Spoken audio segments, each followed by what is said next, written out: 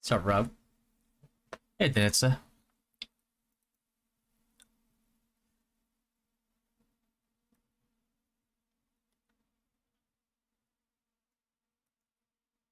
What's up, Desmond?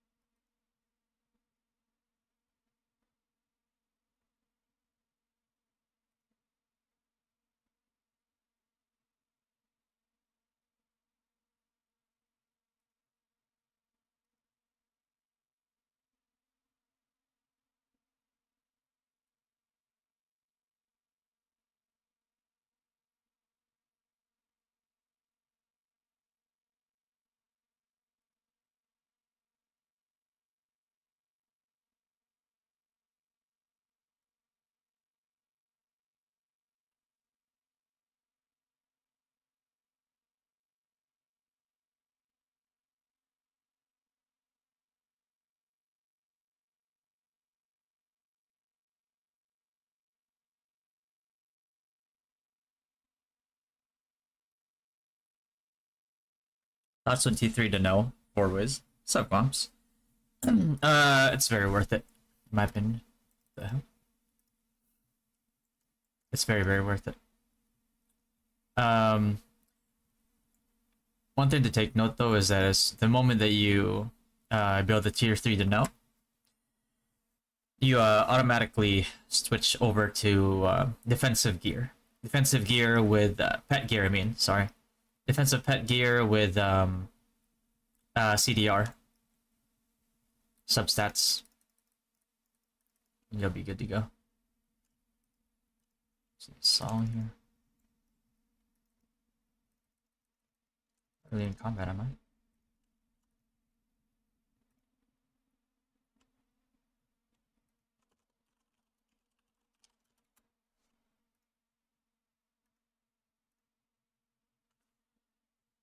Ryujin say, what's going on, man?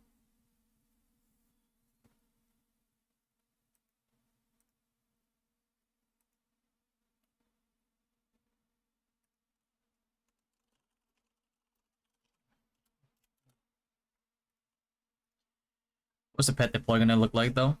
Depends on what you're trying to do. You're doing PvE or PvP?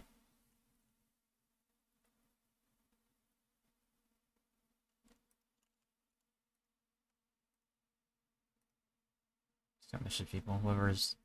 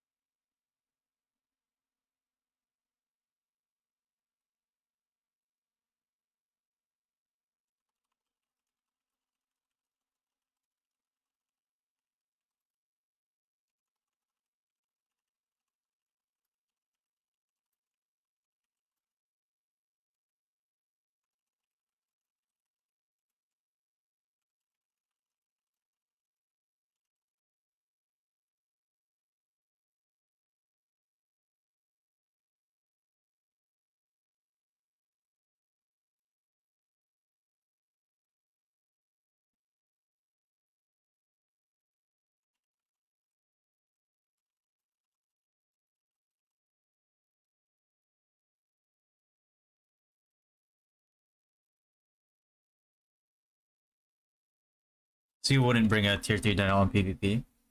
Hmm. For PvP.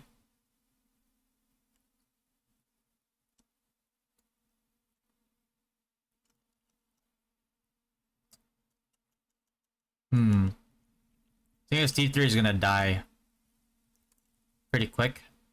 But if you can take advantage of the buff before it dies, it's also pretty good still. So,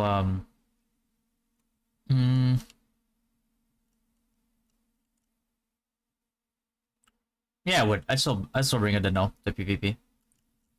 Even if it's just the initial,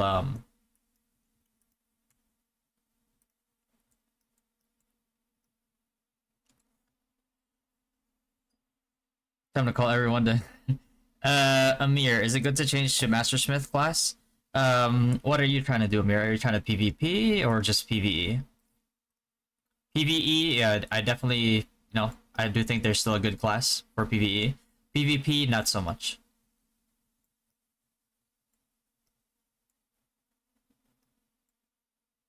COE, Bulldog, Rabbit, TD, 0, Dunel for PvP. Yeah, it's not a bad combination.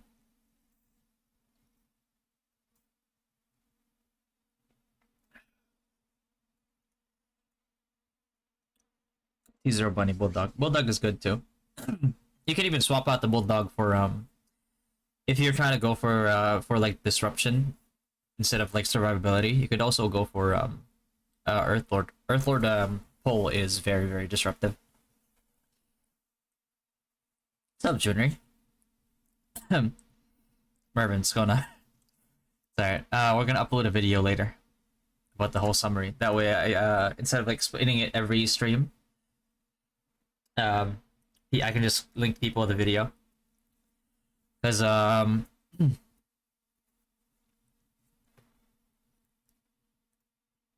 it's like I don't the only reason why I'm still fighting back is because people are still saying that they're still talking shit and they're still trying to mislead people and change the narrative because of with the VOD being deleted, they can say anything they want to, right?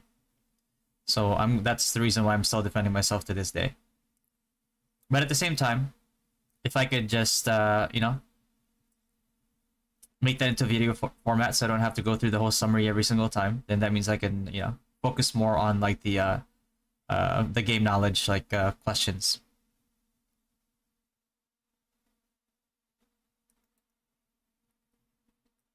Yeah.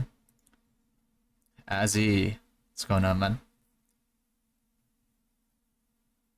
I was already use English in your videos, but I saw other Filipino dude use English too in his videos. Yeah, I don't know what it was. That's the thing, man. The crazy part is like the people that like are saying that I'm condescending, or the people that are like have so many complaints about me are they usually expose themselves by saying that like I sound arrogant because I speak in English, even though I'm Filipino. I'm like, okay, I fail to understand why that offends people. And then come to find out that like they have this term called it's a Spanish word too, but like it has a different meaning I think in the Philippines. It's called coño. Like people who speak English or Taglish or something like that and are elitists, which doesn't make sense either because they make fun of my title, calling me poor. And then they use a term on me that means an elitist as well, like a high class, high society, whatever people, which I'm not. I'm not wealthy. All right, so I don't speak English because I think I'm wealthy. I think I'm rich or something like that. I speak English because I grew up in the U.S. for most of my life.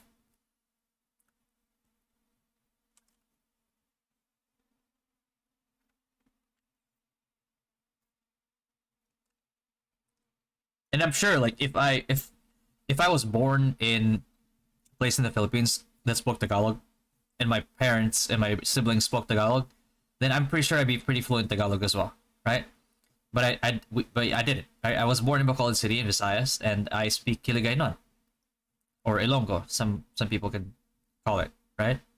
So that's why I don't speak fluent Tagalog. And you can ask like people in Dynasty too. Like sometimes they say words and I'm like, what does this mean? What does this mean? I'm always asking because I'm like, what I mean? I'm not trying to not speak Tagalog. I'm actually still actively trying to learn Tagalog, right? And that's why like anytime I see a word in Tagalog that I don't understand, I ask them like, hey, what does this mean? It sounds so condensed, son. Somehow. What's up, Choi? Mr. Choi Polonia, what's going on, brother? Fucking eye, man. You know, it's like the thing is like I have long lashes naturally, so like when they start poking your eye out, it's fucking annoying. So being Aussie and Mistress Illusion as a priest, Osiris helps a lot in TON and other places that have limited reses, and it helps in PvP as well. Um, but if the upcoming card deposit thing is implemented, one of the cards in there is Mistress. So I would probably go Mistress as well. Save yourself some money with the blue gems. Like you can MR with ME, right? Like as long as you have the blessing core to help yourself with SP regen, you can actually MR with Magnus. So that helps your quality of life a lot. This rugful is rugful. Yeah, Faye. It looked the rugful. That's actually pretty funny. So thankfully content is in English as it's so hard to find good guides for Rusi. Thanks, Denitsa. Where are you from? Where from C are you? Blessing. What is it called again? Blessing something.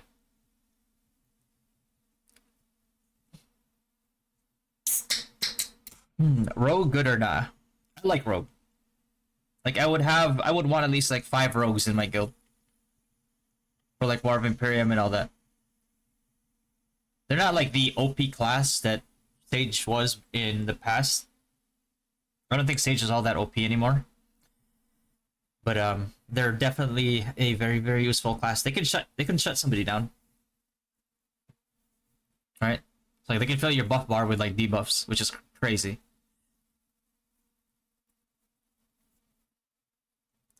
Blessing Zen boost scores. No, it's called something like Priest have it. Blessing something. What's it called again? Forgot the name. But it helps with your SP regen a lot. Did you change Marin card in Taiwan? I believe they nerfed Marin card in Taiwan. So the proximity build is a little sus now. You're from Bulgaria?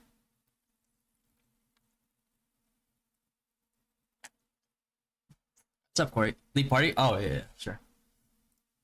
Here, I'll apply.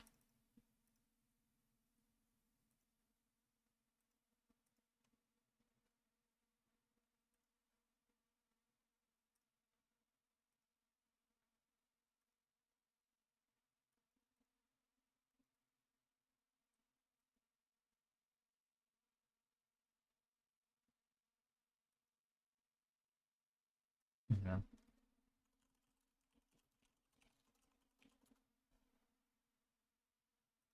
Uh,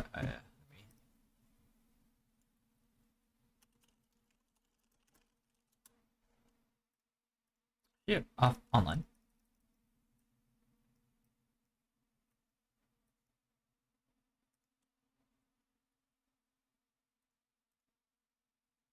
Blessing boost. I think it's blessing boost, no?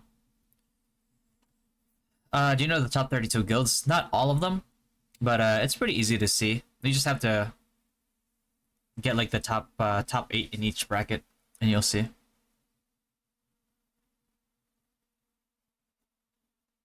Best sigil for Paladin.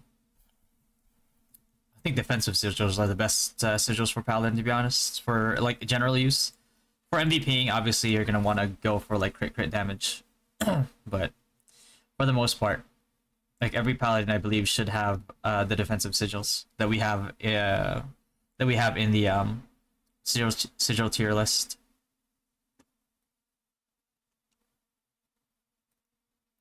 Why do you use commission ticket for dance? Because it's easy.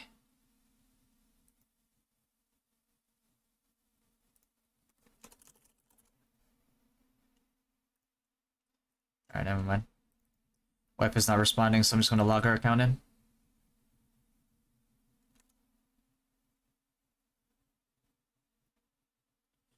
And living in the UK. My husband is from the Philippines, but I don't understand a thing. I mean, you can learn with me. I'm not like very fluent in Tagalog, but like I can hold the conversation. I just stumble on the words a lot because I don't know what to use. Sometimes.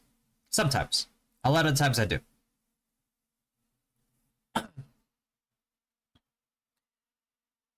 Defense system gives max HP to it, and more HP means higher Saku damage. Pretty much, yeah.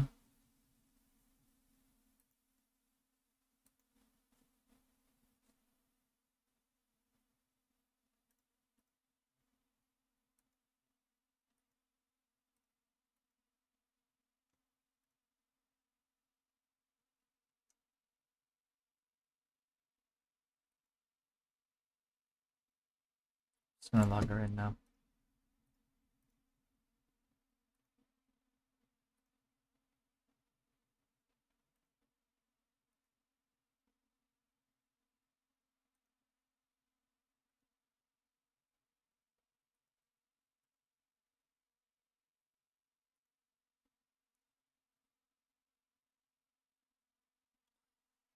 I need 3 more 1-1 for tier 3. Do you believe?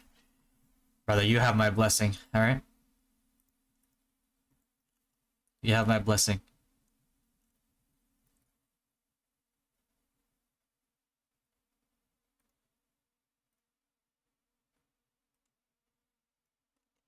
Oh shit. Gotta take out that EO.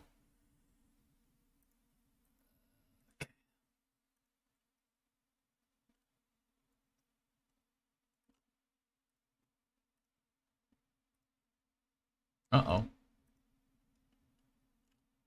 Oh shit, shit, shit, shit, shit, shit.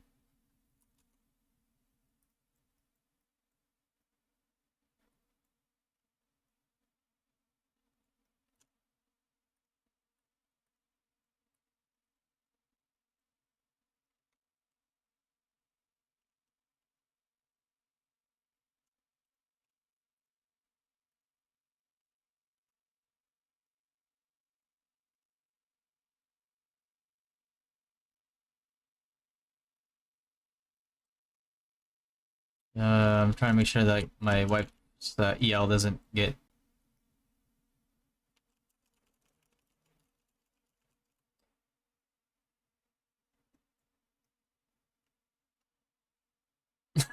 You just see, I'm not gonna waste the res on that.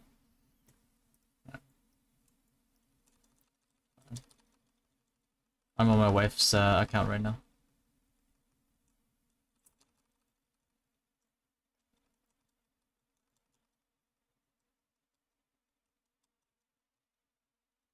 How did you come up with your name? Just curious.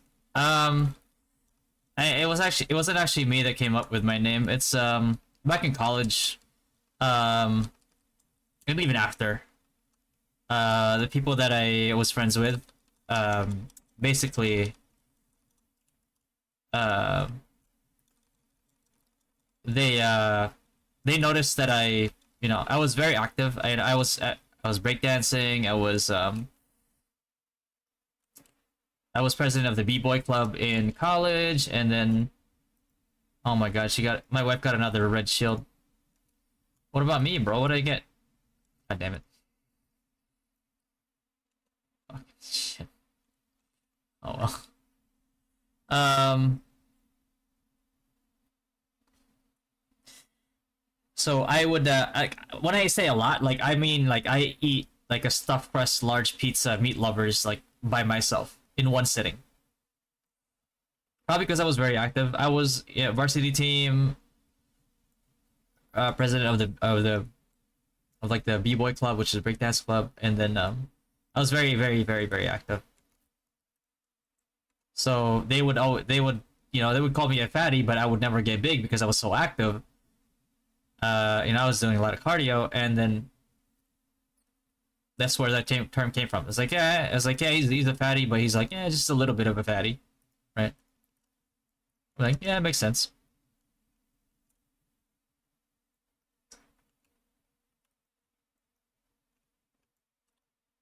Bro, they smacked my Nanelle like once and it died.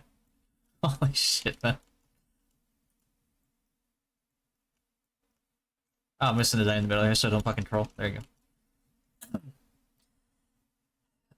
Do you recommend 2 Other Willow for head cards so you can listen your deck stats?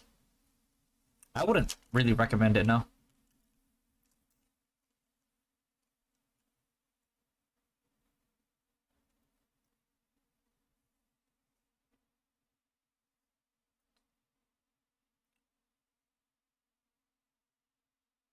Yeah, what's up, Mean Rami? What's going on, man? Oh, Fato's here. What's going on, bro?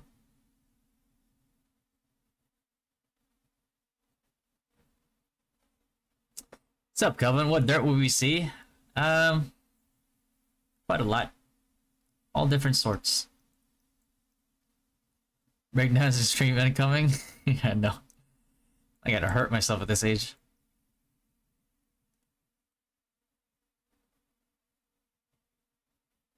I'm dealing 19 million TSAs of Pally. Is it decent? I'm free to play, but I'm trying to compete to mid spenders. That's a tall order, but I mean, if you're free to play and you want to compete with mid spenders in TSA, we probably want to go with classes that use that take advantage of like elemental converters, Master Smith, all that. Bro.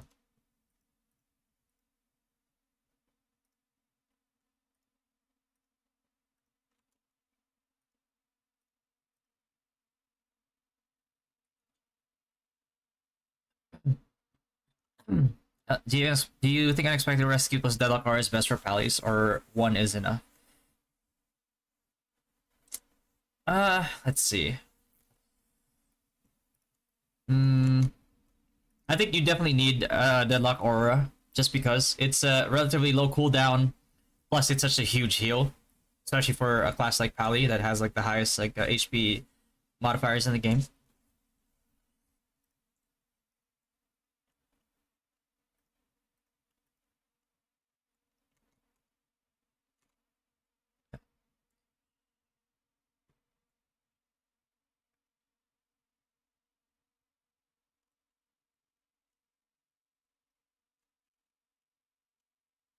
I wanted to ask if it's hard to transition from Whitesmith to Pally as free to play. Already got my weapon to plus 17 and both accessories to plus 13. Should I sell my Minnow and Scale card so I could buy Squid? I mean, if you're free to play and you're trying to play Pally, I do think that Pally's probably. I think at the moment, because of how strong Pally is, I think it is. While you can't achieve maximum efficiency as a free to play until much later, you're probably a lot better off because you have a plus 17 weapon. Um, I think that like the fact that you don't have to worry about like a lot of racial and like size cards as a Pally is a huge plus for if you're free to play, because you only have to really worry about like let's say you worry about Squidget, or if you need more crit you could go Soldier Skeleton. But at the same time, it's like if you're good on crit, you could also go like crit some type of crit damage type of card.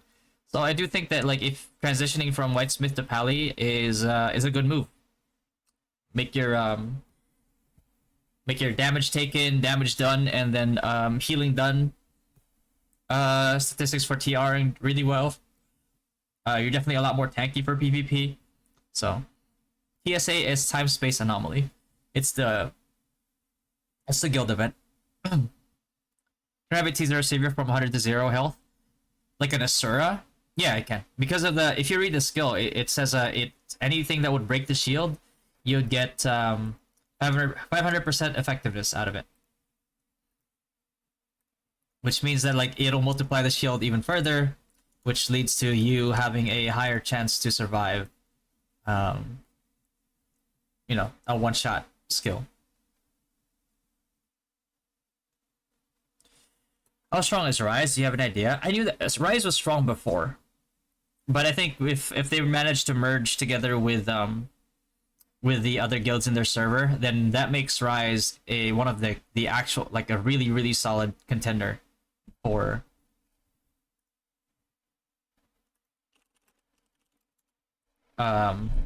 really solid contender for Odin Cup, in my opinion.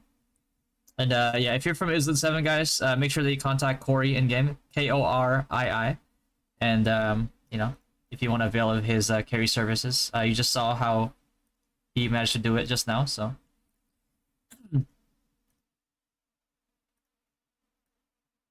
Hey, Silver Soul. How many more Silver Soul do I need?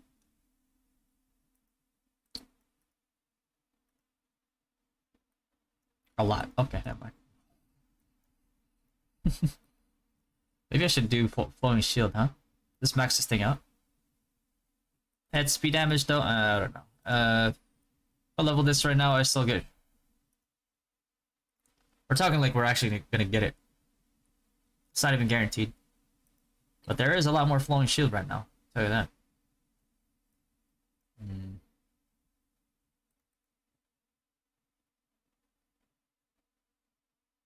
Let's see if 5 is enough. You think 5 is enough?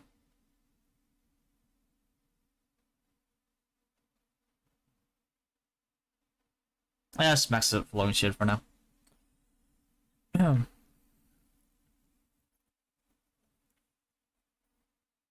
I think stage will out DPS SBK Synex. I think it's very possible.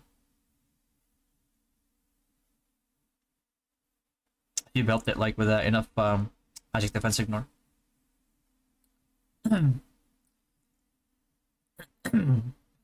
Is the level 95 special pack worth it? Yes, it is. The one that pops up with the light of wisdoms and stuff. I think it's worth it.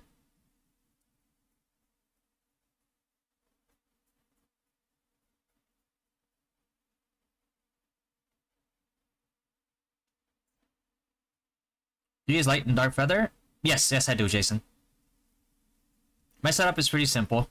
It's just basically PvP feathers. That's all I really care about. To some degree, it's if PvE sites are cheap, I get it. But, you know, otherwise I don't.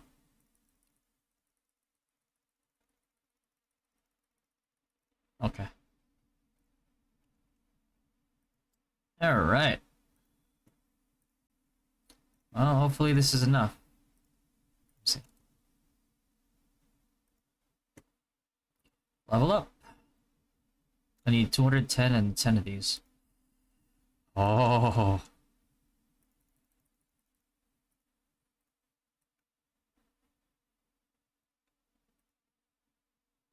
I thought it's worth it. I need 150. So right about it. Yeah, right about it.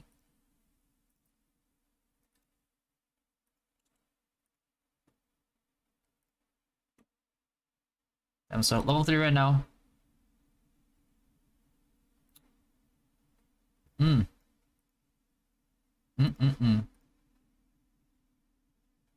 Next. I have to max this next. Not bad. 600 PvP damage reduction from that right now. I'm gonna have the new Light of Wisdom in Season 2 and T. Yes, it's gonna be like a different name, different color. I think it's yellow. The Season 2 is like yellow, right?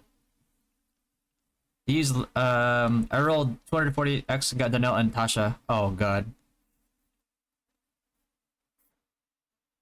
You would rate Rise right now as 6, Pato? I use my luck on Wraiths. I wanna get Wraiths too.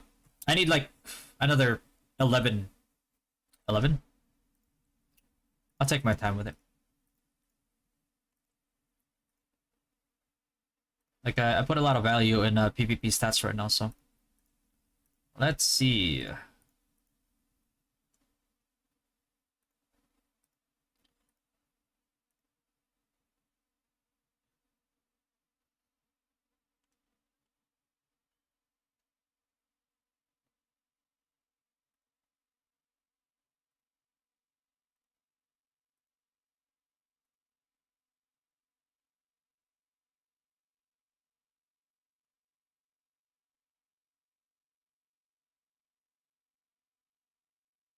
Hey, that's up, right? You like it? I know some people who won't like it. Good thing I don't give a fuck about them.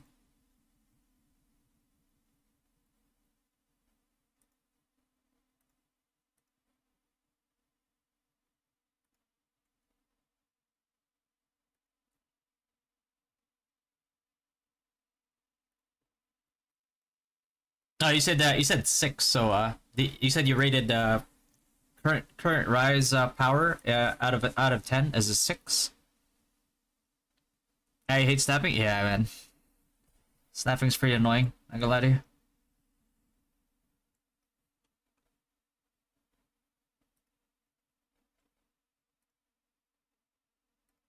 This is me. Or is this game lagging like hell right now? Maybe I just haven't turned off the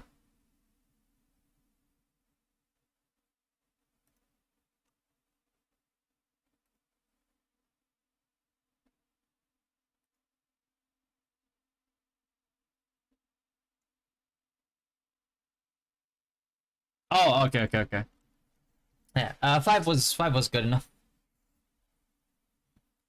Rise is man, Rise is a pretty scary guild. Glad like I think they're if they manage to like squash the beef in their server and merge together with all the top whales, man, they're a very very I do mean very solid contender.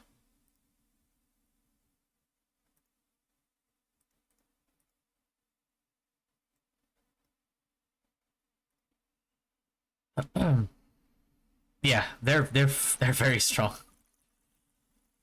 So I'm pretty excited to see their performance with the new roster.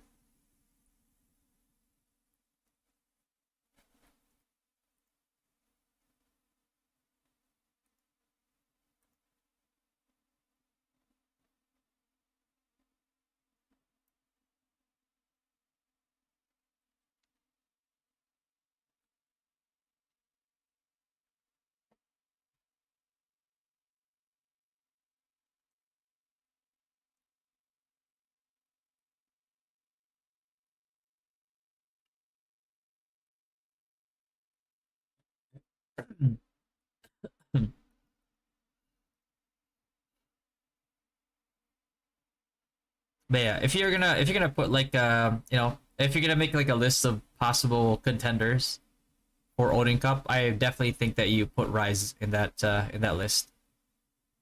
They're hella strong.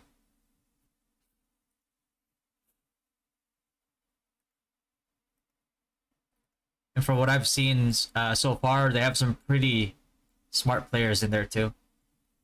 So that just kind of adds more to their to their scariness. Imuchika, what's going on, bro? I'm doing all right. Doing all right. Will crossover Guild League continue on top of Odin's Cup? On top of Odin's Cup, I think there's like they made an announcement that there's just not going to be any Guild League at that point in time. So they'll add they'll give compensation to people or something. What's up, Josh? Good headgear for priests and recommendations. Um, let's see.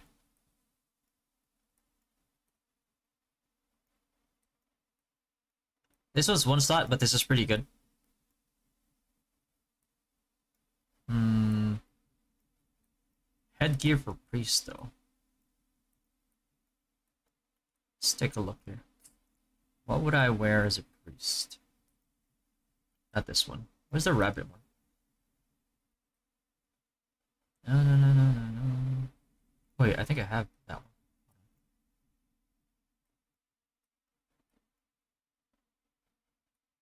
Oh yeah, yeah, yeah, yeah. Oh, I'm gonna review that VOD. Where is it? Where is it? Where is it? Ah, there. This one. No, not this one. What the fuck? No, not healing taken. I don't know where it is. What the fuck is that rabbit one that's actually good? Did I skip it?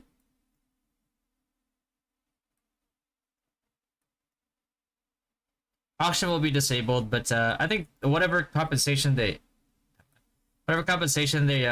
give us is hopefully maybe pretty good. What the hell is that headgear? Is it this one? No. You'll take in damage reduction versus Vimium. This is pretty good for PvP. I know that. But there was a really good one that I saw last time. I forgot what it was. Interesting.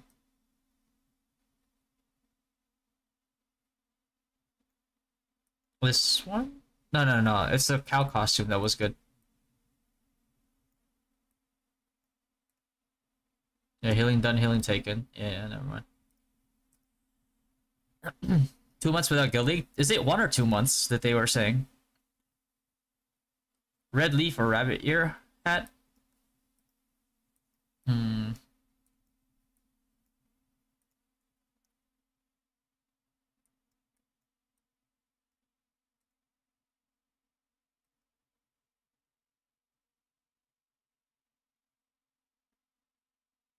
I think I'd probably take rabbit ear hat here. 5% HP versus percent scaling plus demi-human damage plus attack speed.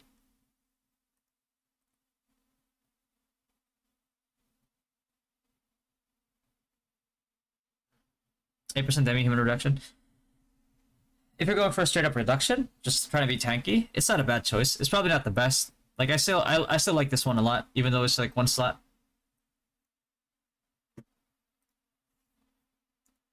Cat Brain Courage Shop. That one's pretty good too. Probably getting a nerf. That's what I heard. We'll see. What's your secret in your GCD? There's really, that's the thing about GCD. There's really no secret to GCD. All you have to do is keep stacking it. Like there's no there's no super secret strat on GCD. You just need to know that like GCD doesn't count as a quasi stat, and so that it doesn't have diminishing returns, and that's why you can just keep stacking it. Hold on, yeah. Let me, now that you're here, let me actually bring that VOD. Let me bring that VOD up. Hold on, hold on.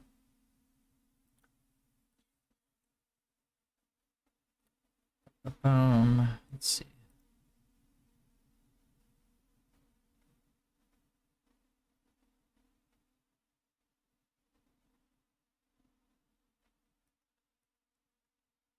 Alright. You're not, let's see. It's unlisted. Alright, so this is, since I am still finishing my dance out. Yeah, let's take a look at this right now, actually. Let's see. And let me just bring that up. By the way, guys, if you guys want to support the stream, feel free to, you know, download the game, Raid Shadow Legends using my link, and then all you have to do is get to level 25, and it's actually mostly auto. So if you want to support the stream, you know, in a way that's free, you know, feel free to download that using my link right there that I'm posting now, and then that helps the stream a lot. Actually, I think I need 28 more people to get to level 25, and then we'll complete the challenge. I think we have 3 more days to get it done, and I think mostly AFK getting to level 25 takes about like maybe a few hours of like maybe an hour, 30. Was it 40? Last time what was it, like 45 minutes to an hour of mostly auto? I know somebody like left it on auto and then went to go work out, and then by the time he was back, it was already done.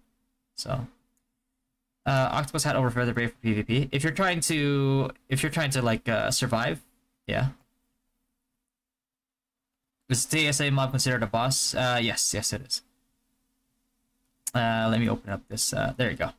All right. So Ibushika, this is your guild is Sugineris in here, right? Versus Naza. Let me open that up. All right. Let's take a look at this here. Okay. So I do see that you have a lot of people invested into Sun here. Wonder, would you be able to like tell me? I don't know if you can, because it's your strats, but this is very interesting to me. I wouldn't do this unless, you know, you're trying to like do a split here, maybe a quick a last second flip to moon. But this is very interesting. Let's see.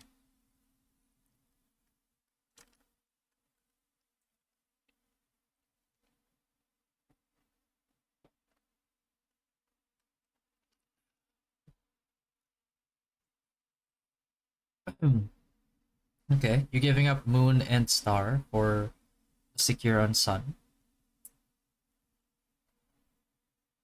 Okay, let me, hold on. Let me change over the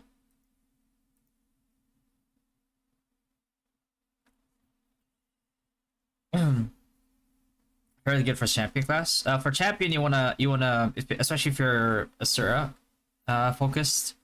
For champion, you wanna focus on, you know, headgear that gives you SP, like the ribbon that usually gets sold in the market is a pretty good option. It's like one of the cheapest and probably best options that you have. Okay. All right, let's see. All right, so secure on sun. And then you have rotation towards moon. The problem is like it looks like they already expected this and they have AoEs down, so you're forced to get zoned here. Like right now because of their AoEs they're getting zoned. They have some skirmishers hitting your flank here, which is very dangerous for your flank. Right? Let me see. 720p, right? It's already 720p, but it's still pretty blurry. What is? All right, it's all good.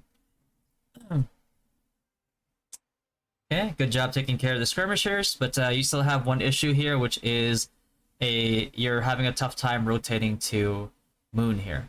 So I think the strat here is to at least have your skirmishers go around and hit them from behind, so that you can at least distract them from this front line. They're very heavily focused on this front line right now, which makes sense because like you guys are heavily focused on this western choke point here.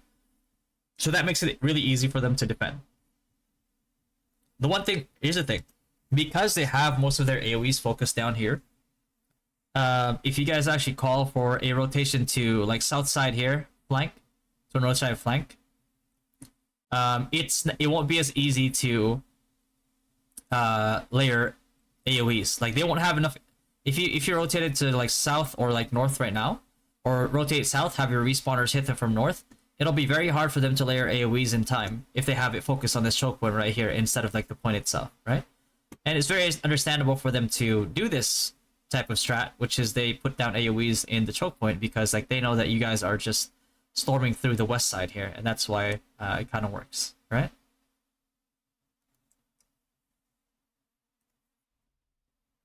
Yeah, let's take a look here. Yeah, see, right now it's like, for example, right? You're a sniper. You're in the back here. You'd be doing a really good job of like taking care of skirmishers, but the problem is like they're not even sending skirmishers right now, right? And I believe like what you do here is you probably like one of your Synexes maybe or whoever has hide, kind of scout out moon, give you like a rough count of moon at this point because at this point you've spent let's see, you got here around. Yeah, okay, you got here around like 19, yeah, like pre 19 minutes, and then you're still here around like maybe, yeah, maybe like 30 seconds later, right? 30 seconds later. See, you're still here on the west side right now. It's almost been a minute, and you guys have made no progress into the point. So at this point, you're wasting a lot of resources in a choke point that for the past minute has not been available to you, right? Like you had some skirmishers that went over to star to try to pressure star, but the problem is like they're not enough to even take star, right? So that's why like sending in a scout or assassin to like give you a rough number, like let's say like, approximately like 4 parties, right? So what's 4 parties? Like 20 people. That's half of their stack already, right? So like you kind of like take a look at it here, and because in order for your shot caller to make a call, make a sound call, or make like an accurate call, is that they need information. A shot caller cannot function without information. That's like first and foremost. That's like basic fundamentals of like shot calling, right? You cannot make a sound decision or a logical decision as a shot caller without information. And right now, what your scouts should be doing here is 100% trying to see if it is better to make a play on star. And if you do make a play on star, how many parties would you send over to star to make the play worth it? To either number one, take star, or put enough pressure on it that it relieves pressure on the moon side, right? That's one thing you can do. But the other thing that you definitely have to do here is you can't stick to this choke point right here. You can't be stuck here in like a whole minute, because like if they have 2 points for like those whole 2 minutes, each 10 seconds is 10 points, right? So it's like a whole minute. What is that? Like a whole minute, 60 seconds, right? So 120 points. You've already lost 120 points trying to fight in a choke point that for the past minute has not been fruitful.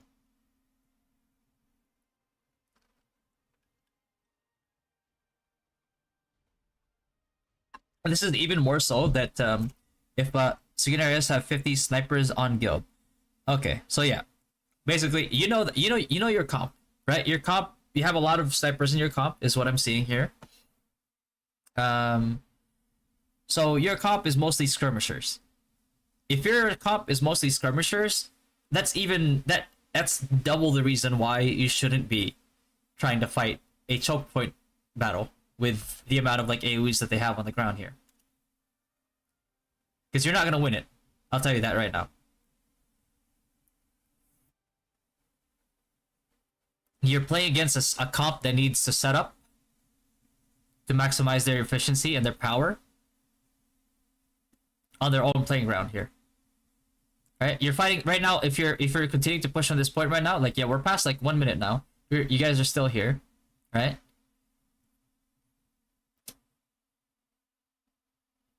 You're playing their game right now, right? So that's why you guys are having a tough time ringing around, trying to flank and trying to push to this choke point because you're skirmishers that are trying to play a setup comps game. Is sub battlefield as important as main battlefield? Your priority putting all whales on main. Secondary battlefield is very, very important. Yeah, especially with the buffs that they got. Like recently, the secondary battlefield buffs got buffed. It's a little redundant, but that's what happened. It made map 2 even more important. They were already important before. Like 30% resistances is not a joke. Now we get even more movement speed, and then they buffed up the commander skills as well, which is very, very OP, mind you, especially like in a Baron fight. Okay, you guys are pressuring enough star here. Will you be able to take it?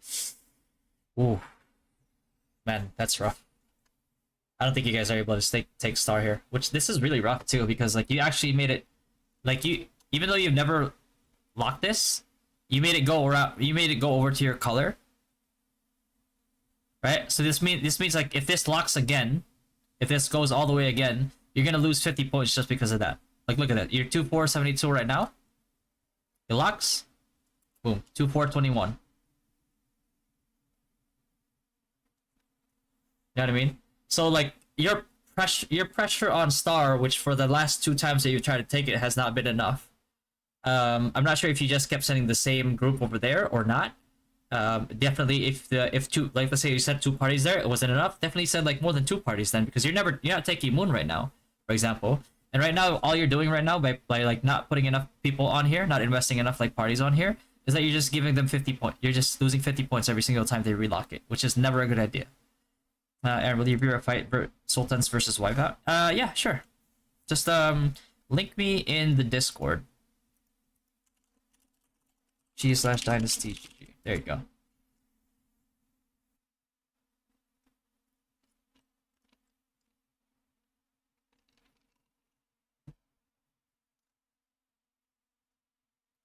One sec. I've been drinking a lot. Use the bathroom real quick. We're back.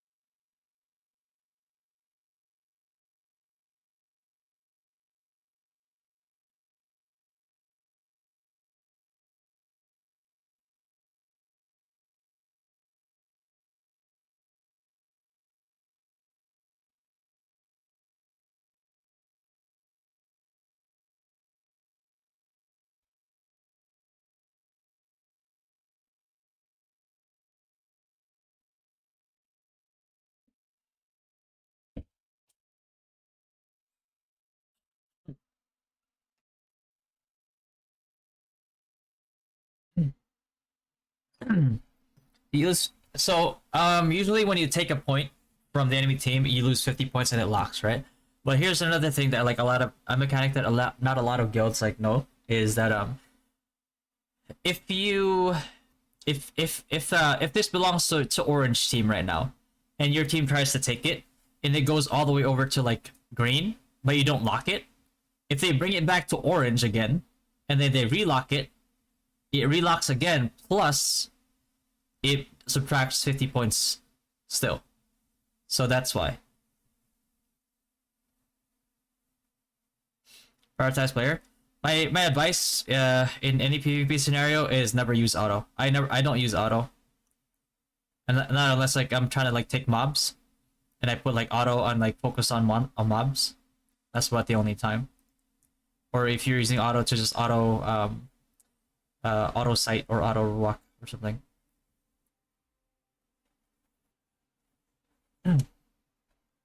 All right, so you know from 19 minutes now we're now in like the we're now like what was it 2 minutes later. There's still a fight going on in the same choke point, right? It's like the first 10 seconds or the first 10 to 15 seconds that you can't take this choke point, that should have been a sign already. 2 minutes still trying to take this choke point is pretty egregious. You should not be doing this at all. Okay, nice 1v1. Oh shit. Well. Ah, there you go. Your friend got revenge for you. That's good. Mm-hmm. That was a little random.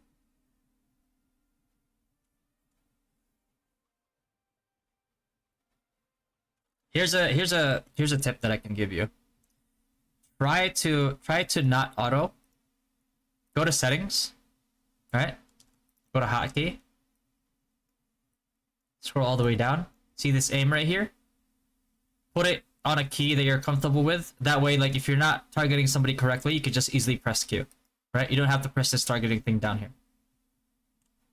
That's like probably like a one tip that I can give you in order to start getting used to target switching. Was it a waste to use paladins that are used for devotion for squishy hitters? Yeah, no, don't devo somebody who doesn't have the PvP stats to tank anyway, because it'll just melt as a paladin.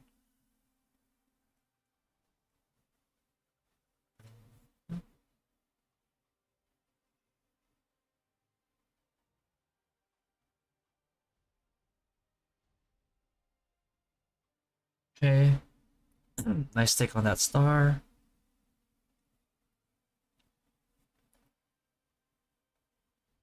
No response from them at star?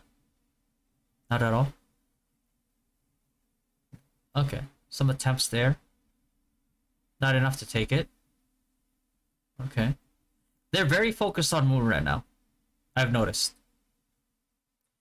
Which is weird, because we're out posting JC. Just tag me. Just tag me, Aaron. Just tag me on Discord, and I'll take a look at it after this match. So here's the thing. The reason why you take Moon is because Moon is the most strategic point, right? Once you have control of Moon, you can flex over to like any one of these 2 points, right? Versus versus like prioritizing any of these.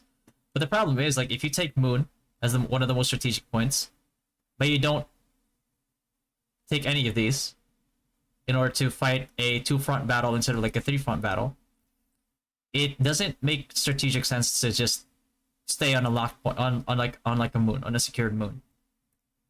So right now I've seen like kind of half-assed attempts to take these points. Okay, now are they trying to push stun, or they're just overextended here? Okay, nice slow creep on AoEs. Yeah, that's good. Nice slow creep on AoEs. You guys should be going for mobs at this point in time, though. Like right now, it's like once you see like 15 seconds, 15 minutes, 30 seconds, just say fuck the points. Just say fuck the points. Go get mobs. Mobs will like lessen this advantage that they have right now. So if I were you, I'd send people over to get the mobs. Mobs are so high value, man.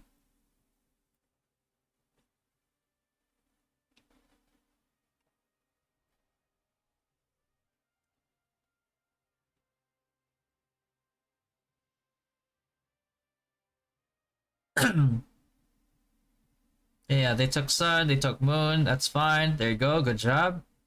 Bro, your team is not here. Yikes, okay. Definitely set auto and just focus mobs. Try to kill mobs as much as you can before you get killed. Which, you know, you got killed pretty quick there, but, you know, at the same time, you could have taken, like, maybe a 1 or 2. Probably 1.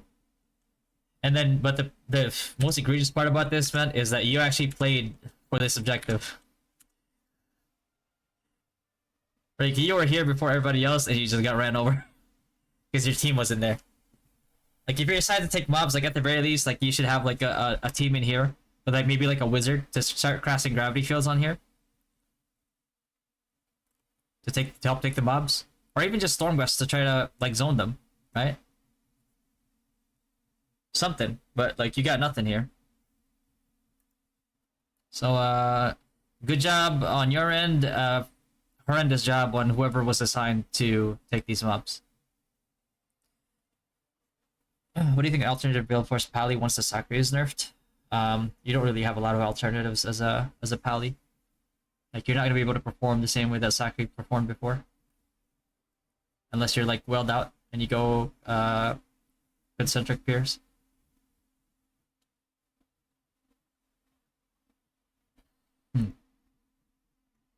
Isn't this going to be hard to defend Sun and Star on your side since most of the enemy are grouped up on Moon? Yeah, that's what I'm saying. That's why I'm saying Moon is the most strategic point out of all the other points in here.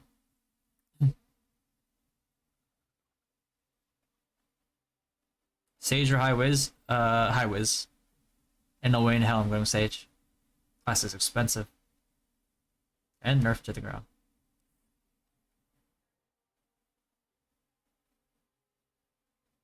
Okay. You guys now have a hold on Star. They took Sun, but they left. They were either trying to defend Moon or take Star. Yeah, there you go, take Star. In which case, a call should have been made here to go attack Moon. Because, like, attacking Moon means that it will ease some of the pressure off of Star. If not, you take Moon. And then you can go ahead and run back because you have more people on this side versus, like, Star side, is what I'm seeing. You could have taken, that rotation would have taken Moon and Sun for you guys. Right there. Like, bro, you have 1, 2, 3, 4, 5, 6, 7, 8, like 8 people. 9.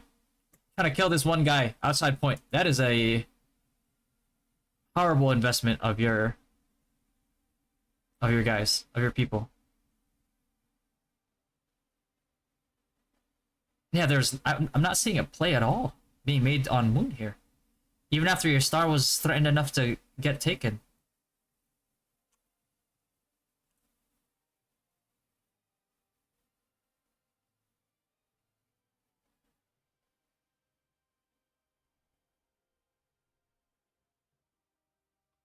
What passive was nerfed in Sage?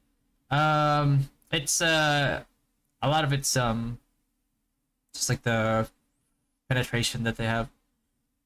We discussed it in a video that I uploaded prior. Plus, like, the patch notes are in the Taiwan patch notes as well. If you want to look at all the details.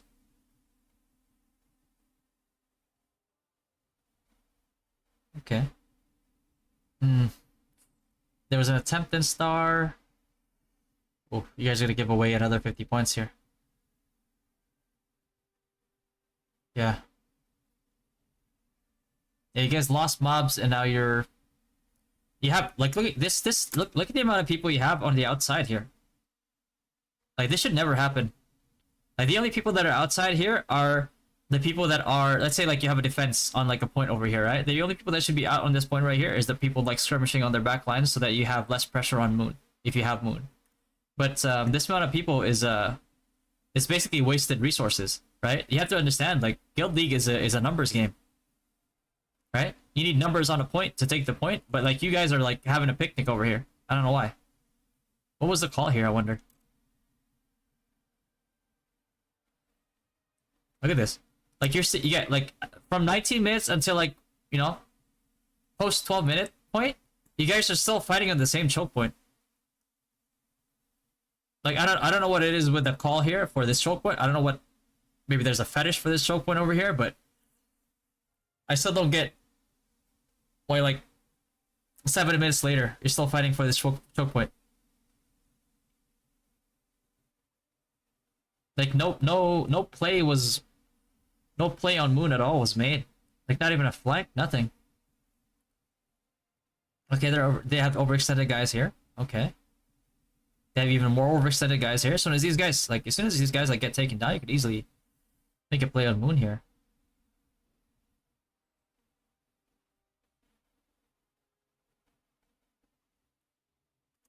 Somebody made a call their grouping on MVP. Well, MVP doesn't spawn until like a minute 23 seconds from now, so if they're doing that, that should be an opportunity for you guys to take a point here. Okay, is Star gonna get taken? No, you're gonna give away 50 points again? Oh my god, man.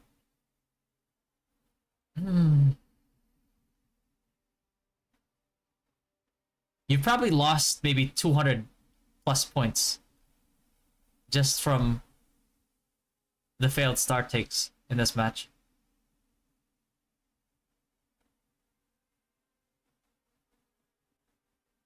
And you add that to like the constant fight in this choke point over here, it's kind of like right now they have so, look at that, they have so many people invested in Moon. Star should have been takeable.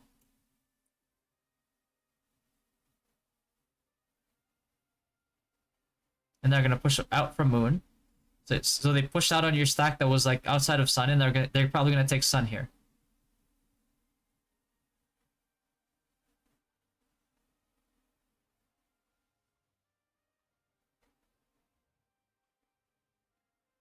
Yeah, and they're gonna take Sun with barely any pressure on Moon, probably because majority one of the reasons why that happened is because majority of your guild was on that west side choke point.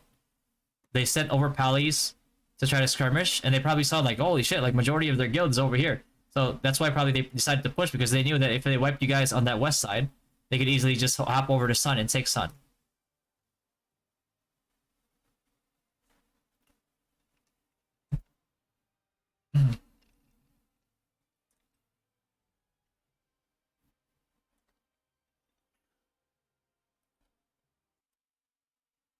With Naza? Yeah, Naza. And Suganeris is the one that asked me to if what happens to the current seasonal stats, depending on your progress on season 1, will give you more rewards on season 2. So the current stats are definitely worth investing in, because it puts you a month ahead of people that don't get those bundles, which is huge.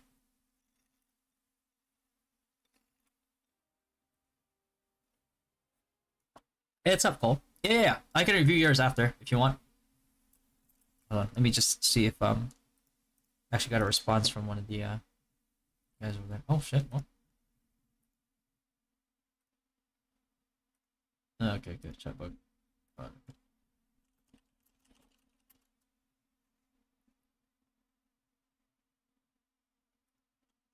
Hold on.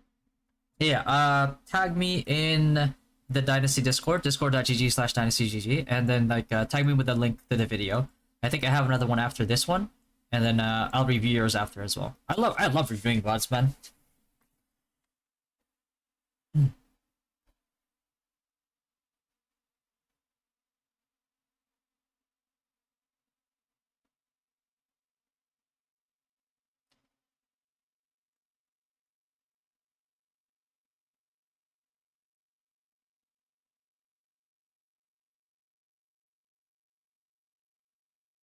Yeah, it's up, Innovator. For those who didn't get it, placing the Laser Cup. There will be a second Odin Cup. I think NA already had their second. Second? Yeah, I think NA already had their second Odin Cup.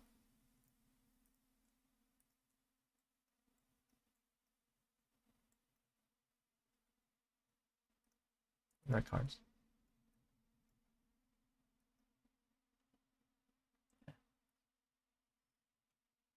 Do you know what the commander skills do? Yeah. It's pretty good. Especially the Bafo one, the dark one. Darkness one basically you know, halves their HP and gives them a healing debuff. Same one that you the only other way they can get a healing debuff is from a tiered up rocker bully, so that's pretty huge. Especially when you use it in a Baron fight. Like one second it's like, yeah, you have satchel skills. I was like, oh shit, they also have oh my god, please pet, don't. Like they also have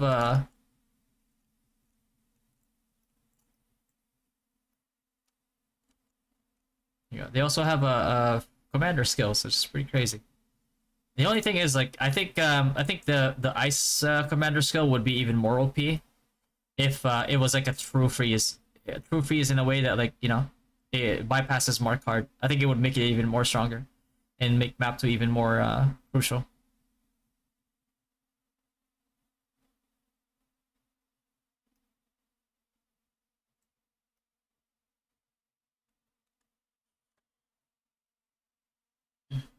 I hope Rugpool sends a VOD here.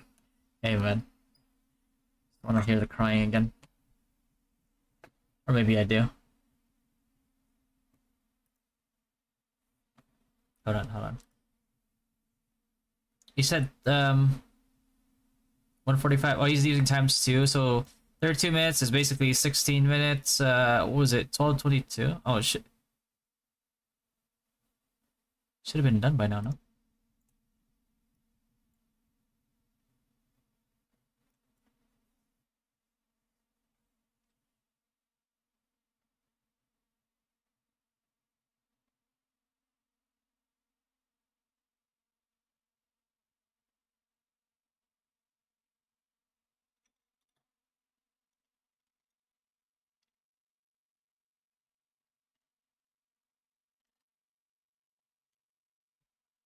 Set build timings. I'm Christopher. I'm actually making a guide for Guild League fundamentals. You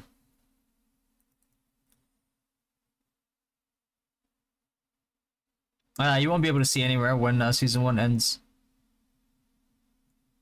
Should end it. What is it? Like, we have like another, what, 2 months before it ends, maybe? 2 months at the very least,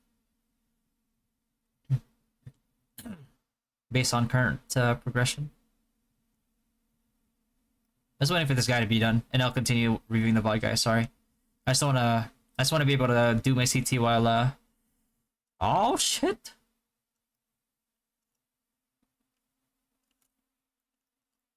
Just wanna be able to do my CT while I do the VOD review. Two birds, one stone, you know. Oh my god, this fucking pet! Please stop attacking the fucking raider.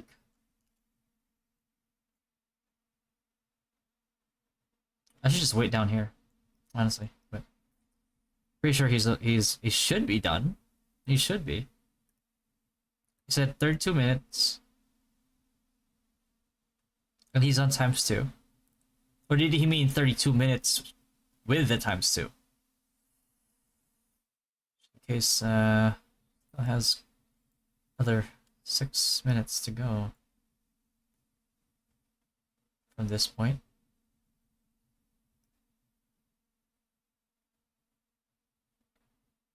Ooh, close one. I got hit by that moon slasher. You think they'll nerf Paladin? Am I finally going back LK? I don't think you should go back LK. That's like saying, oh, they made my current class weaker. Let me go to another weaker, an even weaker class. That wouldn't make a lot of sense.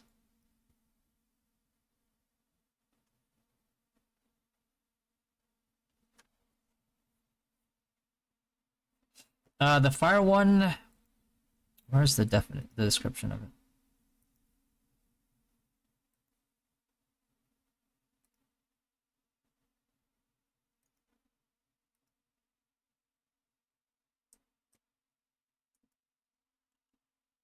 Okay. See you guys tags there. Check that in a bit.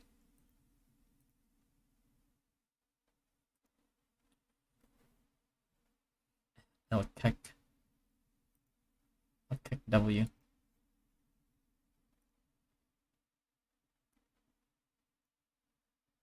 Jesus.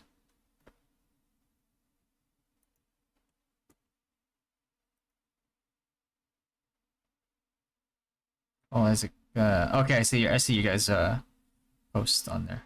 Gotcha. No problem. Take a look at that soon.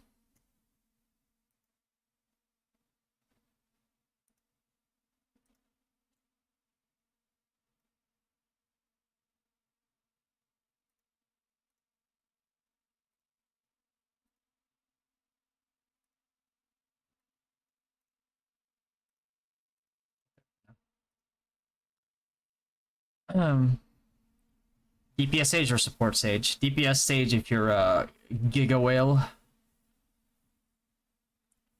Support Sage if not. And I mean whale though. I do mean like whale. Like Kraken whale. Like you better be 540, 550k DP at this point in time type of whale. Still have competition locally or just one big guild owns the server? We still have competition. We did have that a guild in our guild in our server that merged like the other top whales from the other guilds.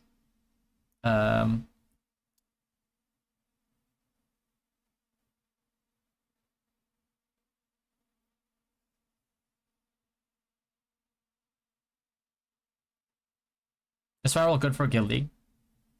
I think it's not bad to put it down. It's a fast cast skill, and it persists. So, you refuse the devs to nerf your class, so you nerf yourself by switching to LK instead. Yeah, it's true. What card farm in Raedric? What card farm in Raedric? Raedric card for sure. It's pretty good.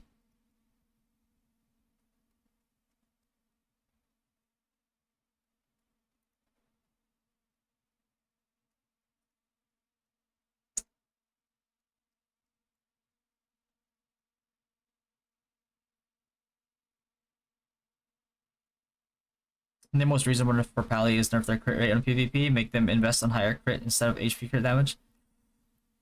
Yeah, I think that's a I feel like that's a logical nerf from a balance perspective. Kamusta po yung All Stars Guild on your server? Well, they won Time Space Anomaly once, if that counts.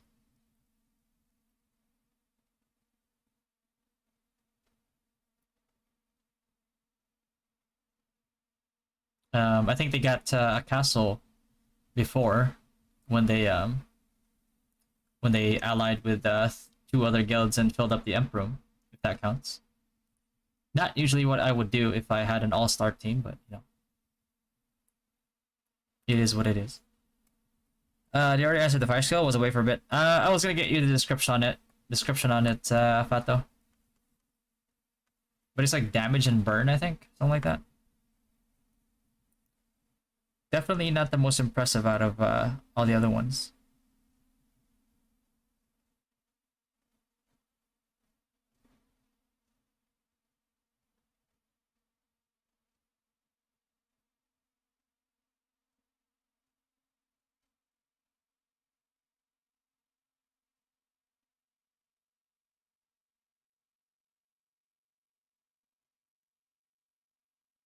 Is it only around the caster only? Yeah. I think when you hopefully I had like a high when you cast it, like you'll see the effect like around your character.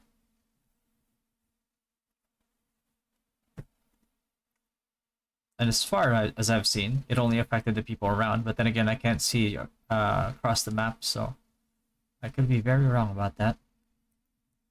Which in which case it would make it even more OP. 3 minutes? Okay.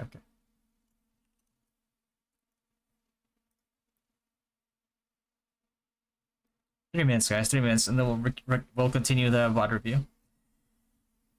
Grab a snack. The triple cast both also 3x choice risky, or it only triggers one time. Every tick of damage that you do equals a chance to trigger risky. So if you're Sage, I'm sorry to tell you, you will die. We tested those sigils in NA. On Sage, even with double Hunterfly, you still die.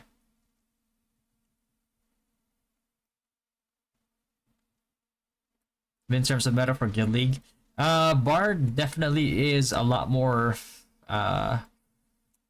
impactful, for sure. Sage nerf in Taiwan. It should be in my video list. It's the one that's titled like gravity disguising balancing as free to play nerfs, which for sages also affects the whaled out sages. And I think that's why like the sages in Taiwan that are whaled out have been complaining or just straight up rerolled off of the class.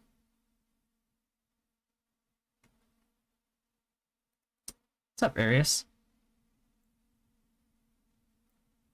Our guild is doing pretty well.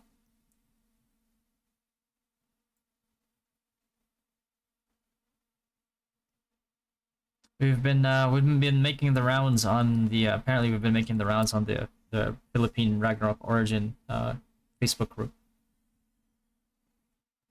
Sage can destroy Paladin. You'll be very disappointed if you don't have enough ignore magic defense. Do you think investing on Tranquility enchants for armor is worth it, or is the HP enchant better? I think Tranquility is good with the current meta, with like Paladins, snipers, have like a lot of crit.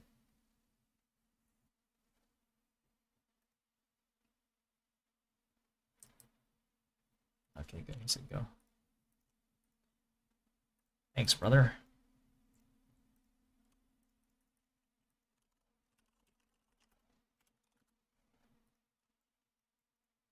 Let me switch over to level 5.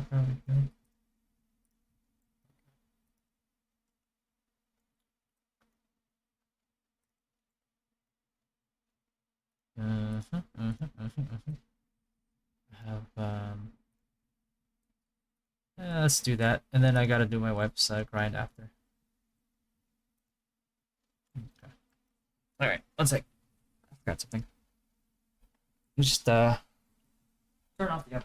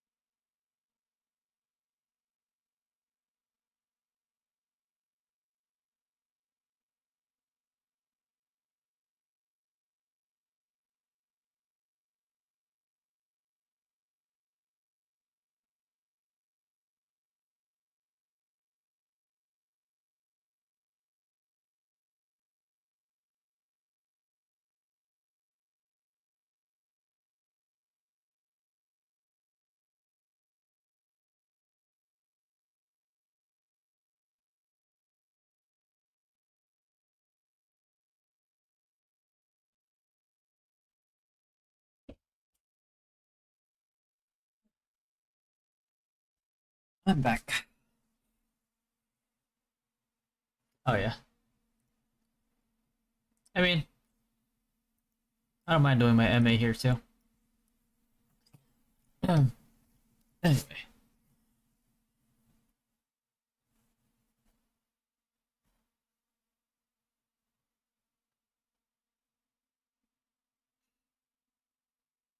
All right.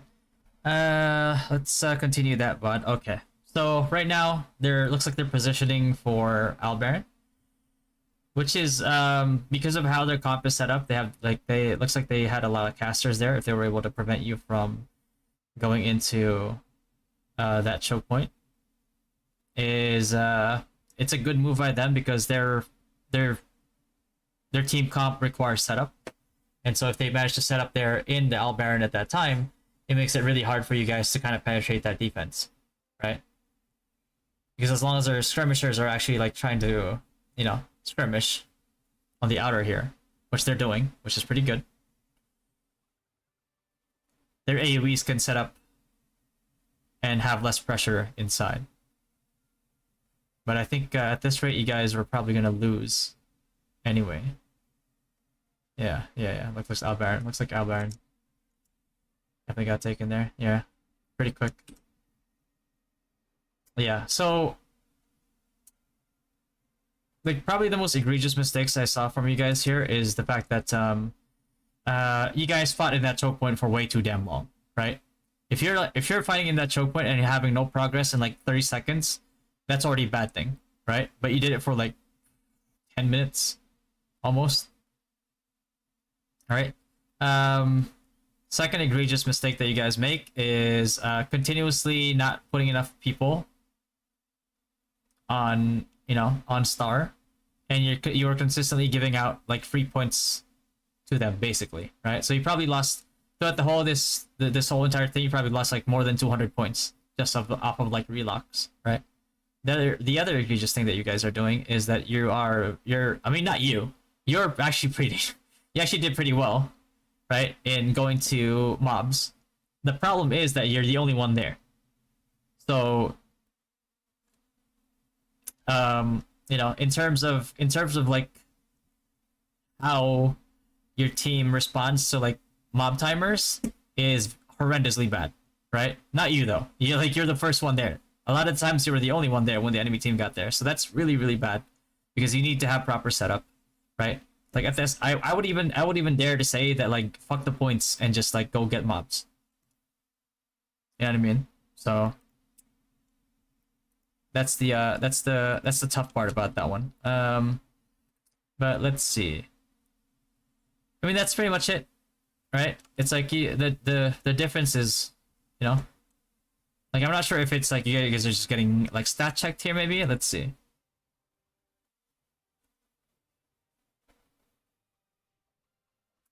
Okay.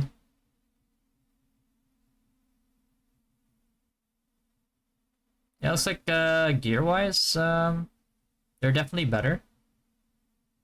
Gear wise. Like if I'm not I don't actually know. I'm just basing it off of like the titles. Right? But I don't think the difference should be that huge.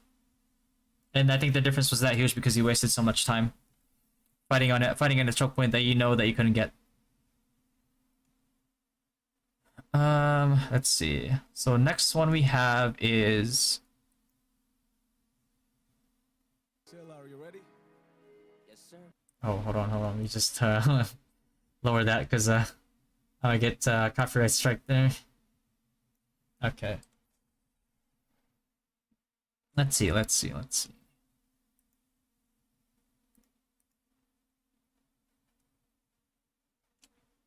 second here.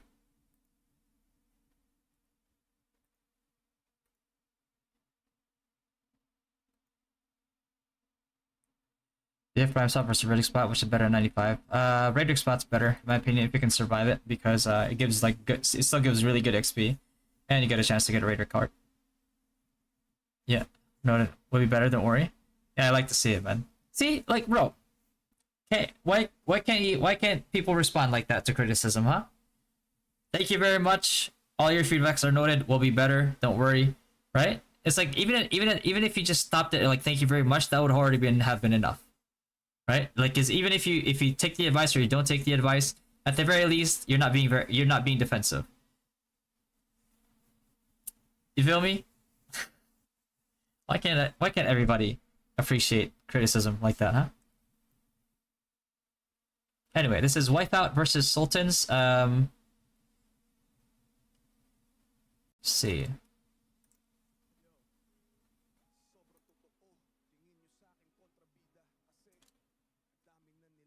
Okay. Let's see here. 2 seconds. I see you hovering. 2 seconds. I see you hovering here. Are you going for like a flank here, maybe? This is Sultans versus Wipeout.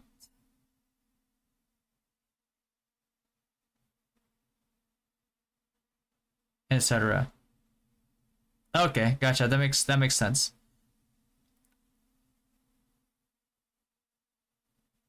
Probably Pride. Yeah, what's up, Chin? What's going on, brother? Okay. All chemistry. Acid demo. Okay, acid demo. You're focusing. You're targeting a pet right now, though. Is that a pet? That's not a pet. Never mind. I think it's just a portrait. Okay, nice.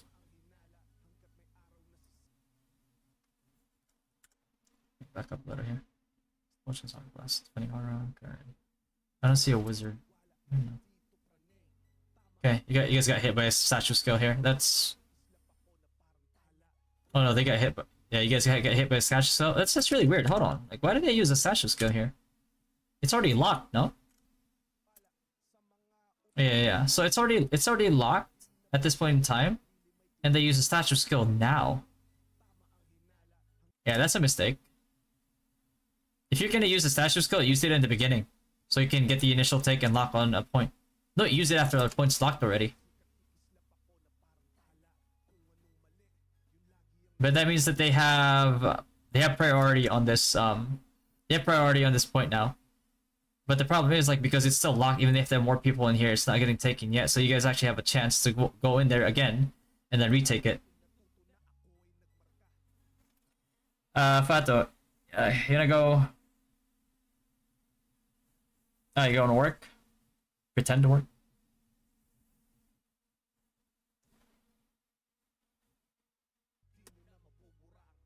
Oh, what the hell is this? What happened there? Did you get feared? Or did your controls get stuck? Bro, you just ran. There's no way that you thought that you were gonna get through this, right? Look at this. You just trying to run through their stack here? That's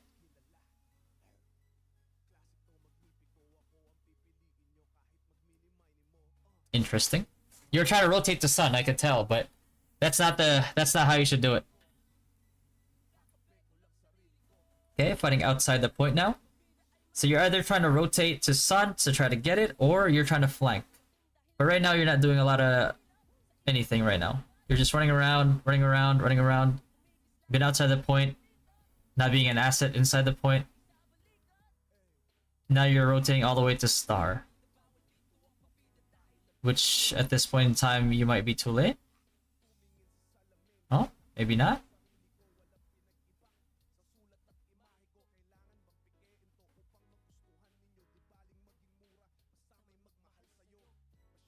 If you can relock this is good. If you can't, then this is bad. Oh, good.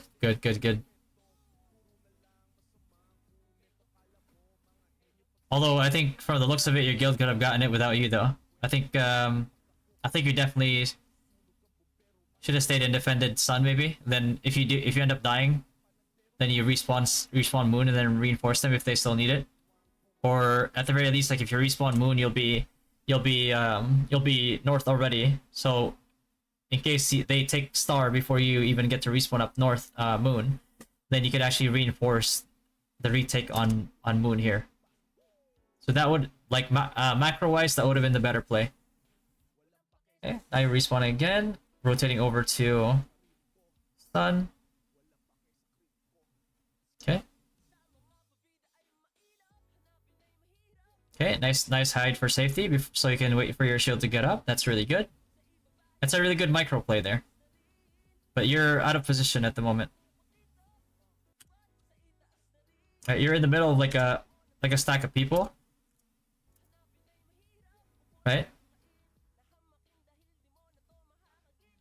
Yeah, you should definitely either position towards this outer here, because like you seem to have like more safety here than being sandwiched by this. Like you have enemies here, enemies in the back. I think you're gonna die here either way.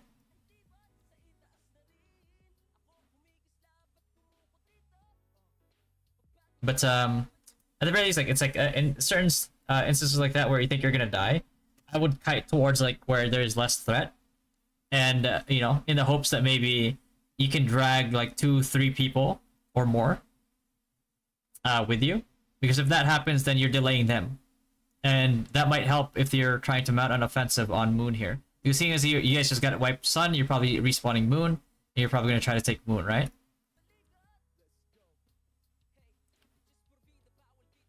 You are. Okay, good. Okay, contest it.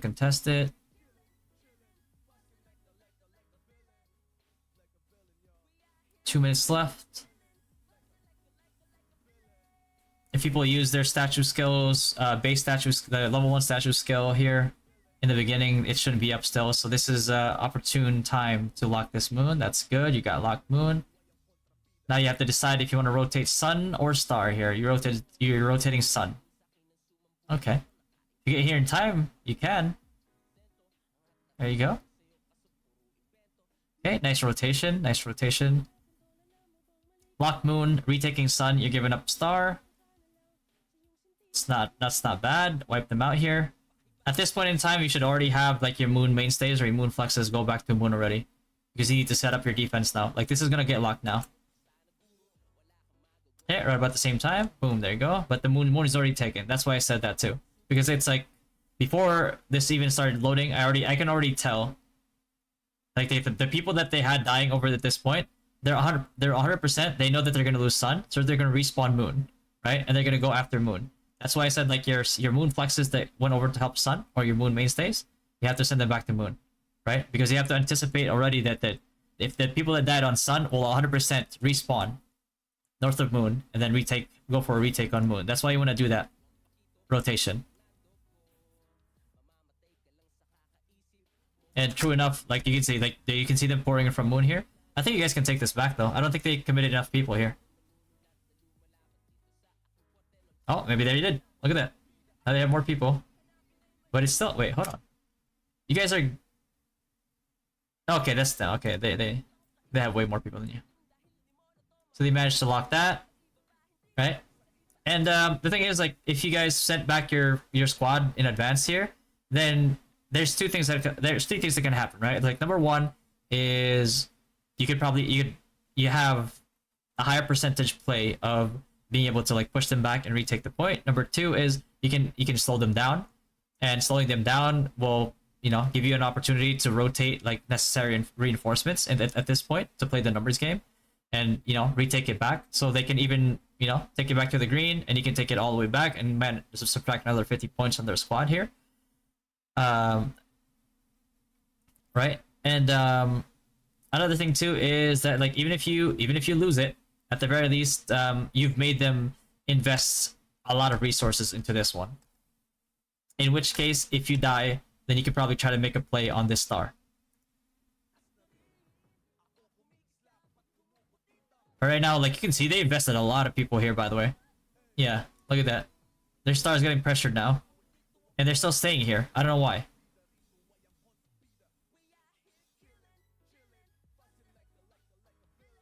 Okay, they're rotating now. Okay.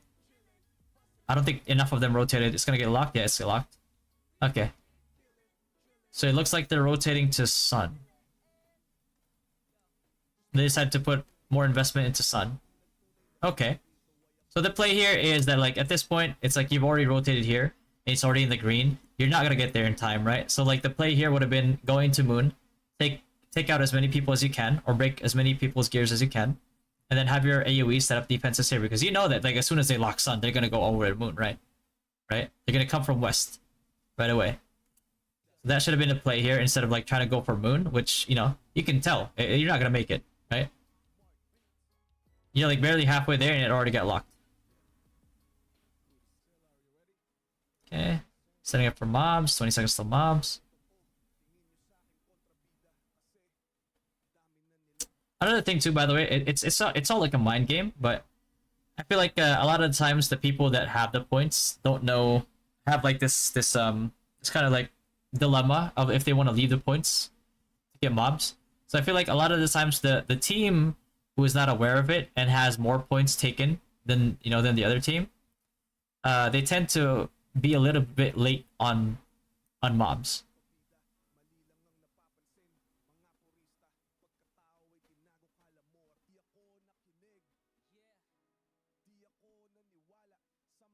So right now, this scenario, like to be honest with you, I don't even care if you lose star here.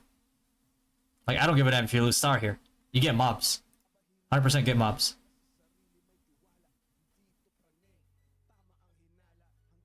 They got here too late. Yeah, they're too late on these mobs. They had a slow rotation of mobs.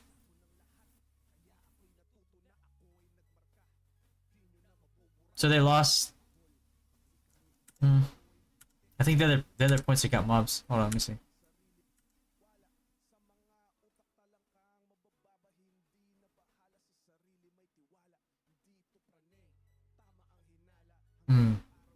Yeah. Yeah, they lost out on mobs here. They rotated like way too late on all. And from the looks of it, they rotated way too late on like all the points. So now they lost mobs. They rotated over like too late, and now they're gonna lose sun for it too. It looks like, or at the very least, like have sun pressured. They lose 50 points again. Holy, yeah, they blundered this so hard.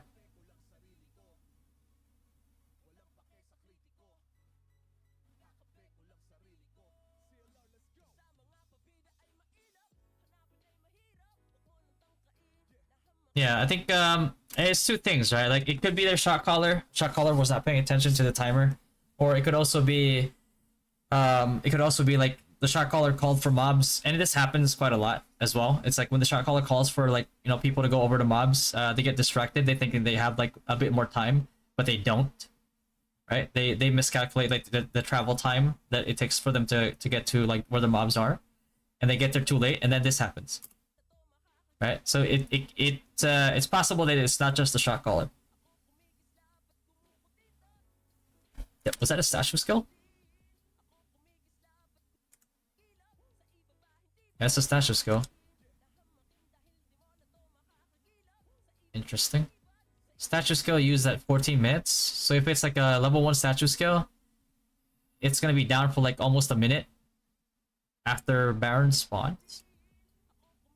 I mean, the timing is not too tight, but like if you're up against like a guild with a lot of DPS, that statue skill is not gonna be up by the time Baron dies.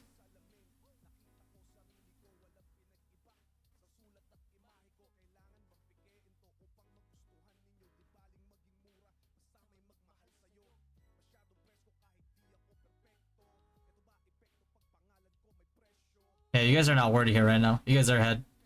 30, like close to 300 points. Okay.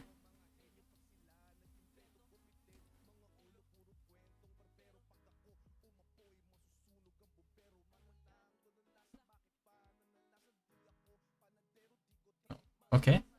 Nice cut to the south. You should have kited south here more. There you go.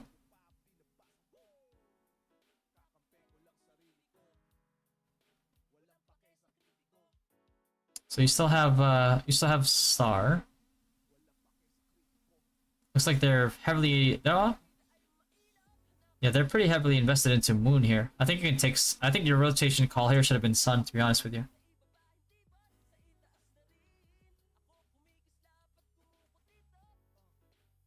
Yeah, I think it looks like at that point in time you guys called Moon. I don't think Moon was the call there. I think Sun was definitely the call there at that time. Yeah, take Sun sooner, pressure Sun, force him to leave Moon, and then out rotate them to Moon after, even if you get wiped on one end. But then you'd already have locked Sun at that point, which is really good for you.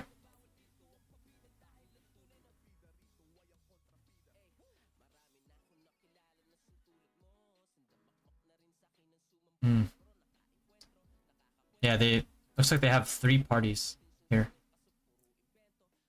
Okay, so that's the thing too. It's like your star squad here should have called it. How many parties they had? Looks like they had 3 parties here, and by the time like your star squad was wiped, I think your star squad should have like respawned Moon, and then your people at Sun should have went Moon as well. Because like if they have 3 parties here, that means like how many people do they have left, right? They only have like what 30, not 25 people, at most, in Moon. If they invested that much into Star. I think if your Star spawned Moon and then like your Sun squad here like helped Moon, I think you take this just by numbers alone. If not, wipe them as well, which garners you even more points, right? And then by the time the reinforcements come back from Star to Moon, they'd already be a little too late because like once they get to Moon, a lot of their team members have already died, and that gives you the edge into taking this point right here. Yeah, it's just about like these little macro decisions, right? And it's like nobody's perfect. You're gonna get it wrong sometimes, but the important part is like just remembering it for like the next matches. So your rotations make a lot more sense. Okay, so you went after to rotate. You walked all the way to rotate to Star from Sun. I think that's a bad, in my opinion, I think that's a bad habit. to have to rotate to rotate like that far, right? I definitely think that like you guys should just pressured Moon here because now you're about to get like triple taked.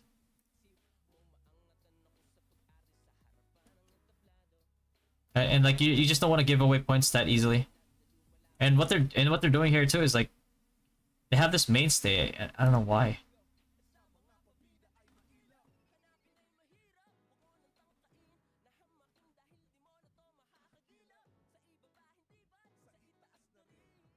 It's just crazy too, by the way, because like their map 2 is pretty strong. Oh, but you guys already had the 3k points to get the... Oh, no. You guys don't have the 30% resistance buff yet, no?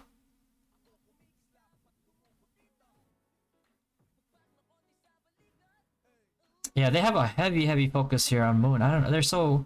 Which is reasonable because like it's, you know, like I said before, it's the most strategic spot. But at the same time, it feels like they're not rotating out of Moon all that often. And they're relying on like a few strong members to take the other points.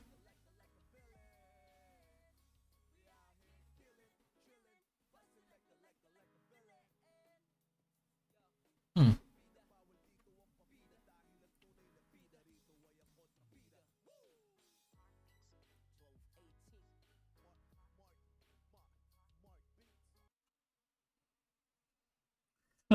Yeah, what's up, Daddy? Yeah, that is absent ang mga bashers nag-school siguro. Yeah, what's going on, Danny? This is Wipeout versus Sultans. Sent to me by Junk Foods Gaming. Let's see here.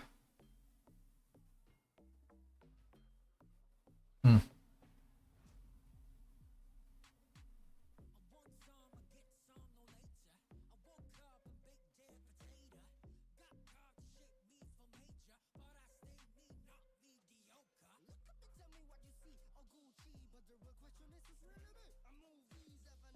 Interesting rotation. It feels like you're deciding if you should go straight to Baron here to set up or try to fight for Sun.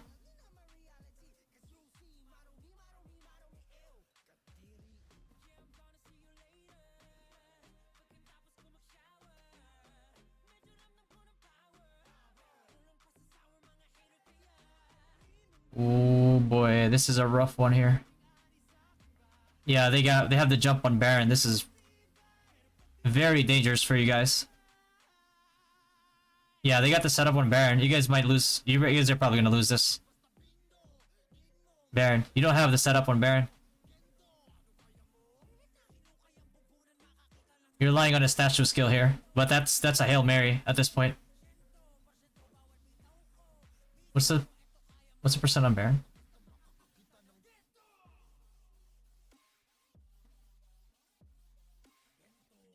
Yeah, you guys don't have control of Baron right now. That's pretty scary. High likelihood that you lose this unless you steal it. Like your champs have to be like really good here.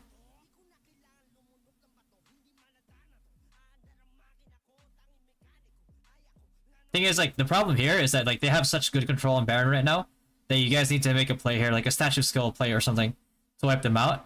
Because like that's the problem that you have here right now. It's like it's good that you have 3 points, but this can work against you because like number one, Baron's 500 points, right? So if they manage to take Baron here and they have like 3 points that are like, you know, like fresh pickings, pretty much, that 500 point Baron play becomes a 740 point Baron play technically, right? Because like each point, if you take it, it's 50 points. It's locked for 30 seconds. That's another 30 points. So 80, 160, 240, right? So that Baron play becomes even more dangerous because of this fact. You know what I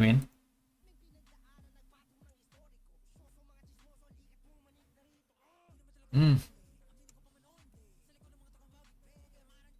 Yeah, they got Baron. Yeah, they had full control of Baron here the whole time. I think you guys should have committed to Baron. I think that's the thing, man. You guys had really good in the 15-minute mark. You guys had really good setup on mobs. For some reason, that didn't happen in the 10-minute mark, which is weird because, you know, you guys have the setup. You guys had the setup in the 15-minute mark, but 10-minute mark, I saw a lot of like hesitation on your end there,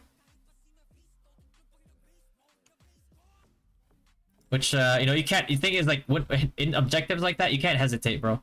You can't hesitate. No, fully knowing that like the others guild, like, you know, can just like easily melt it and get it in like in less than a minute if they full focus it. So like, let's say like you have distractions as well.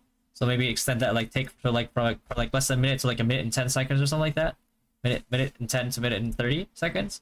That's very dangerous, right? And that's, and you can see like their setup was like a lot stronger than yours in the 10-minute mark, whereas like in the 15-minute mark yours was a lot stronger than theirs. That's why I complimented it earlier. But this is yeah, that was really bad.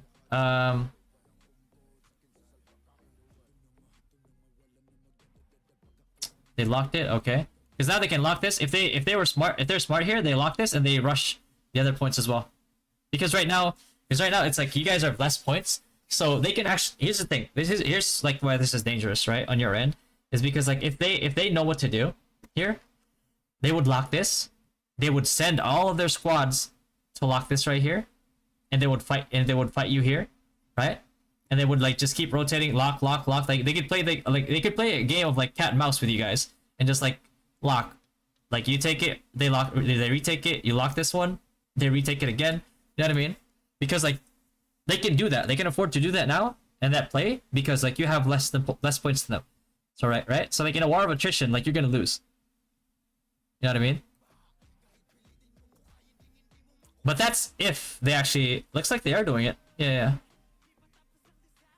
Yeah, flooding it. They're basically saying like, you know what, fuck Moon. Take this. Boom. Another 50 points. Right? 30-second lock, that's another 30 points, at 80 points. Right? And they're gonna rotate back to Moon. Right? Rotate Moon. This is really good. Oh, actually, they tried to run over to Star? Okay. I feel like they could have fought for this. Retake it and get another like 50 plus a lock before heading back to Star. Is what I would have done. Because right now it's like it feels like the call is a little bit like iffy on their side. They were like a lot of them like tried to run past and go to like Star at this point. But then a lot of their members kind of like didn't really, looks like they didn't really you know, follow the call and they decided to stay here and fight, or they got CC'd, which is not good. Because that leaves an opportunity for you to, you know, counter the rotation, plus get kills, and get more points.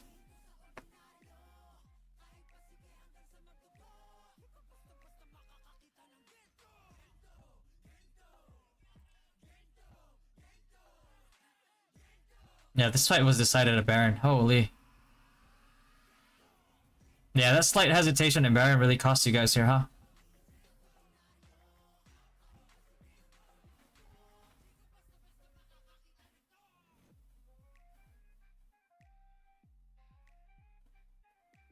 Yeah, they have way too many numbers here. They're gonna lock this for sure. But they're giving up Star as well for it. Okay, lock. Alright, move, rotate.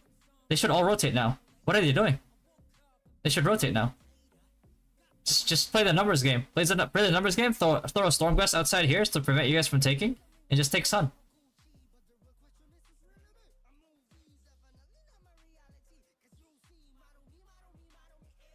Yeah, they need a heavier sense of urgency here. Yeah, they lock points for 30 seconds. Yeah, they're gonna win here off of...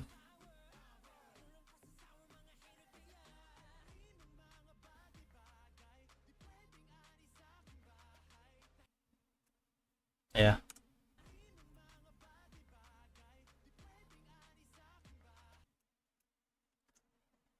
That was a pretty close fight.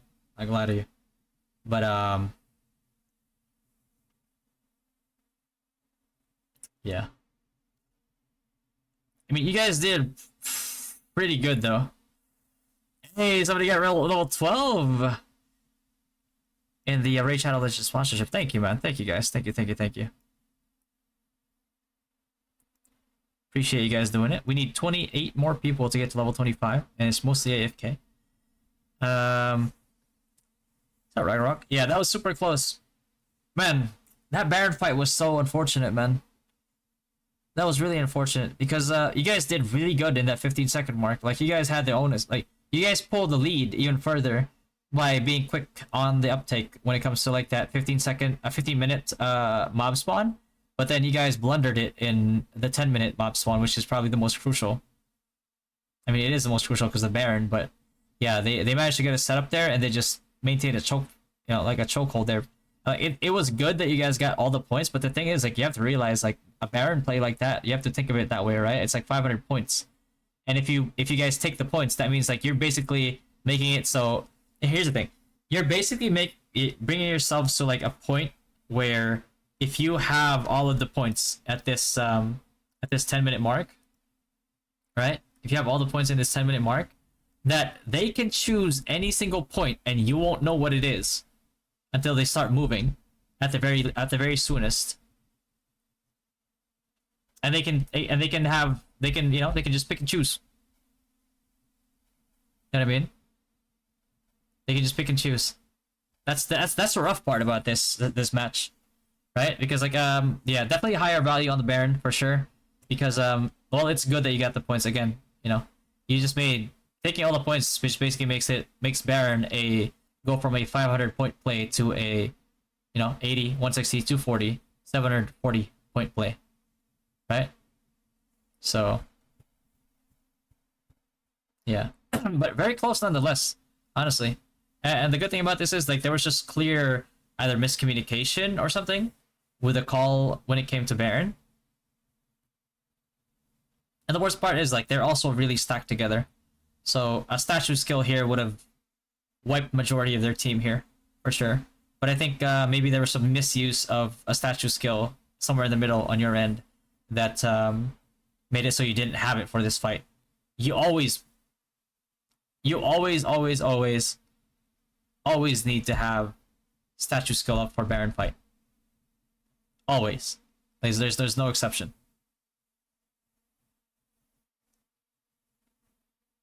Beckham is hard to play. I honestly I don't recommend playing on mobile at all, and like in Mass GBG. All right, so that was the Sultans versus Wipeout match sent over by Junk Foods Gaming. Aliyah. Let's see. So next one we have is from Cole Isaac in the stream in the chat.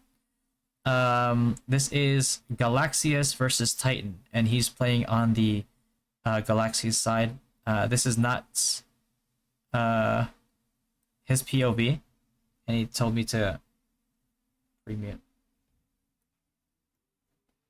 There we go. Okay.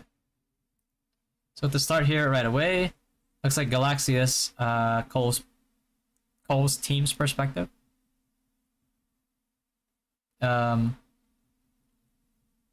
Opted to go for a moon take, which is not a bad choice. As long as you set up defenses west and east right away. But the good thing about like being able to take moon this early is that like now your enemy does not know where you're gonna attack from after, right? You're either gonna hit sun, you're gonna either get star. The thing is like if you hit sun from this take, you rotate to sun. Their star team, they can't really do much besides maybe help pressure moon or something, right? But you can set over a flex team, a party of like a flex team to pressure this star, so they can't rotate to moon. So your moon has less pressure from this side, and then the rest of your team can go take sun, or vice versa. So even though you lose on the double take here, it's still not bad because you can. Shit, you guys are fast on the rotations. I like it. I like it a lot. This is a very... Man, I gotta say, that was... I'm pretty impressed. That was no hesitation. You guys had a plan and everybody was like, yes, we'll follow it. That is very impressive so far. Right, hopefully you actually sent over a detachment over to Star to distract them though.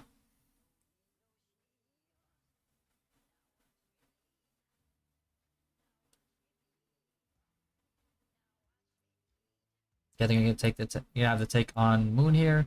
As long as you take this, have the take on Sun. Okay, quick wipe, quick wipe. Okay, at this point you've gauged the numbers that they have on Sun, so that's good. Now you can rotate back to Moon here. Okay, man, these guys are tanky, huh?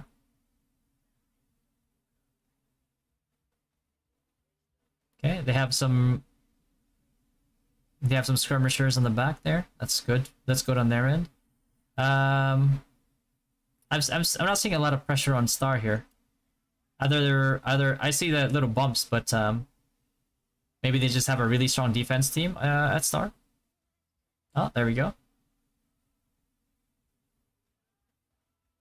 And should we take a Moon? And should we take a Moon? You guys should be AoEing West Side here now.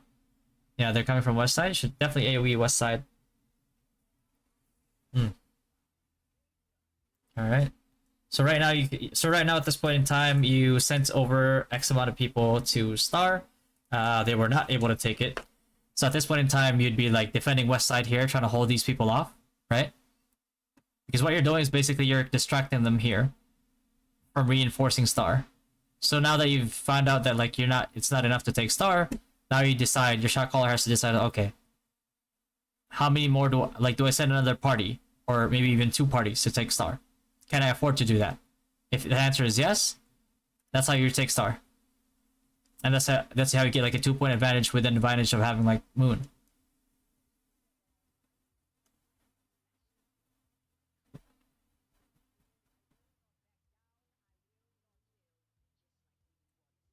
Hey, there we go, there we go.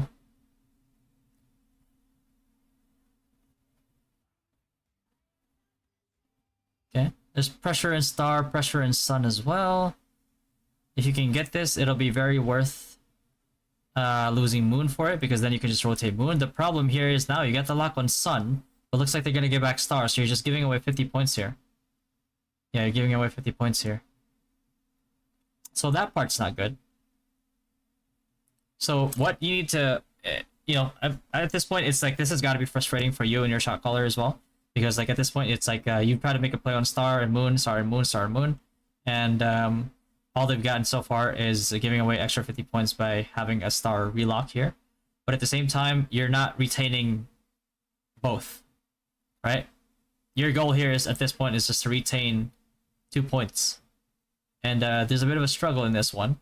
So now your shot caller's job here is supposed to be, it's basically figuring it out, right? It's like you have a good hold on Moon, and you have a good AoE squad to try to get a better hold on Moon. So I feel like if you, instead of like rotating your whole party to Sun at this point, I think I would have decided to like, hey, Moon is more strategic. Why don't we just hold Moon? And Star team, let me know. Do you guys need 1 more party to help you? Do you guys need 2 more parties to help you? Right? And I'll send a detachment over there to, maybe a bunch of skirmishers to help you take Star, get Star, and then our AoEs will still maintain the setup that we have here on Moon, right? And then, because the moment that you get Moon and Star, you flip the tempo. Like the tempo, the tempo of the match is now fully in your control. Because like once you get Moon and Star, at this point, it's like your detachment's gonna rotate over to Sun, pressure Star, and all your Moon mainstays and your AoEs, all they have to do is just to adapt, right? Like if the enemy team takes Star, what's gonna happen, right? You just AoE East. Easy as that, right? And they can stave that off while your team sends over the detachment over to Sun and then take Sun, right? It's like now you control the momentum. But right now it's you're struggling to get a foothold at this point in time. Hopefully you get it. But it's like it's this moment, it's just back and forth that like at this point as a shot caller, you kind of have to reassess the situation and just be like, okay, right now we're going back and forth, we're not really going anywhere, and we're losing the advantage here. It's like, what is takeable? That is always a question. What is takeable? We take Sun, but we lose Moon. We take Moon, but then we lose Sun. Okay, so like what's our other option here? Maybe the option is not to keep like a detachment over, like a squad over here at Star, and then try to take Moon and Sun. Well, maybe the strategy here is to have, since you have it looks like you have a good setup comp on Moon earlier, that you maintain Moon, and maybe you double down on your investment in Star, right? because you guys have tried the squad on moon, squad on sun strat back and forth, and all that's happened so far is just it's just a back and forth ping pong of you know of points, right? In the meantime, you already lost 50 points just from this relock on sun, so you're on the losing end here right now, and it kind of shows in the score, right?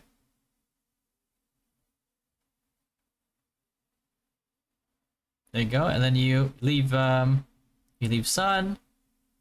Okay, you rotate over to moon. Try to take moon. That's really good. You have that detachment again over there at star. All right.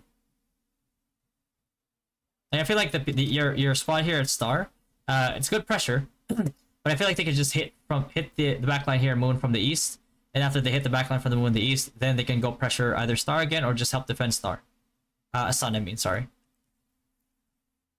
because now they're struggling. Look at this. Like your setup is phenomenal here. Okay, I probably wouldn't run to sun at this point.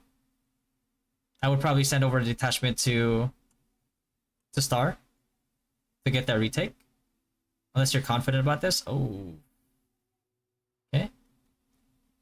Mobs now. Lightning bolt. Interesting. I know somebody who uses lightning bolt.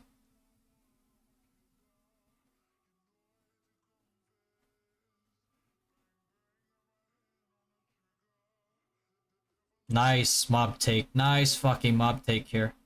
Jesus, that is sexy. Holy. Damn. Their lead. Just because you responded to mobs earlier than them, bro, you just deleted their lead. You just deleted their lead here. This is, oh my god, that was beautiful to see. I'll be honest with you. Holy shit, that turns me on. Alright. Excellent, excellent mob take. Jesus, they didn't even respond to mobs. They just let you rotate there. I mean, you rotate early, so that's really good. But like, they just let you do it too.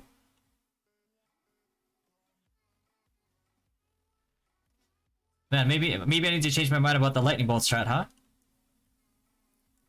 I don't know, man. He casted lightning bolt, and the guy just ran away.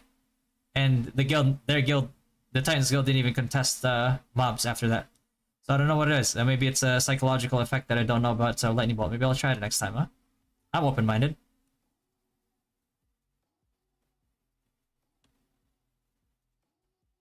Okay, retake moon. That's really good. You guys have a pretty strong squad here, but you guys seem to be You guys seem to struggle with maintaining 2 points. I think it's because you definitely like look at this setup right here. They can't do anything right now, and they're scattered too, which is like a plus for you guys. So I think instead of like, I hope you guys are not pushing to sun here. I feel like you should just double down on star.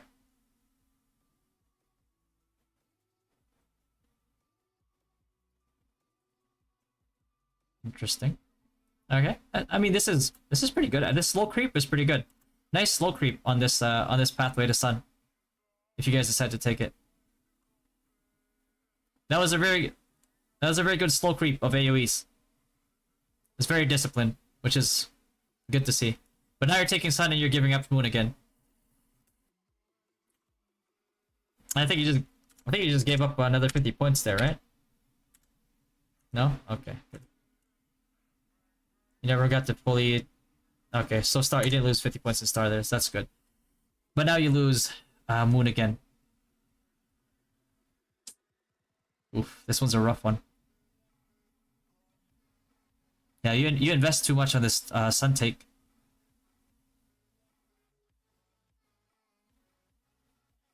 And I guess you guys are rotating the star now?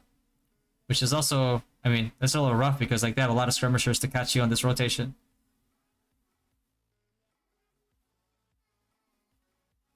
But it looks like they didn't rotate fast enough. It was pretty obvious what you were doing. The paladin should have called this rotation to star. Interesting. Okay, but then you give up sun as well. Oof. So it looks like you guys have better responses to mobs here, but they have better rotations. But the problem is like their problem is like easy to fix.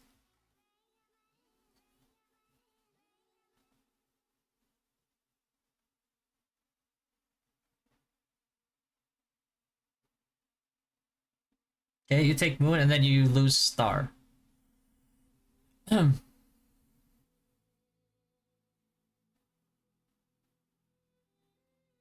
now you're taking sun. That's good. But you're gonna lose moon again if you don't rotate now. Yeah, if you thing is like if you wipe moon already, like I mean if you wipe like sun already, leave a party there. Like leave a like a decent like flex team over there, and then like have everybody rotate back to moon, so you can put more numbers in the point. Right? And at this point right here, when you see this, don't rotate outside, rotate clockwise. So like you're still kiting them, but at the same time you're kiting inside the point. That way you have more people in the point. Yeah, because you die anyway on the outside anyway, and then retake moon again.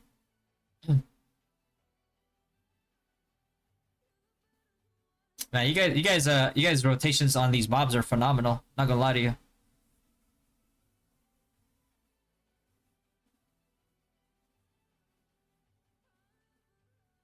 Yeah.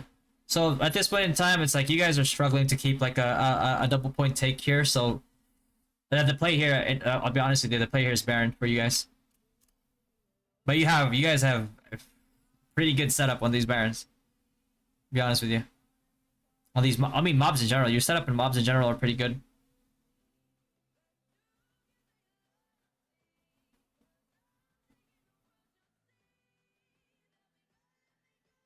Hey, nice grab, nice grab, nice grab. Kite into your team here.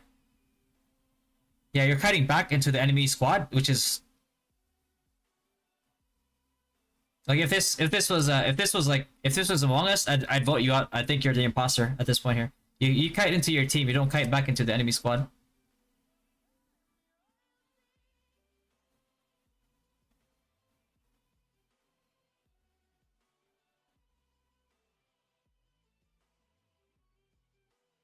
You guys need to push in here.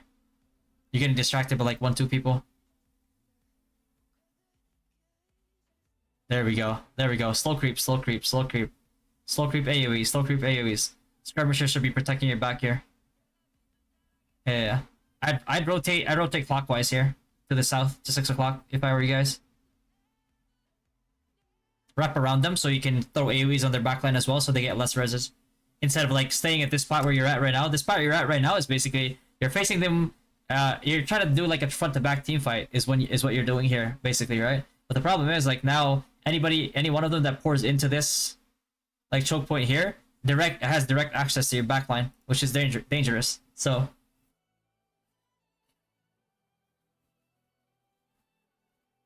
yeah, look at that. Like you just have people you just have skirmishers like hitting your backline. So that's a very dangerous position to be in.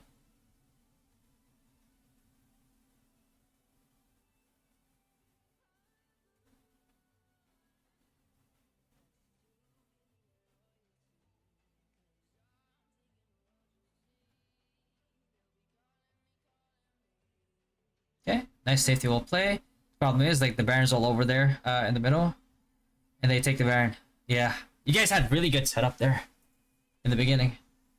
Your rotation was pretty fast, but the problem was when you set up for Baron. So let's go back to like when Baron spawned, right? You guys did this pretty well. I was pretty impressed by this. You guys rotated. This is like I'll be honest with you, this is sexy to see right here. Look at this. You guys rotated pretty quick. Problem is like your setup is a little sus here. Like look at this. You're rotated to like towards 12 o'clock.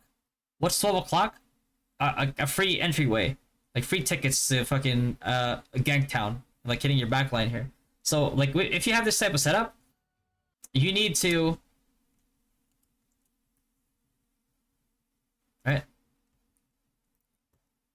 instead of like kiting up here, right? You need to kite down here, this right here, because like wizards, right? It's like if you're a wizard, like you have your wizards here, it takes longer for them to get to you, right? On either side, right? So in that time, your skirmishers can catch them while you guys are throwing AoEs over to the Baron, right? So not only does it give you more time, it also gives your skirmishers more time to catch them as they're going in.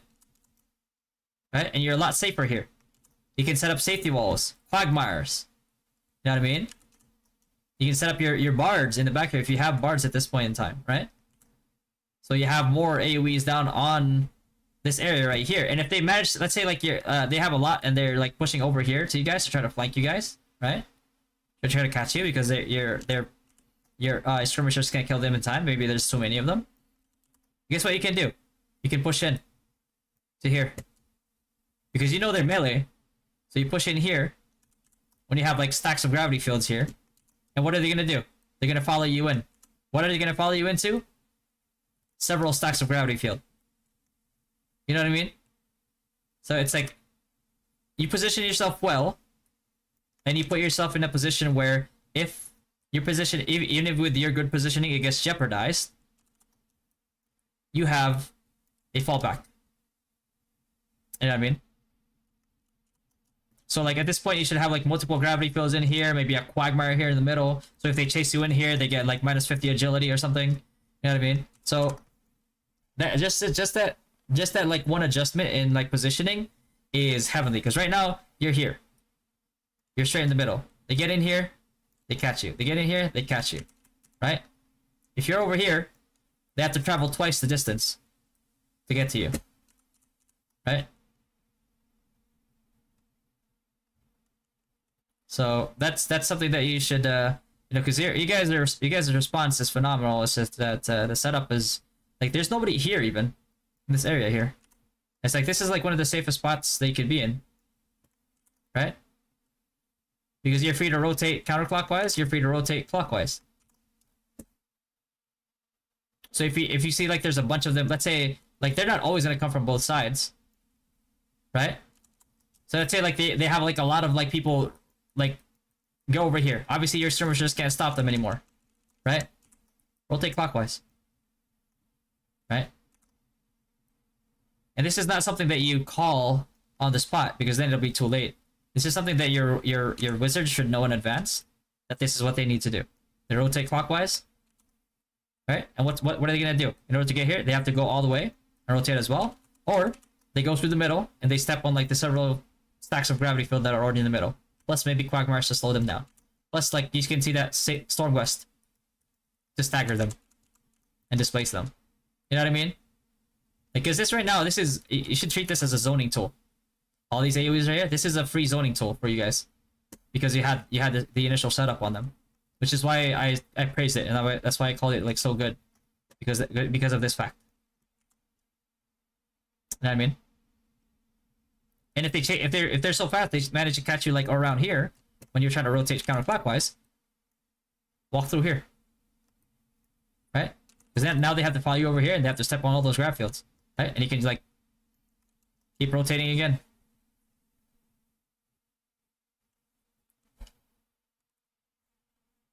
I totally missed that one. Usually we just pick one side and go through that path. So if we're group south of Baron, we should utilize Sun Star spawn instead of Moon, right?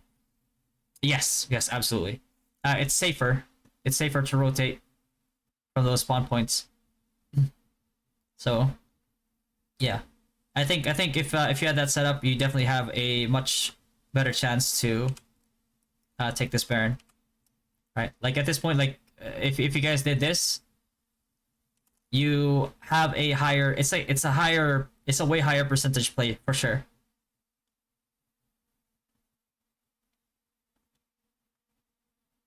But yeah, I mean that's just pretty much it, right? Like these certain calls that you make, you have to like decide if it's like, oh, is this like if I make this play, is this a high percentage play or is this a low percentage play, right? Like we can't run the numbers, so you just have to like think in your head like, is it low or is it high, right? And that was a high percentage play that you could have done there to make this play on Baron succeed.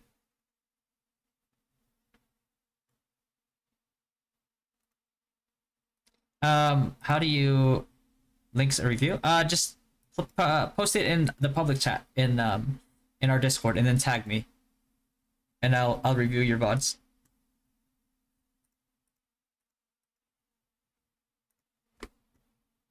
Okay, I'm done. So I'm gonna get my wife's.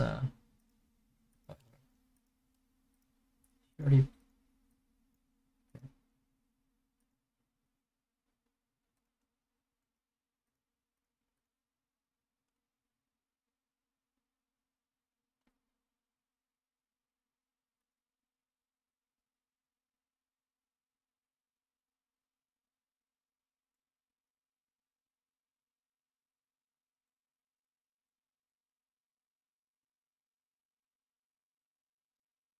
But yeah, otherwise, if man, you guys is you guys like rotations on those on those like mob spawns is pretty phenomenal. I lie to you, that's pretty clean.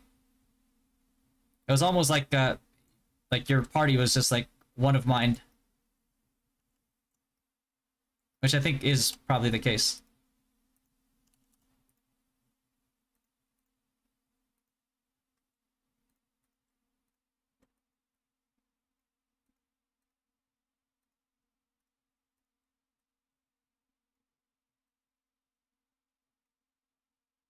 Oh right, she has the core, doesn't she? I don't think she's gonna run out of mana here.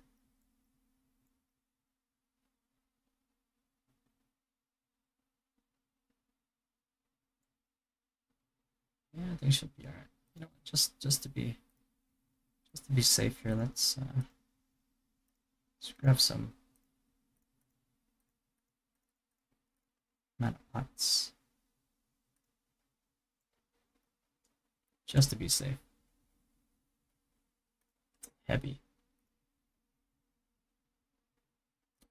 Yeah, you got it, Cole. No problem, man. I love doing these analysis, man.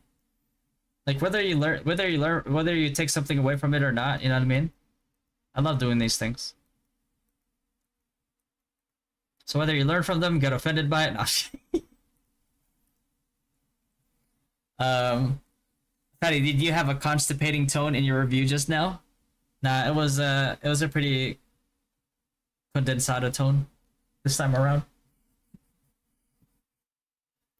Oh shit, man. Wait,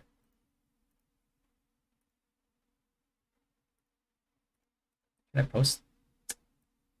Damn it. I'm never gonna be able to sell these. Sorry. Soon, soon, soon.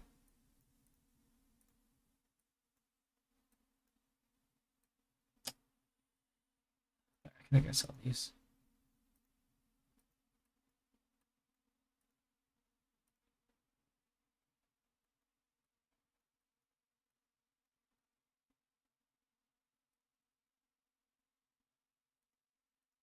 Biotite.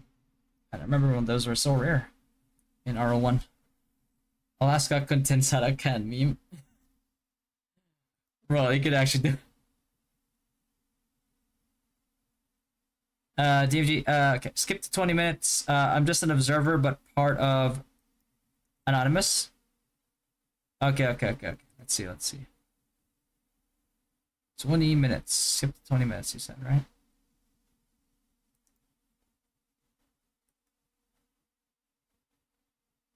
Okay. Oh, we have that grind set up there. Let's take a look here, see? I just bought. Okay, you got it. I'll let you know. Hold on. Just gotta make sure I actually have enough potions here. Yeah, I think I do. Alright. Let's take a look here. MG Gaming. Full Insanity. You know what I mean? This is my boy.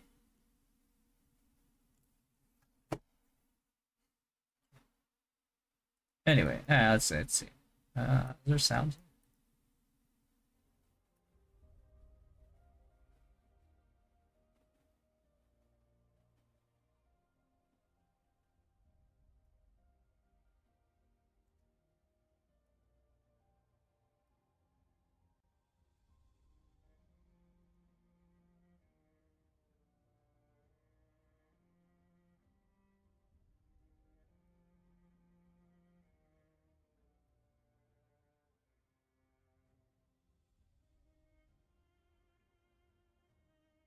Up 9 to 5. Yeah, sorry.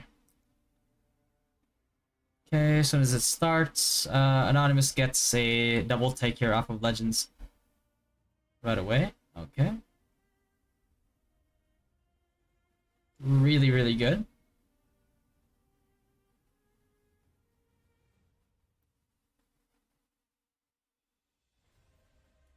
Since BDM. Oh wait, what server did they play? I was on Media on BDM. That's funny. We went up against Eden, and they quit like a month later. I was like a month and a half later they quit. I feel like every time like we shit on them in any game, they just quit right away.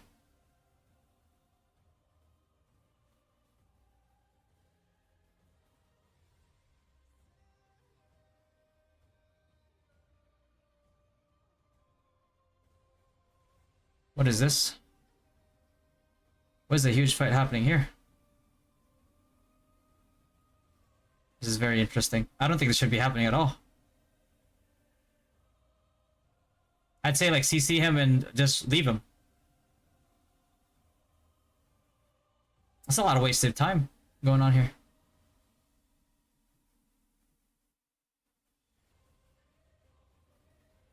Yeah, it's a lot of people.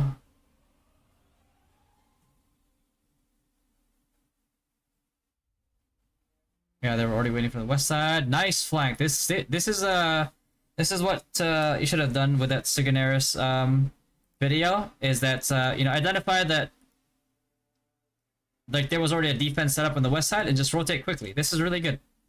Really good adaptation by them.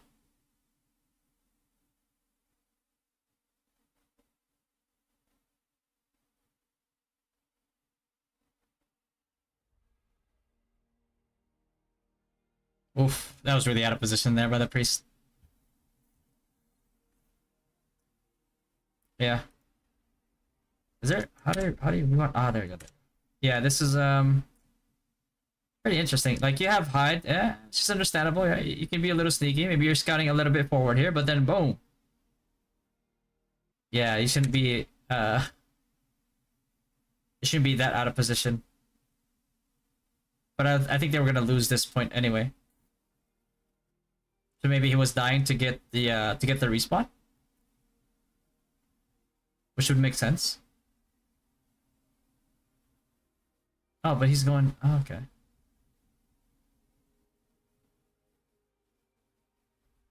Interesting. I don't see a lot of like AoE set up on the west side here. For Star. They're not gonna take this. Yeah, they're not gonna take it.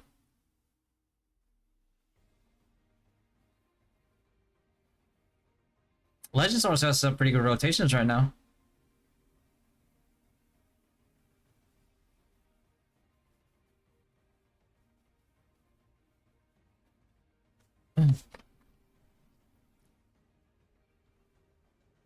Even though they're like just maintaining that take on Moon.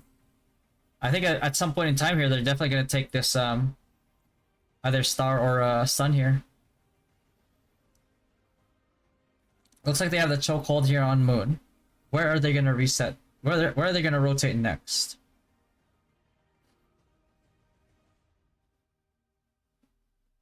Nice utilization of like hide here, by the way, by this priest. There we go. Quick dip in and out, try to scout. Kind of rhymed in it. Okay. I wonder what this rotation is for, though. I don't think you do this rotation. No. Okay, the distance is too far. Unless your shot caller called it, but then again, if the shot caller called for them to go there, then you know you have to trust the call. You have to trust the call. It doesn't matter if it's wrong. If the shot caller calls for you to rotate there, you rotate there, and then you discuss it afterwards if need be.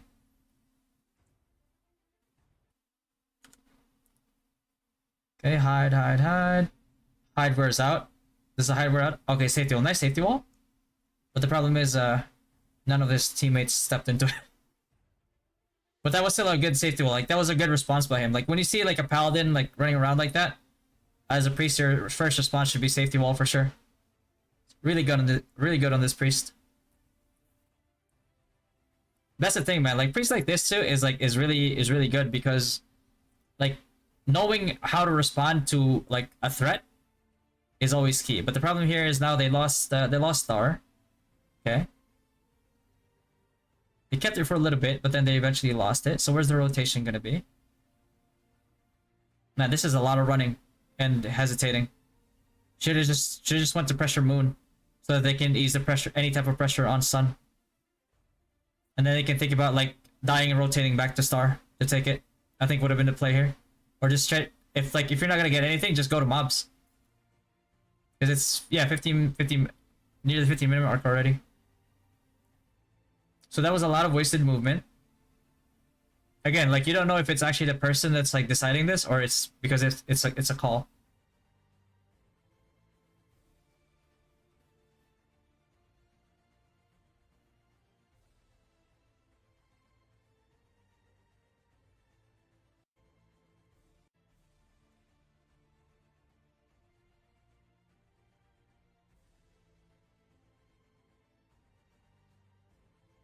Hmm.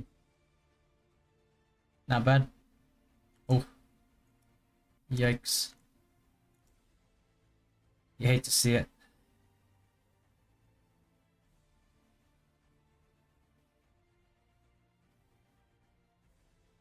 Good take on mobs. Good take on mobs.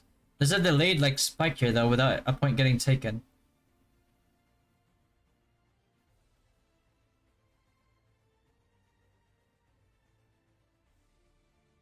Is this from Rock Hills? Yeah. Probably just Rock Hills. But regardless, just based on the score up here, Anonymous had a way better response rate to mobs being taken. Should have tried securing Moon with the Sun team once Anonymous Legends were busy with Star. Yeah, that's the thing. It's like you know, like the longer you're outside a point, the longer you are like as a number are not inside a point, right? And you need to be inside a point to take points. So I usually count that as like a wasted time. But I see like where the logic behind like taking the long route as well, is because like maybe they don't want to get run over there. But at the same time, it's like this running back and forth. Man, that's a lot of wasted time there, back and forth. It's like if you're playing like a jungler or something in like League of Legends, right? And then your jungler's like back and forth, not knowing like whether to gank or to farm jungle minions. It's just wasted time.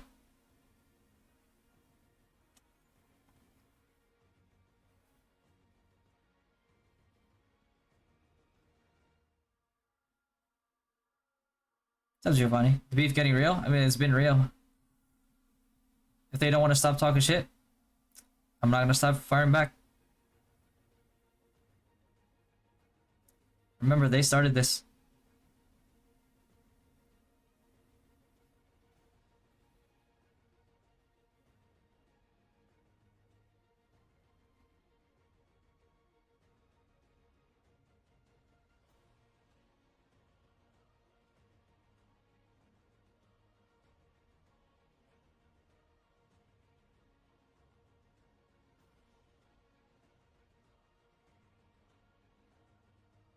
Okay, pretty good take so far.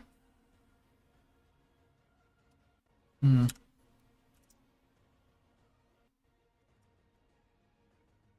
Alright.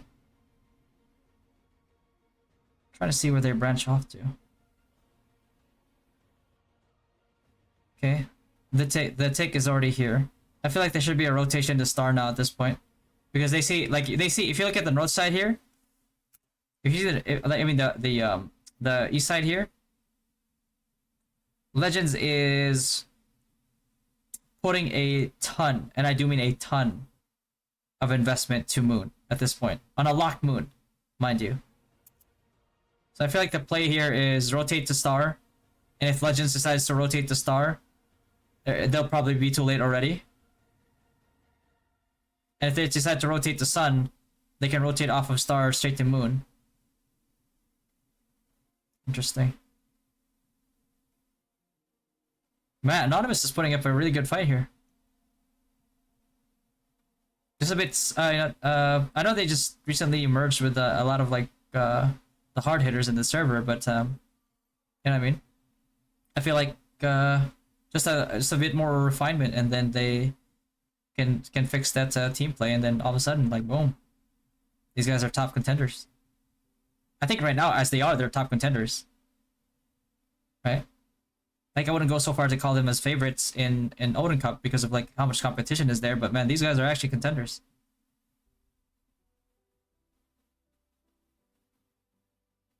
Okay, like yeah, these long rotations are definitely hurting my heart a little bit. But I can see the reasoning why it is the way that it is. But the thing is, like, man, if you're trying to if you're rotating south side like this, that's a problem here, right? Because like, so for example, on this rotation here, it's like you're taking the long way to get to that point. They're crossing a straight line. You're never gonna you're never gonna beat them into the point, right? It's just you just can't, just because, like, you know, just logic. This is a straight line. You're having to circumvent this area right here, right?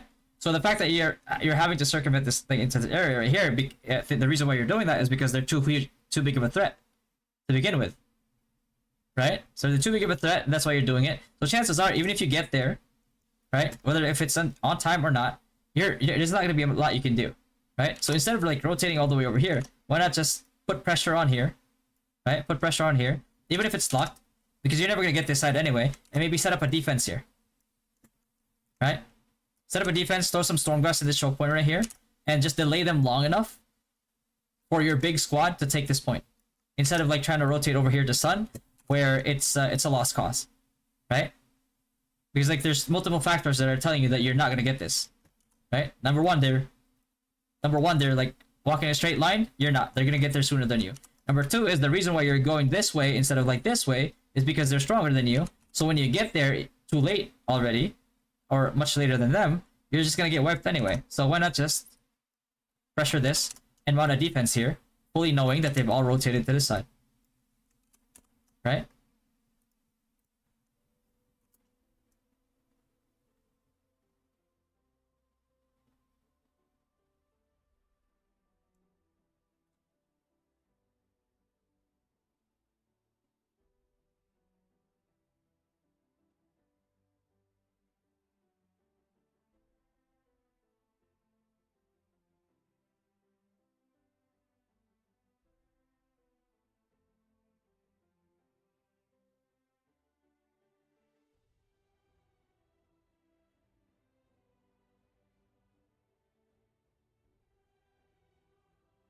Okay, there's like a lot of hovering on the south side of the point here.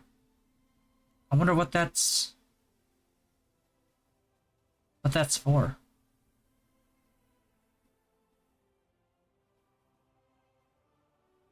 Like I don't get it.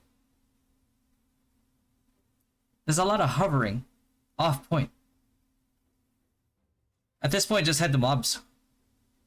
You're not gonna break through this. You're not gonna be in time for this like choke point breakthrough into this point right here. Just take mobs.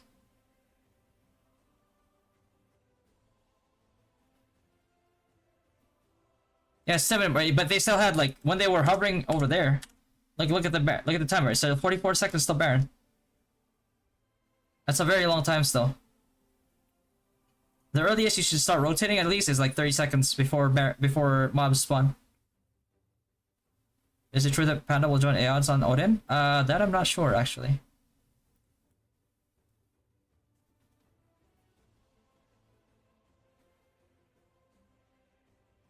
Okay, 20 seconds left until mob spawn.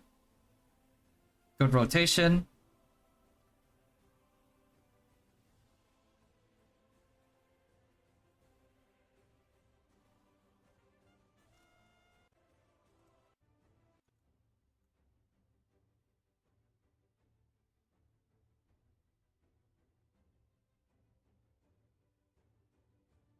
Casting Basilica outside. Interesting. Huh.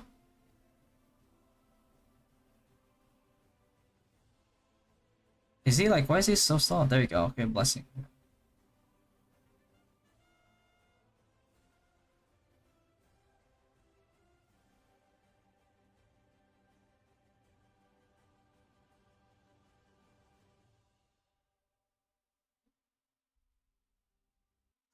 Trying to secure a star from south side so they'll have a short distance running to Baron. I think like you definitely try to pick off Like if you're trying to secure south side here, I think you just straight up take I think you just straight up take take the positioning on Baron, if anything. Because like if you're gonna like hover off point like that, then you might as well set up AoEs and defenses on Baron, right? And right now, like from what I'm seeing, Legends has the jump here. Yeah, there's no way they take this this Baron. Legends managed to do a separate advance. Like this Baron probably dies in like the next 15 seconds.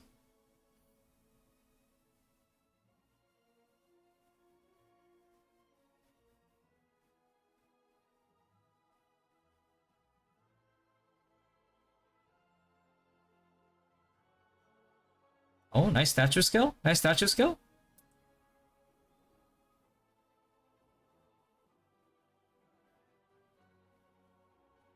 Okay. But then they lose the Baron. Yeah. I mean, the statue skill was a Hail Mary play. But, you know, if you got lucky, you get it. Then, but, you know, at the same time, it's like you can't really leave it to chance. Yeah, they lose here. But they still made it a really close fight, though. That's the thing. That's impressive to me.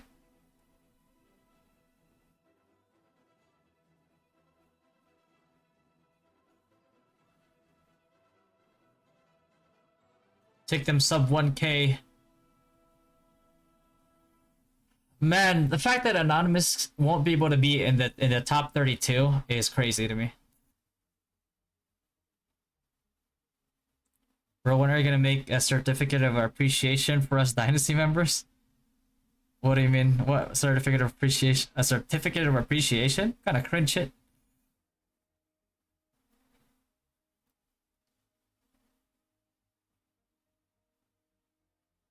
You want a piece of paper that tells you did a good job?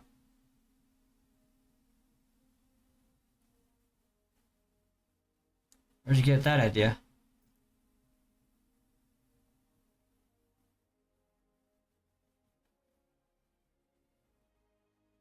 Kindergarten? Sorry, honey, you're 10th place, but here's a piece of paper.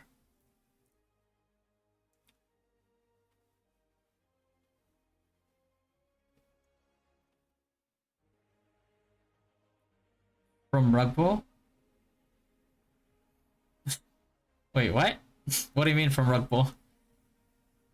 They're giving away certification of appreciations over there? The fuck?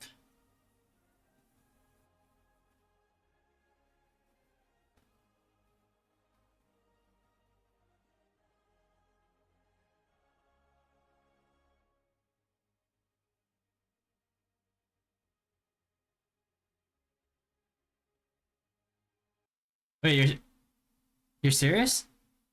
That's a joke, right?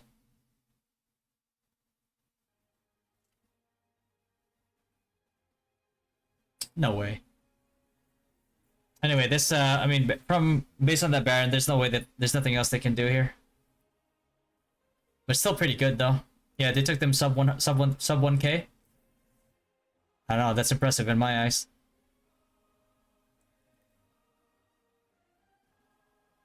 Certificate of best community runner? Fuck is that supposed to mean? So they have something to show when applying to other guilds when they get kicked out? Oh no. A resume?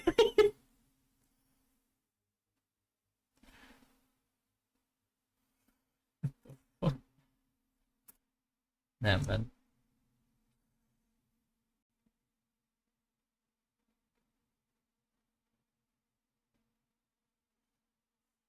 $86, $55, $48, $40. Okay. Hmm.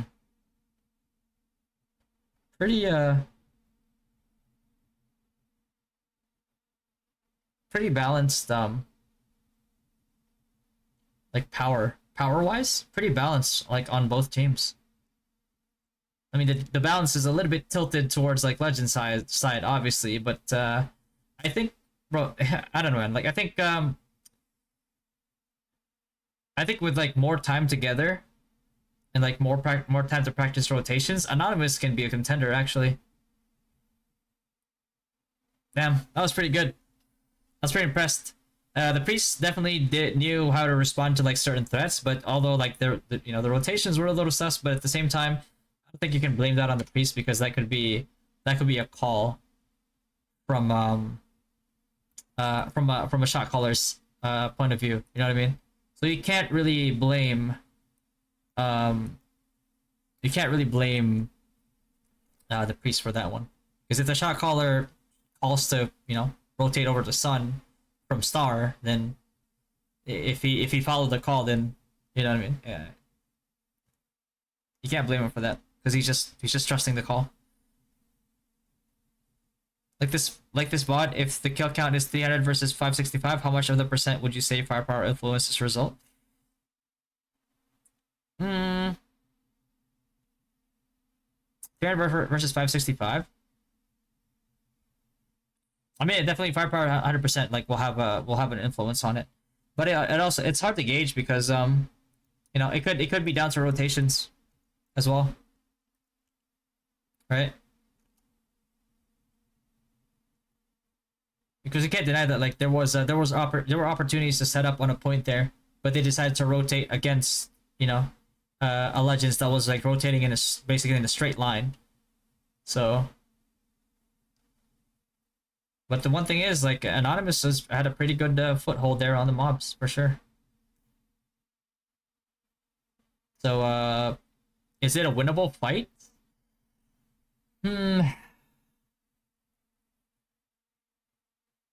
Yeah, I think it's a winnable fight. It'd be very hard to win it, but I think it's winnable.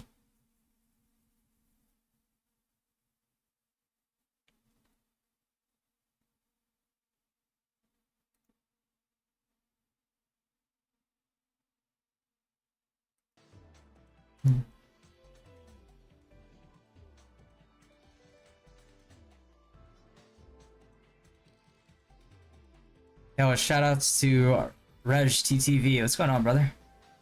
Is Assumption bad on mass PvP? I saw the preseason carry the whole game. I think Assumption was still good. The tankier you are, the better. You know any PH guild besides Ruck shit that will represent PH in Odin's Cup? I don't know. I don't think they're even a PH guild at this point. I heard they merged with some Indonesian and Thai whales. And now they merged with some Singapore whales as well, so they're not even a full PH guild anymore.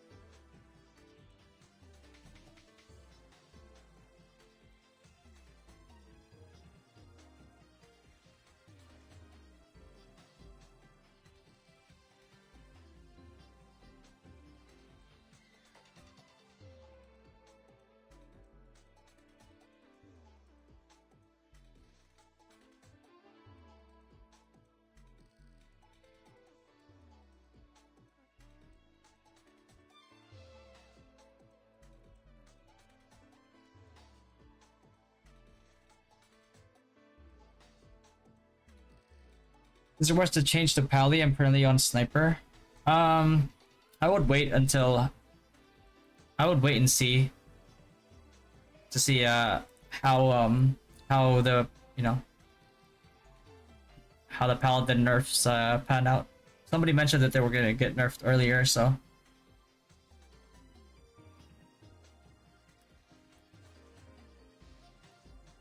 I don't know what the exact nerfs are, but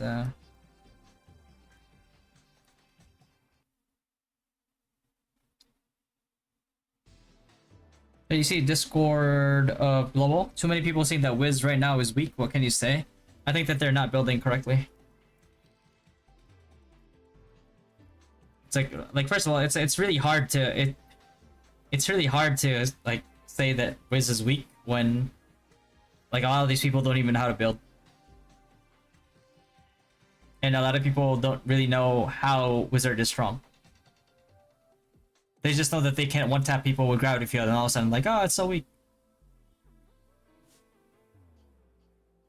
How is Basilica mainly used on Guilty? Usually to take a point, or maybe sometimes to counter a statue skill.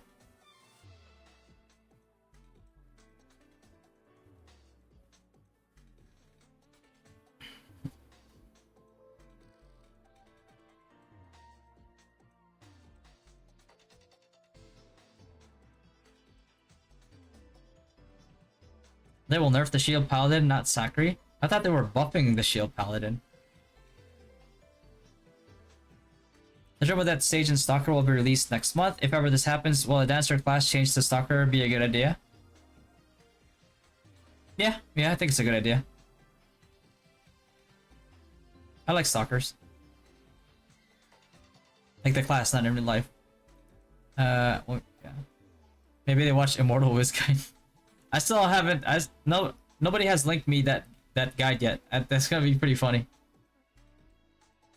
Because I heard he said Mimic card was best in slot. I'm like, ain't no way. Ain't no fucking way. If someone use Frozen World, will Basilica be able to print the freeze or no? It should be able to, yeah. It prevents everything. Even nerfs. They're gonna buff Shield Paladin, Shield Weight skill, and Shield Weight Dimic. Doesn't affect shield skills at the moment. Okay, yeah. Yeah, I thought it was a buff that they were doing.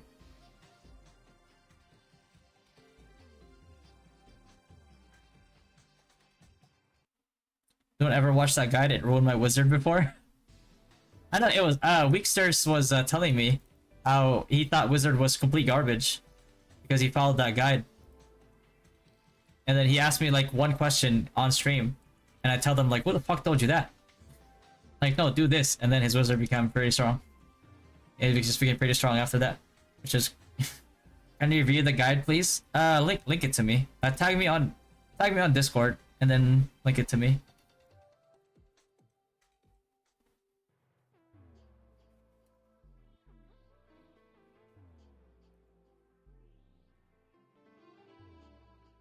Any review?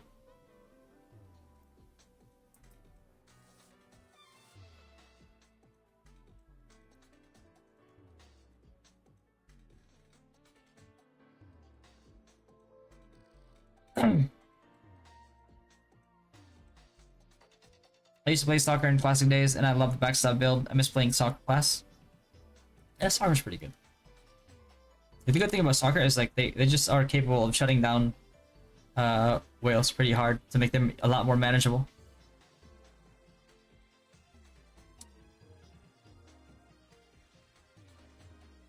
Immortal was hated in ROM because he's just spewing BS. His guide is either giga basic or filled with mistakes, misinformation. Yep, that seems to be the case.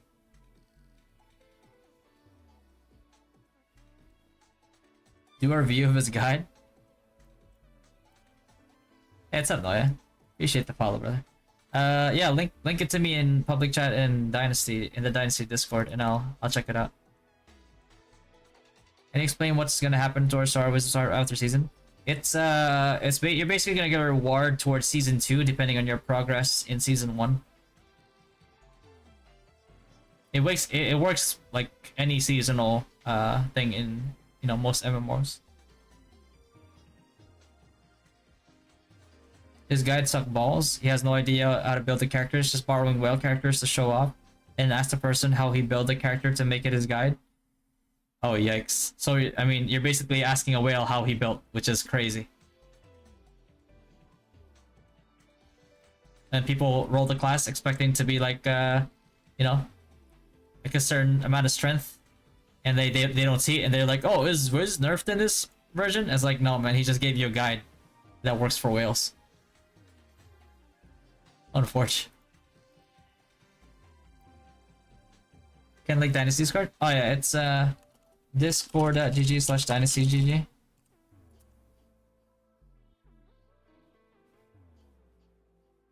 Yeah, let's go to Obi. He'll make a video with him just reading patch notes. Like, no thoughts at all. Like, no opinions on the patch notes. Just reading it. Fuck. I think Immortal was banned before in Rocks. I forget which one, Rom or Rocks, but yeah, he got banned either way. Oh. What did he ban? He said magic damage is useless for SD. Oh, yikes. Magic damage is useless for SD. Imagine saying that with a straight face. Tell me you've never played Synex before. Without telling me you've never played Synex before. Damn. The ultimate misinformation guide. Unfortunate. Sorry to all the victims. Stream title is, I mean, you like it? What's the best valid PvP catch for Cloak? Is the Lunatic and 3-star Aiming Eclipse? 3-star PvP for HP, play neutral resist. I think, depends on who you're fighting. Yeah, I feel like if you're fighting a lot of, like, Paladins, for example, and you're trying to tank, like, champs, Orc Baby, you can go Orc Baby. You can go Raydrick as well.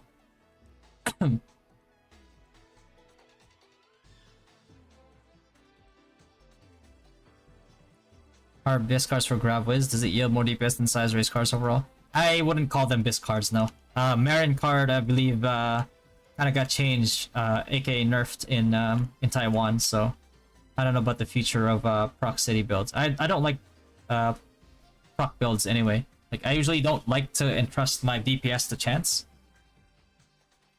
as much as possible.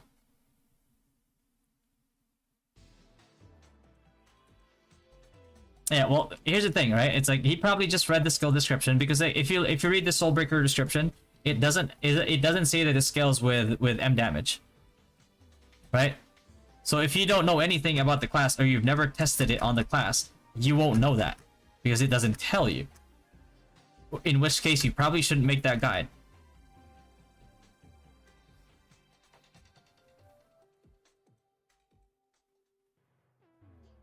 Have you ever watched any of his videos, right? Yeah, I watched the one with the War of Imperium one. We watched it live on stream. That shit was embarrassing. I'll watch his guides to know what not to do. Oh, shit.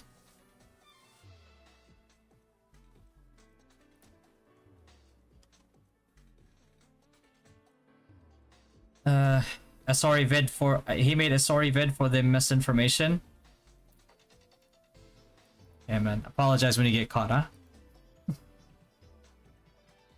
I don't know, my rug pull is full with... What is this? Oh, you linked it? Hold on, let me see. Alright, let me open it, hold on. Let's see.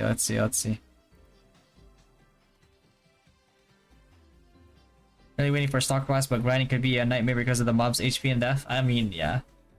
I mean, I don't know about nightmare. You could always ask your guildmates to leech you if possible. Alright, let's see. Pull that vid out. Okay, I see you linked it. Okay, there we go. There we go. Alright, let's see. Oh boy. Okay. Let's see. Oh boy.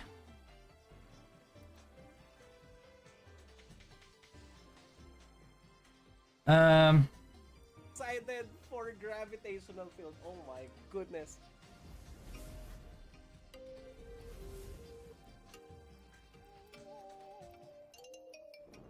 Good morning everybody, welcome to Mortal Gaming. This is me again, Marvin, and we're now here for another video for Ragnarok Origin. Thank you to Elwood or Expo Fury of the KR server for lending me this character. I have tested this character since the CBT days, and I am so ecstatic and so... So, you've been testing this character since CBT days. Ah, boy.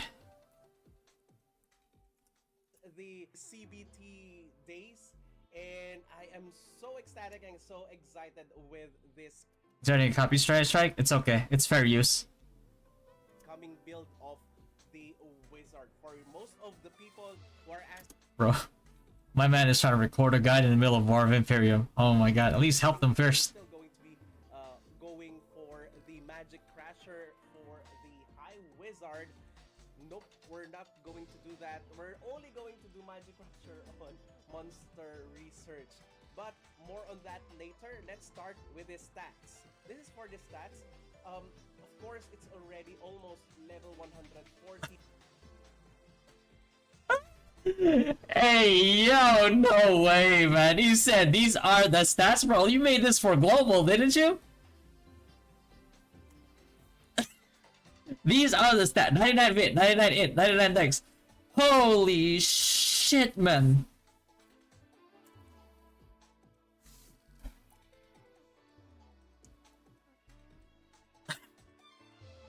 Yeah, imagine you're like new to the game, like Global's about to start. What was this, like 4 months ago? Yeah, like when Global was starting. Imagine like you're about to start like Global. Okay, like I really want to know what stats we good here. He opens this up. These are the stats, and you're just looking at it like as a newbie, and he's just like, look, a newbie's just looking at it like 99 fit, 99 in. Like how the fuck am I supposed to get 99 fit, 99 in? But same still goes for the High Wizard on level 70. You would still prioritize more dexterity and then even it out with intelligence. So it is still suggested for 2 dexterity is to 1 int. It's suggested to go 2 dex 1 int? Why? Why is it? Why is it suggested? Huh? Why is it suggested? Around 80 dexterity, then go for around 40 int. Same with everything, alright? So, for the MC build or magic.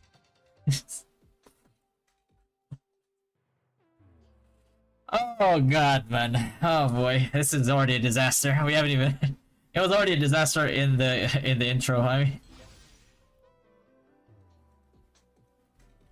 will my DPS drop hard if I change from Sniper to High Wiz? Can you enlighten me? Your single target DPS will drop, yeah. But that kind of gets resolved because of bards. Magic Crasher build, that's the second build of this High Wizard. That would be only simply as 99 agility. Am I seeing this right? And the rest would be intelligence because you need as much attack speed as you can, but it's still going to be, you know, only used on Monster Research at the moment. Okay, so let's now go to the skills. For the skills, it's still the same. We need 2 presets. You can also do fine with 1 preset. The only thing that we will be using right now. You can also do fine with just 1 preset. What the fuck kind of advice is that? Is gravitational field. So why is this a thing in the KR server, and why would you think that this is going to be a thing in the global server? First of all, there are little to none elements that would be resisting ghost. Little to none? Motherfucker? Huh? Little to none? Bro, here's... Oh, fucking hell, man. You know how you find out, like, how much, like, what ghost damage is, weak to? You know what I mean? Right, and it's like, I don't know, man. Like, you could probably go over here, maybe, like, go over a ghost. You know? Right? Like, you do extra damage for ghosts. Yeah, that's nice, you know? Yeah, but you look through all these, like, elements here. Ah, let's go Shadow. Let's go Shadow, alright? Like, yeah, like Shadow. What does Shadow say? Note that Shadow, Undead Poison, and Ghost attacks deal less damage to them. Ah, so I mean, it's not none. Maybe little. Oh, wait, but then again, you know, it's, good, you know, you go over here and neutral. What does it say in neutral? Ghost attacks deal less damage to them. Oh!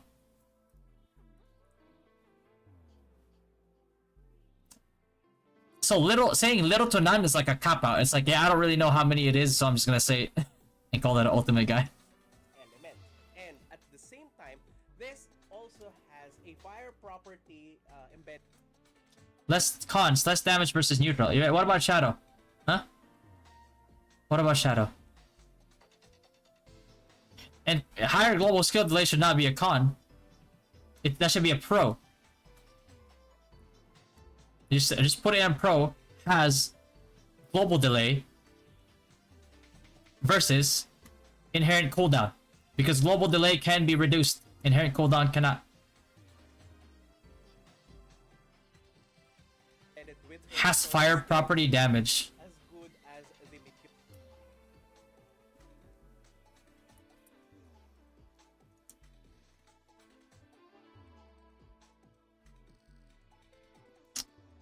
Property embedded with it, so it's still going to be as good as the meteor storm.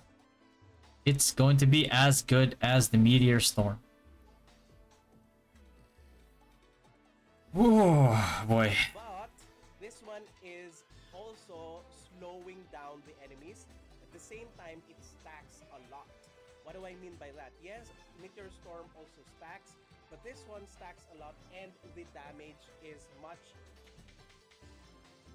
This stacks a lot. What does that mean? It means it stacks. This other AoE stacks too, but this stacks a lot. Like, thank you. I didn't know. Stacks a lot means stacks a lot. Thank you. It's 2 times every second. So as compared with meteor storm, wherein you still have to, you know, wait for the meteor to come down, and it's a little bit of random. No more fire. No more fire property in global. You know what the funny part is? Like, it wasn't even fire property in NA either. And it wasn't even fire property in Taiwan either. So,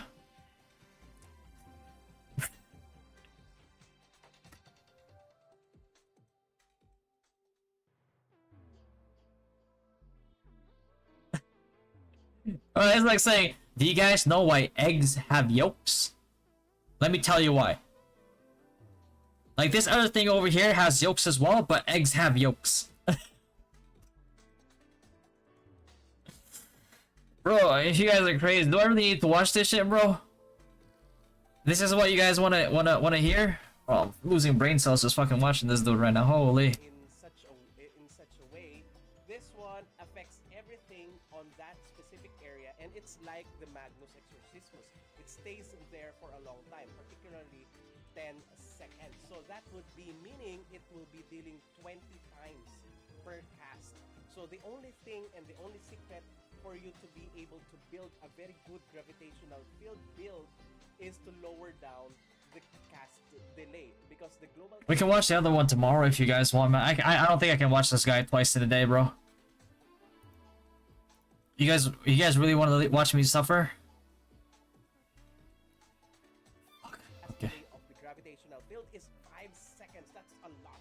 I think the meteor storm is around 3 to 4 seconds. I'm not sure. So 4 seconds cast delay. So this is even you know, longer. But once you have already decreased it, it would stack a lot. I mean, and when I say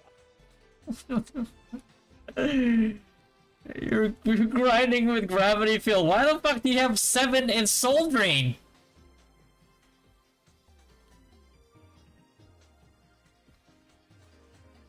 Ugh. Imagine putting 7 points in soul drain? And that's just putting in elemental resistance?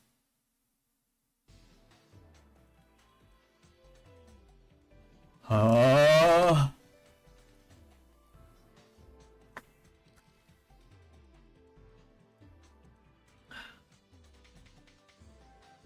a lot, I mean it, a lot, and it will be dealing a lot of damage to the enemy. At the same time, this as compared to other Vetus, I'll also be talking about that later, but I'm still just comparing the two skills. As compared with the meteor storm, the gravitational field has a Vetus core that increases its damage, so it's going to be very good for your build. So that is up to 20%, I think, up to That motherfucker speak English, doesn't he? Like, what the fuck was he arguing about me for? 20% increase in ghost damage, and that is including gravitational field. All right, so that's going to be your first target. So first is Napalm Vulcan, of course, in order for you to unlock gravitational field and then gravitational field, and then go for amplify magic power because this one I want him to explain Soul Drain right now. your skills or your damage by a lot. That's 30%. Click that Soul Drain. And that the next one would be element detection. I'm not sure if this is going to be the same translation that we're going to be having in the global server, but at least you know where to find the the skills. All right. So element detection, and the rest would be soul drain if you want, and magic crasher. So if you're going to be building on one preset only, that is already 10, and then 10 on amplify magic power, and then 10 on element detection. That's already 30 job skill points. You can put 5 on magic crasher and 5 on soul drain. But in my opinion, that's going to be very far from the current grinding the level that we have. Why Soul? Explain Soul Drain. At least 35 Why 7 points in Soul Drain? Explain. to be able to have a faster monster research grinding. So I would still suggest for you to go for 2 presets, wherein you go for magic crasher, soul drain, amplify, magic power, and element detection. Hold on. Magic crasher, soul drain, amplify, magic power, and element detection.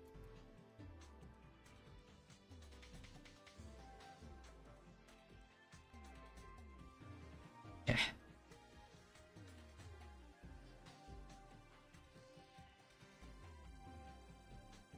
Neutral damage. Neutral damage, right? What does elemental awareness give you? Counter damages for wind, earth, fire, water, and ghost. So why would you take this for Magic Crasher?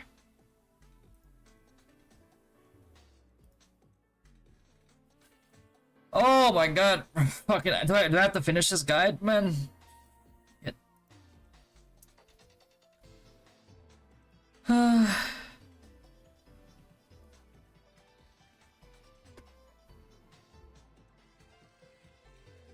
Detection.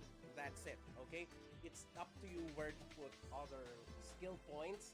By the time You guys are they have already released this fucking sadistic. professor job tree, then the Ganbantane will now be wanted in your PvP skill build because this one takes away the land detector. So in order for you to counter it, you need Ganbantane. So let's now go to the crucial part of this video, which is the gears or the equipment. Voila. Okay. These gears and equipment are already, related to the level 130s of Tower of Constellation, but it's still going to be very far from us. I think it's I have heard somewhere that they're going to release it around level 90. A couple of levels earlier on our server, but since it's not yet there, so let's talk about the gears that we are going to be having on level 70. So on level 70, we still don't have the game-changing gears and sets that the level 80 gears have. So the only thing that we have right now is still almost the same as what we have in our level 50 gear sets, which is the mage coat and everything. Okay, so the apprentice wizard set. But good news, you will not need any other weapon other than Thorn Staff of Darkness, because this is one of the key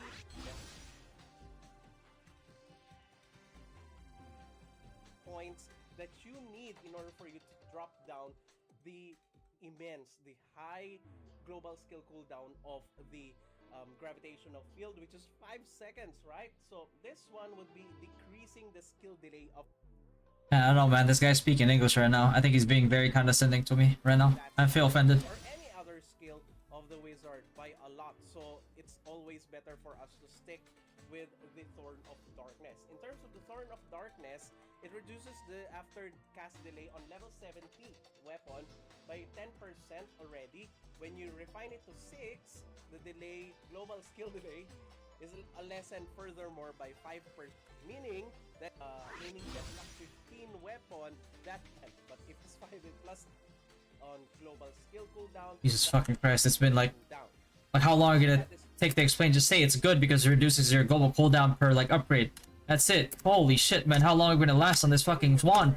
If you in order for would want discard card months when you equip it would be really helpful for you to use less potions. All right, next let's go for the enchants. The enchants would still be priority number 1 magic special enchant, then magical attack special.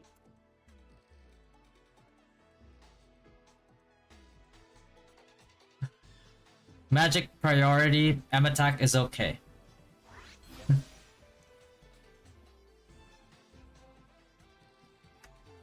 Okay, so here's why that's complete bullshit, and probably the reason why like a lot of wizards are thinking that they don't do enough damage. So let's take a look, right?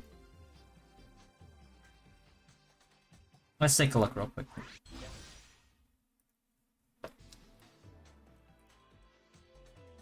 So M attack level 5, for example, right? And we go all the way up.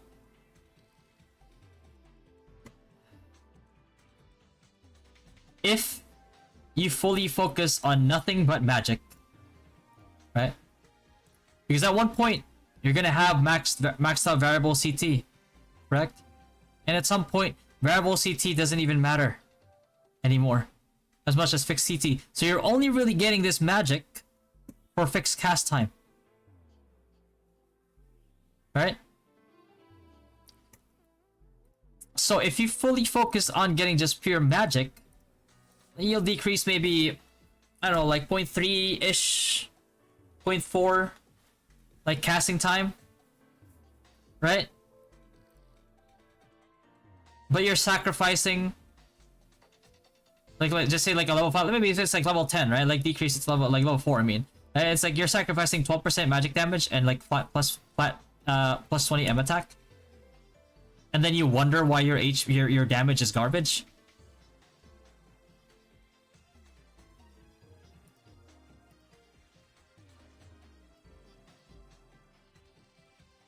Come on, man.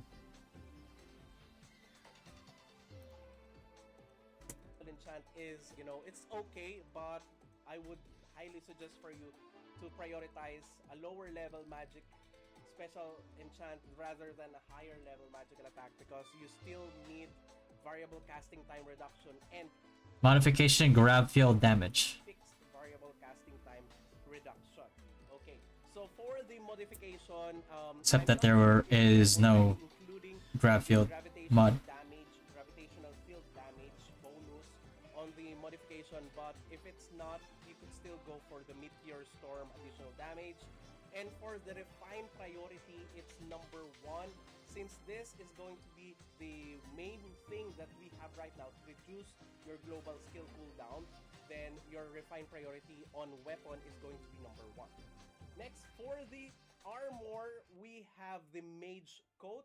Okay, still the same, but for level 70 only. Okay, for level 80, it's now going to be different. It's going to be sprint mail, where after the set combo of the sprint set, which it adds additional HP of 7%, SP 7%, and this is the biggest one. Delay after skill or global skill cooldown minus, going to like for level 80, 140 to 8 for videos, sprint mail. Is this torture? Yeah, it's torture for me right now. And you would still need this one. But I do it for you guys, alright? To invest, or you would, but when next is really for you. That battle Holy shit, man. Are we still in this bullshit? Like, move on, man. Holy. at level 70. So expert, the XP using level 6 global skill cooldown is the way to go in order for you to deal more damage as a high wizard at level 70. So expert ring is still the best. Okay, so expert ring, 2 of those would be giving you an additional reduction on your global skill cooldown at 14%. So for me, that's already so good, and I would not exchange it for any other accessories. Okay, so for the level 85, of course, we have level 85 accessories. Where is that? For level 85 accessories, you have to let go of the expert ring. You will be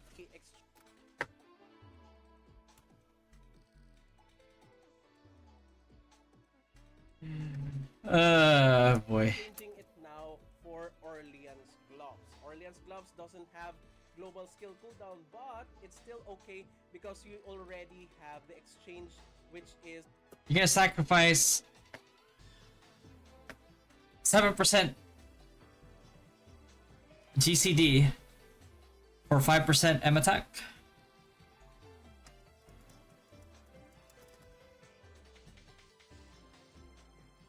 Boy, if you don't.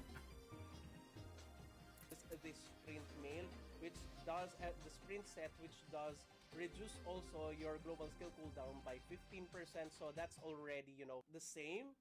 And for the Orleans gloves, that I think this is the only gloves that is the best for level 85, because I've already looked at others. This one only adds SP, which is I don't think that you would need SP on this build. For the flat magical attack, I'm still going for the magical attack percentage here, which is 5%, because it also adds dexterity. So Bro. The guild of the guy whose account he's using is like struggling defending the Imperium right now. Oh, look at this comedy gold, man. aside from that, so for the level 95, we're now going to be focusing on a set, two different accessories. The first one is Heavenly Bracelet, and the second one is the Pocket Watch.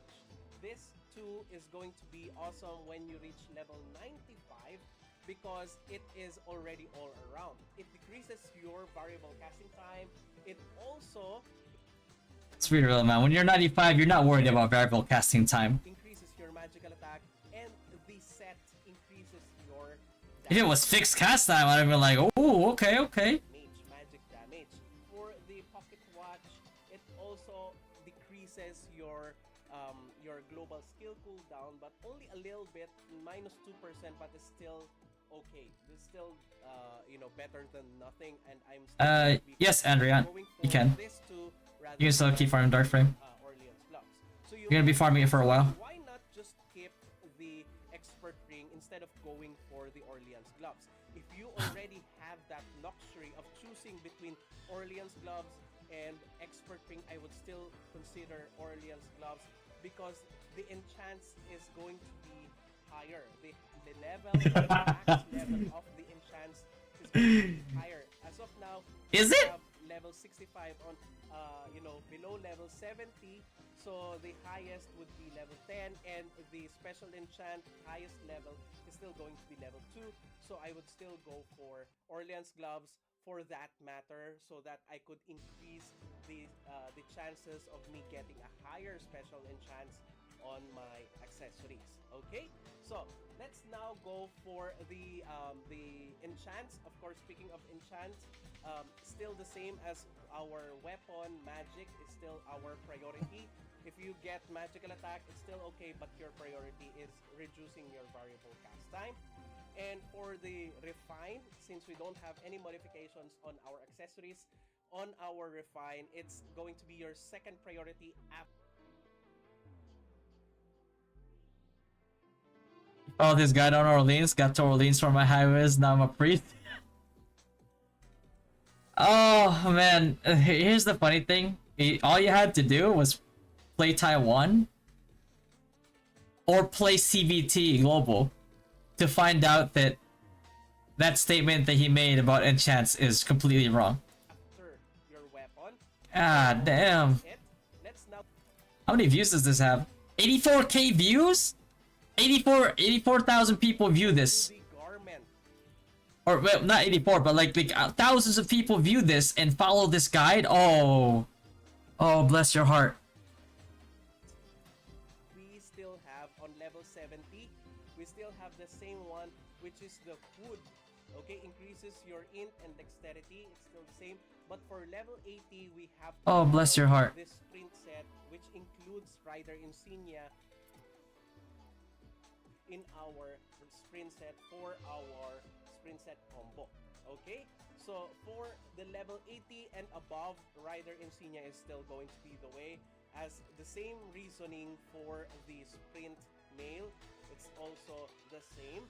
For the card, we have Frill Dora card, and when the Harpy Queen card gets released, that would be your priority because it increases a lot.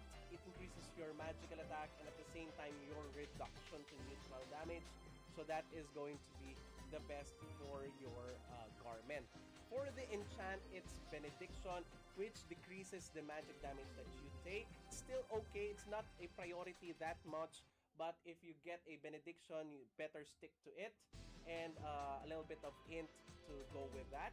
For the refines, it's just going to be for the resonance, same as the armor.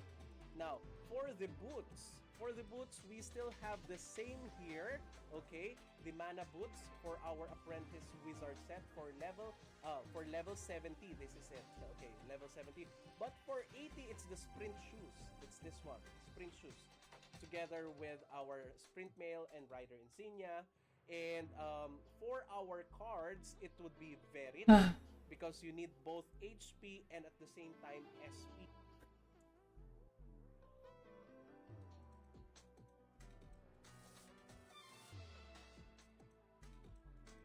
Alright, very card, boys and girls. Okay, take note, you need SP percentage in the I can't.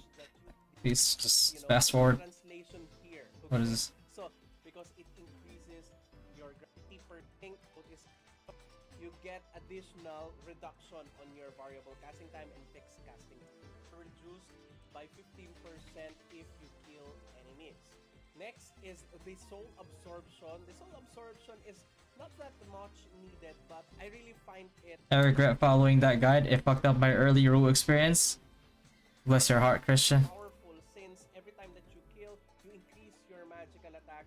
So I would still be, suggesting that one. And the last one is the energy acceleration. Here it's called energy charge. Okay, every time that you have energy coat, you gain additional 0.5% those. So for storm in release, that's the Please core. get me out. Core here, the level 10 of meteor change reaction. Reduction on the damage is only fair of in the it's still Get me out. You need also Quagmire because slow plus stun is still the best way to go. Goals at Geffen Dungeon? Boy, oh god.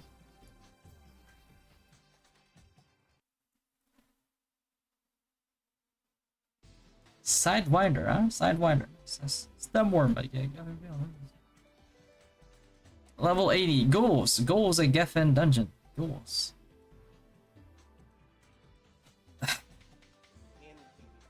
Alright, so I think to show you guys in terms of the damage, look at the damage of the gravitate. I think that most wizards are going to be wanting if they don't have a tier 3 Denel, which is melee increases so much the look at that. Look at this. Oh, by the way, if you're asking me why is there a water ball or a heaven's drive, the heaven's drive is coming from the mini boss card, Pitman boss card. The water ball is coming from the headgear. So there is also a water ball activation card here. Also a mini boss card, so you can also go for That guide is outdated, yeah, by like 2 years. Look at that. Look at that. Look at how low the cooldown and how fast the casting time because of the acorn healing and because we have here your skill cooldown, variable casting, and where is that? Wisdom ring, okay. Minus 30% fixed casting and minus 20% cast delay. Oh my goodness. Look at That's a 115 accessory, bro. Come on, man. 180, 190 million in 1 minute. My goodness. Bro, how How are you gonna show people level 70, level 80 gear, and then just link them a level 115 accessory? What in the fuck?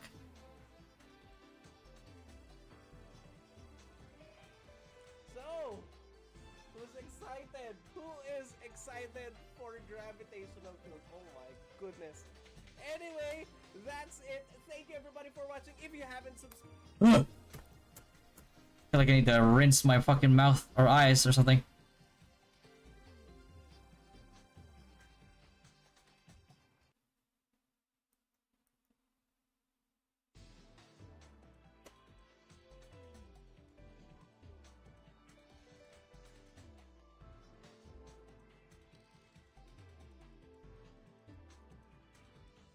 That's just fucking disgusting, man.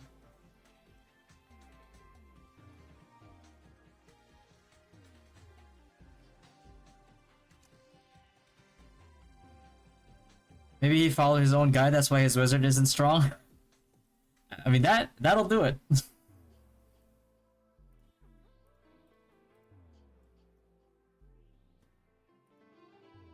That will definitely do it. Oh, man. Fuck.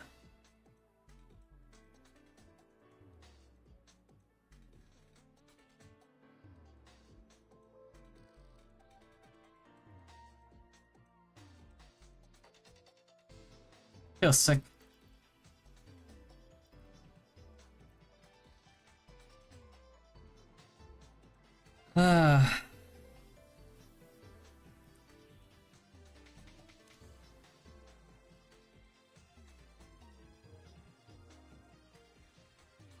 Or mention the mimic or gravity messed up the copy pasta. They definitely messed up the copy pasta. Here, let me pull up the guide. The hell did I link that thing? Let me see. Let me pop that open over here.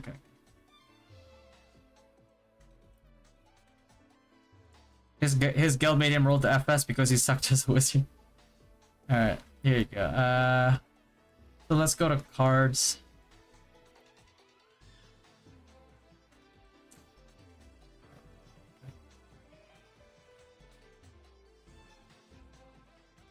Oh, there you go. Yeah. Yeah, there you go. So this one right here, mimic card. There you go. Raid card, greatest alternative result, and then this one right here. I repeat, do not use this card. We have a lot of sources for viable cast time, and at higher levels of VCT, diminishing returns are great enough that the VC bonuses this card has is rendered useless. This card was good during the first few weeks of the game as a placeholder, nothing more. There you go. And then we move on to Smoky card after that. So yeah.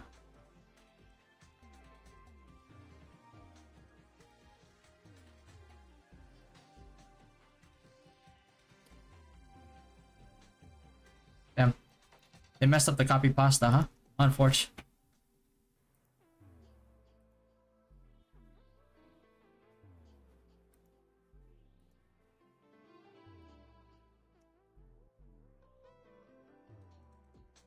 What's with the title?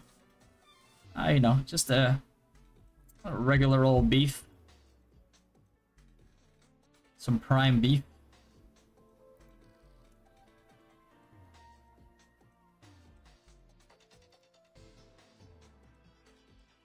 The beef so juicy, it might as well be Wagyu. Oh man. I feel drained after watching that guide. That shit was agony for me.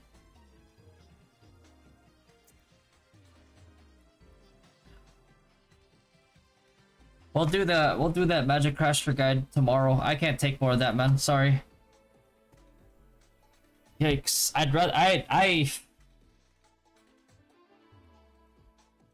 I'll review your guild lead VODs. But man, Jesus. That shit was painful. How much? Oh, 2 minutes left on Earth's thing here.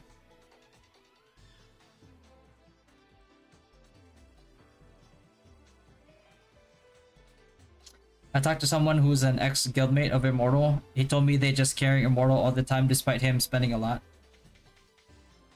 Yikes.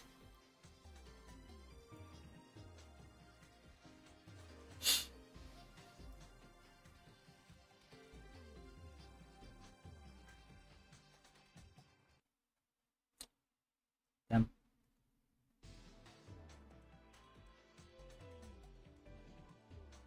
Well, I mean, if you build your wizard like that, I mean, it is,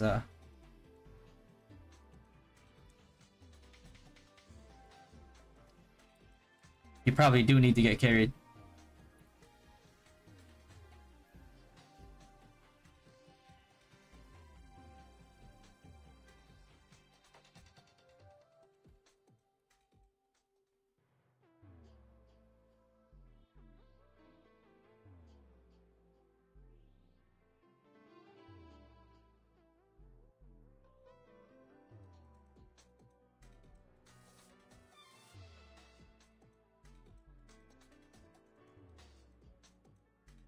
Gonna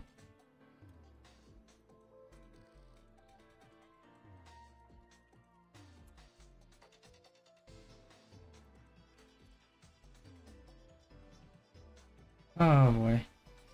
Alright, wife CT is done. Okay, just gonna give the spot to Corey and that's it.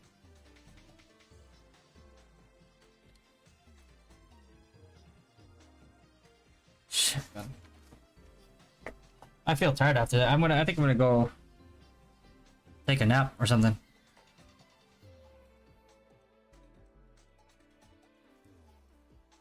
Whew.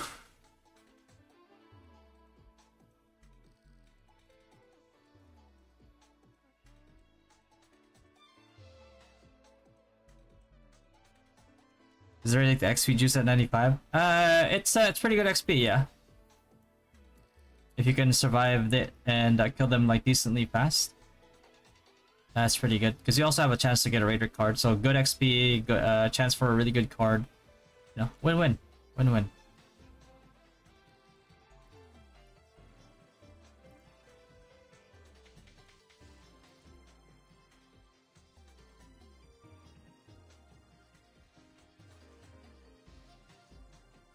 See if anybody requested this while I was offline.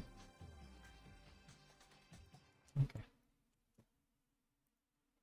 Got no people queuing. Thing is, like, not everybody can do it at this point. Just when everybody can.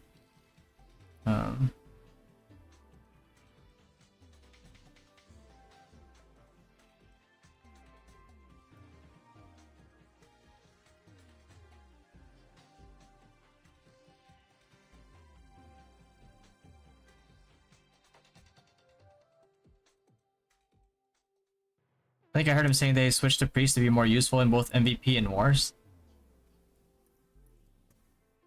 Whatever. Whatever you gotta do, I guess, to...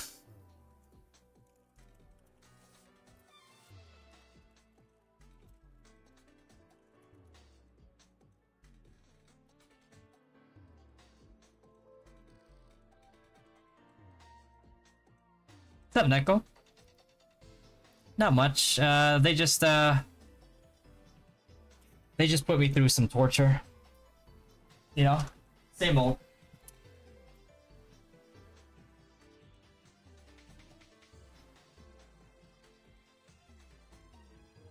Man, that was rough.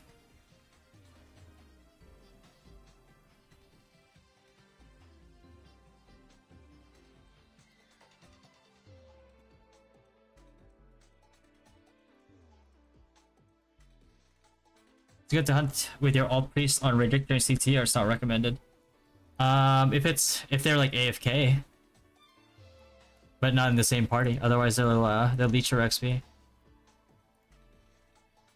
They move 8 to 10 channels.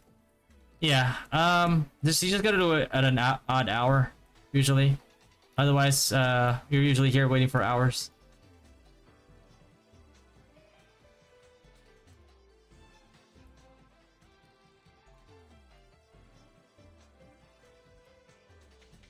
That's why I wasn't able to do my CT on reset.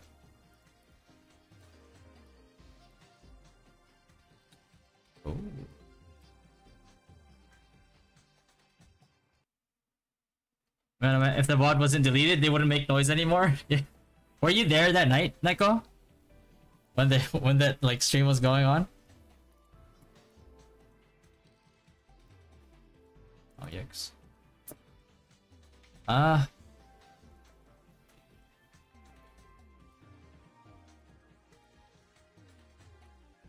we go.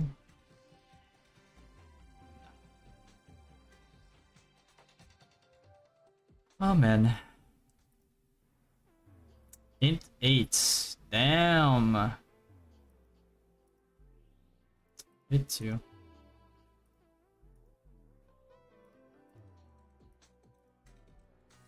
Damage reduction. That's whatever. Yeah, all these stats are kind of eh.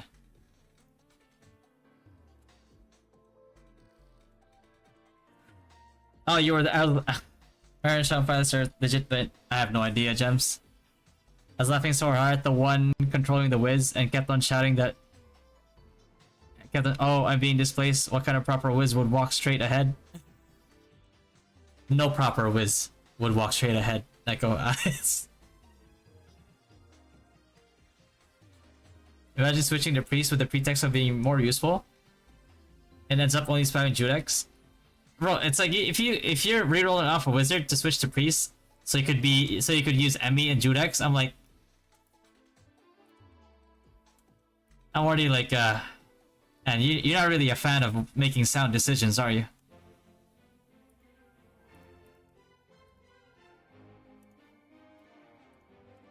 That shit was funny. It was from this mysterious ink.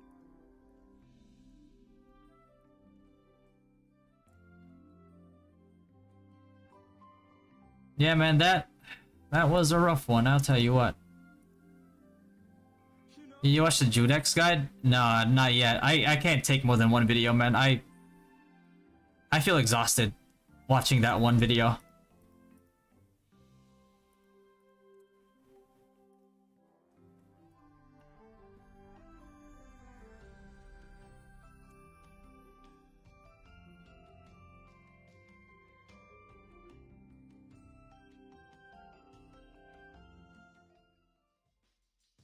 You know, you guys know why I'm not like making a guide for every single class is because I don't have like I mean if I could test it, then I'll make a guide on it. The thing is like I don't have time to test it. So it's like if I don't have time to test it, I'm not gonna go off of hearsay.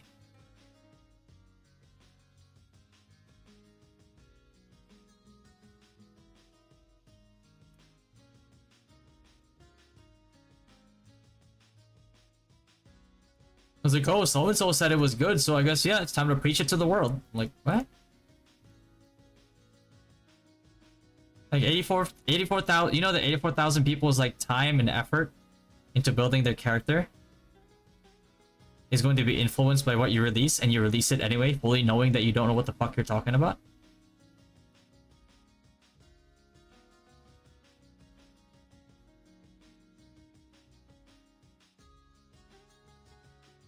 I pushed from Wiz to Priest because I felt useless in T1 hard and want to provide at least more support to my party members. I mean, yeah, that's fine if you're support, right? Like, you wanted to change the, you know, because instead of like doing damage, you wanted to do support. Yeah, that's fine. But to say that you're if you switch to Priest saying that you want to support and then you use ME and a Judex, then I mean. That is a completely different thing.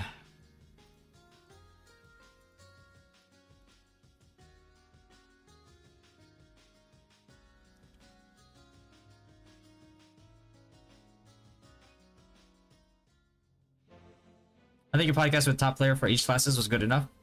Yeah, but like that's like them explaining their build and why they built it for such a long amount of time, and then you pick their brain as you go along, and then you have people on stream asking questions as well, so they can pick his brain as well, and then you have a very, you know, an actual experienced player who's done the testing, who's done the who's like, you know, who's played the class for a very long time, actually giving you information that's valid and relevant. You don't just like base it off of hearsay and just like present it to the world as fact. It's like you didn't even test it yourself. Like, at least, like, have the other guy say it, because he's tested it, you didn't.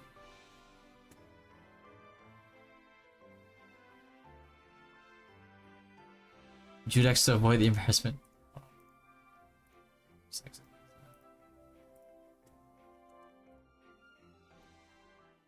Make assassin guy to make apologize on the next video.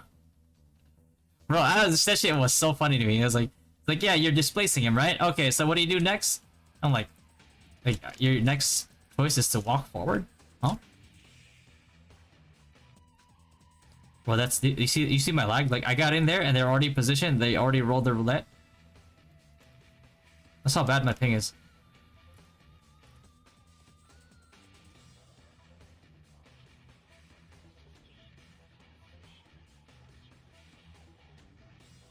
That's crazy.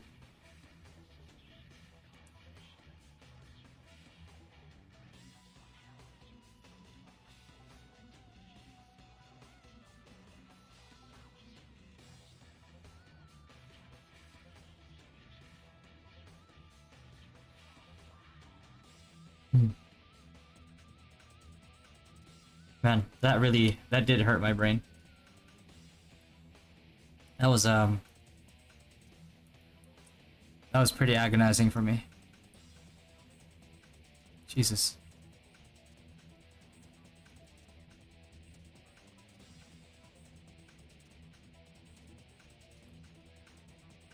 Immortal's Judex build is strong. You should watch the guide. Come on, man. Why you guys gotta be, why'd I gotta go through this, huh? Don't you guys don't like me? What the fuck?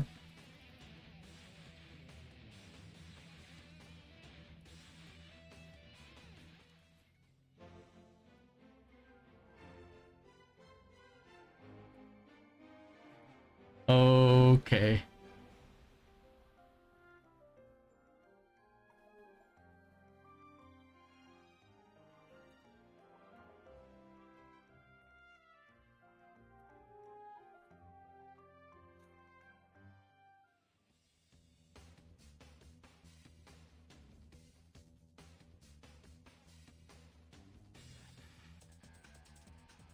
Judex one hit dark frame. All fucking Judex build, boys.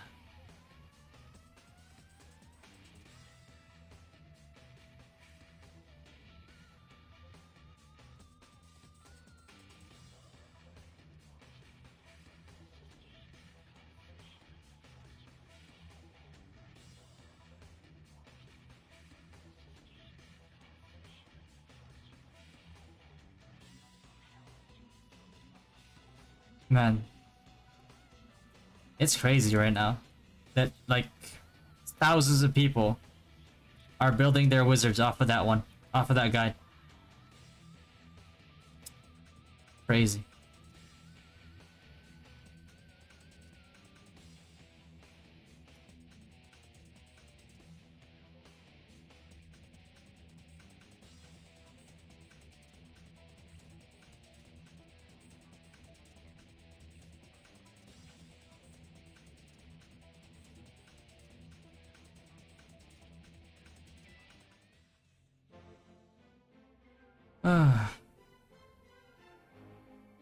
Man, that really tired me out.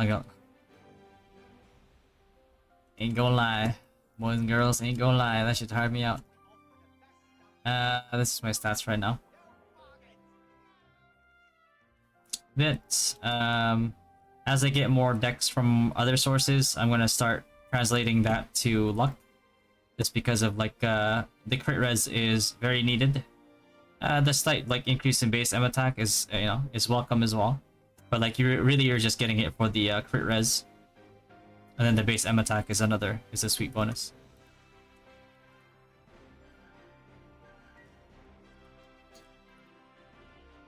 Whew.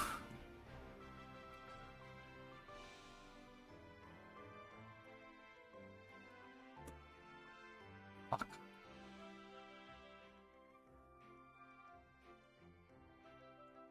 That generally pisses me off that, like, like that was presented as a guide to people.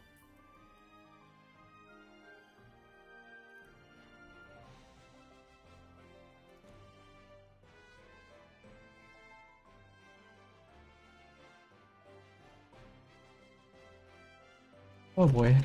I don't know if people are hunting Dark Illusion right now, but let me see. Let me see. My career has only just started. Greetings from Oh, you got it. We offer the best services here in this capital city. Man, I am. I feel like I need to eat after that.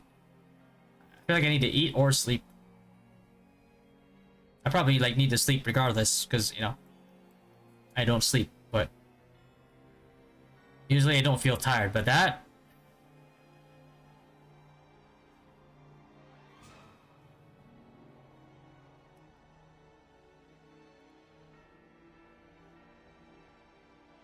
I almost have the fortress, so no good loot. Yeah, man. And RNG is RNG. Either you get it or you don't. Do you think it's worth it to use the new pet even though it's tier 1? Yes, even if it's tier 0, it's still worth it to use. And the reason why it's worth it to use is because it has the anti-burst that no pet can really offer you, even at tier 0. Let me read the skill here. So like the argument is like it's kind of similar to the shield that like Bulldog gives you, but the Bulldog gives you at tier 10, it gives you like everything including effect resist, right? But the thing about this one is, even though that's a shield, is already pretty good to begin with. But then you have this right here. Temporarily increase the absorption of the shield to 500% of its maximum capacity, then remove the shield. So this is very anti-burst. Right? So it helps you from... It saves you from getting bursted down. Tier 0 is... you have the shield plus the utility-wise. I think it's much better than Bulldog, yeah. But that doesn't mean like Bulldog is useless, right? You could have both.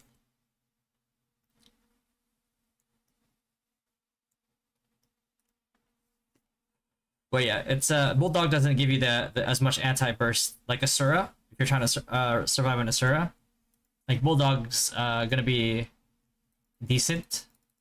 But if you're still getting one shot with Bulldog, then you know,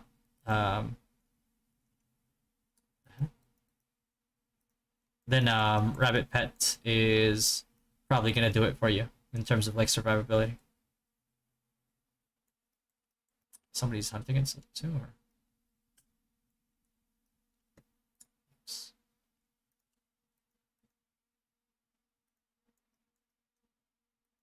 Oh, that was first, like running around somewhere.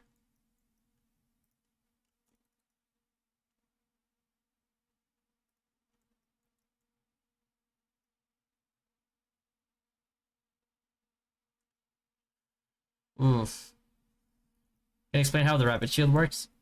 I mean, it's pretty straightforward. Right?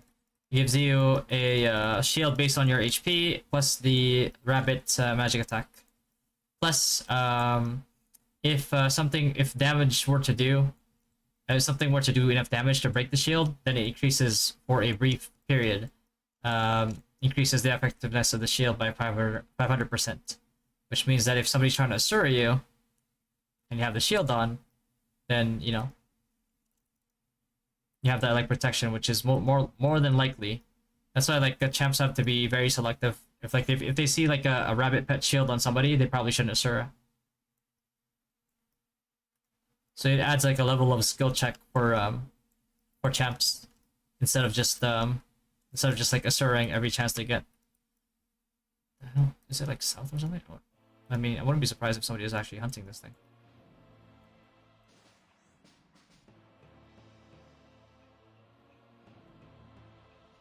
The guy's dead. I want to kill Abyss Knight as well, because Abyss Knight, I don't even want the card. I want the headgear. Looks pretty damn cool. Is that trick stuff? What is he doing here?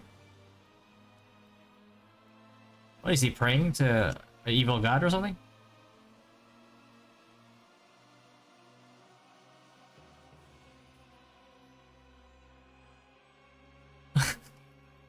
Alright. Golden, it's in the 5 o'clock? The minis? Wait, hold on. Like over here? The mini or the elite? He's praying for a fine. Oh, the elite. No, no, no. I don't want the elite. I don't want the elite. What's the ideal crit res? As high as you can, Tim.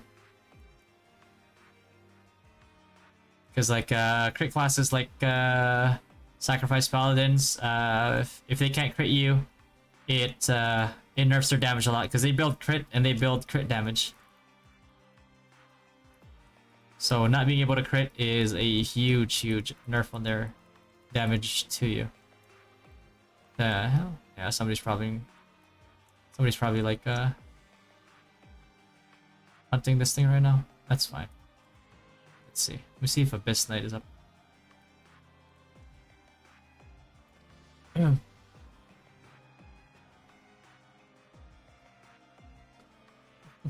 think he's praying for a fine there? Yeah, he's gonna need a lot more than a prayer. I'll tell you.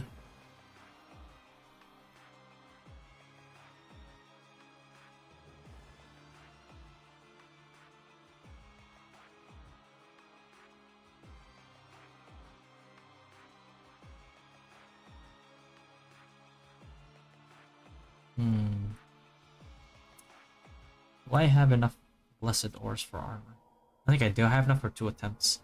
I'm really trying to get like plus 15 on my armor, but I haven't had luck in like the past 5 weeks. I actually like took a chance on like getting to my weapon to plus 16 and it went.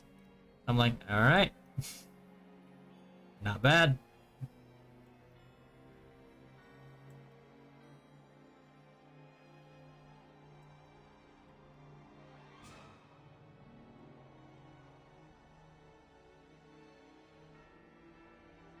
What is your crit res? Right now my crit res is only at like 60, I think. Let me see. Could definitely get higher once I get higher in chance. Holy, look at my signal on top left. Look at that.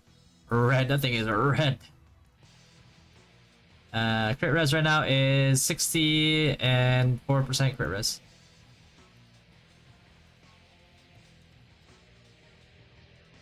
Could definitely be higher.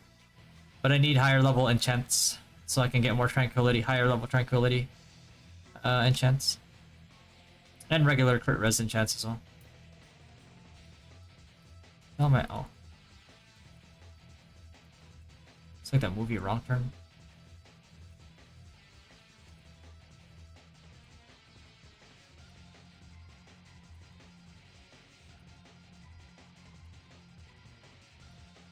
Don't tell me something's killing you right now, man.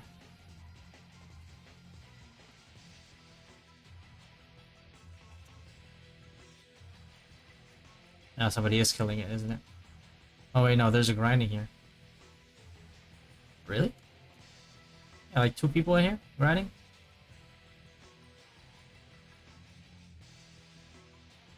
Sometimes he like sneaks in this corner over here. I mean, if I'm here, I might as well check for the elite, right? I'm not really here for elite though, so fuck it.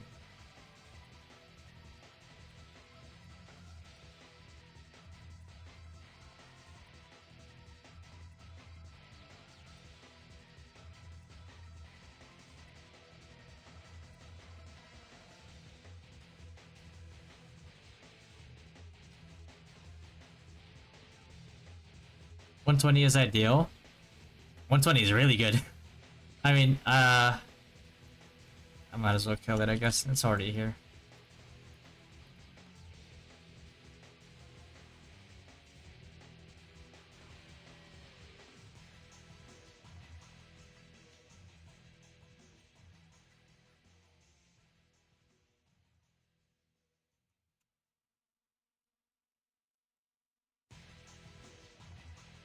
That red N? Oh. I think it's because the friend request.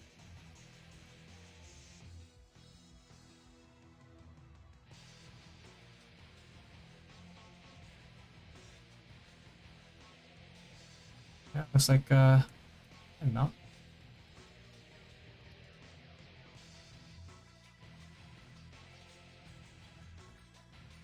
$120 is ideal. I mean, that pretty much like shuts down a lot of like crit classes already.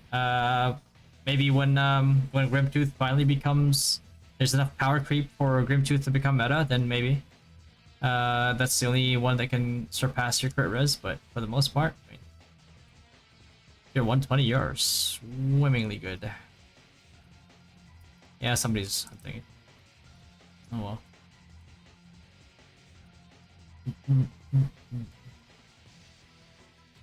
Shit, hey boys.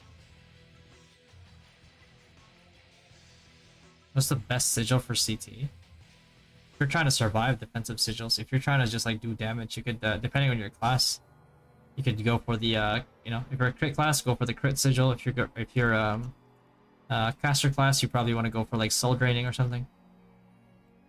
And then Meteor, it does pretty good damage at max level 4 Meteor. Not the skill, but the sigil. It actually does pretty good damage.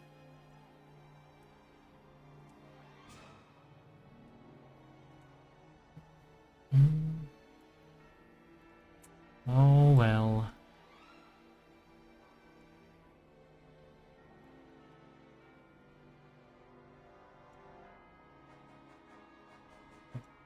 I think tomorrow I'll have to do the sponsored stream for Raid Shadow Legends, and I think was it 2-hour stream? Yeah, 2-hour stream. So yeah, save me the grief of having to ask over and over again, guys.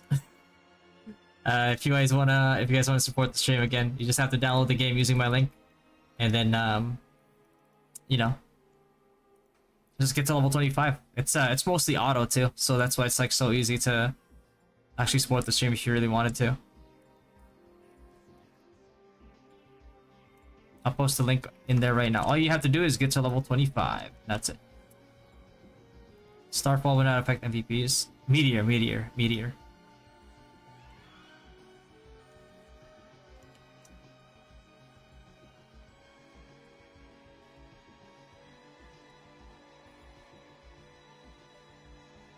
Meteor at max level 4 is pretty decent.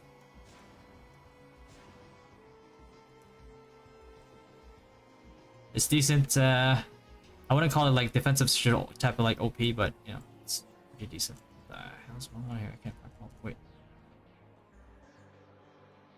Where is it? Oh, it's across the wall. You're not hiding from me, bud. I think this is a gate. What the fuck?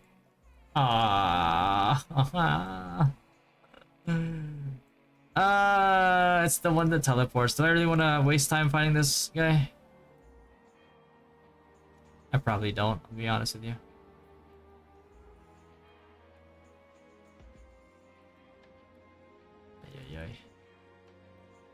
I don't want to waste my time, man. Like, he's gonna have to keep chasing him around.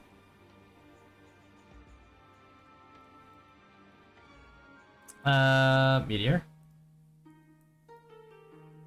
Are you going for like this one right here? Up top? It should work on MVPs, no? When deal damage to target's HP is 5,000 points or higher than your own, you damage yeah, it doesn't say that it won't work on MVPs. I don't know why. I don't see why it should. It won't. I mean,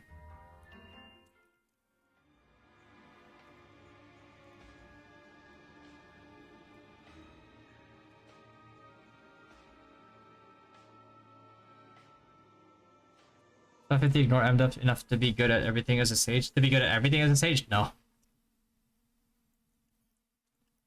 Like TON like MDF alone is pretty nuts already. Oh, look at this guy. I guess might as well.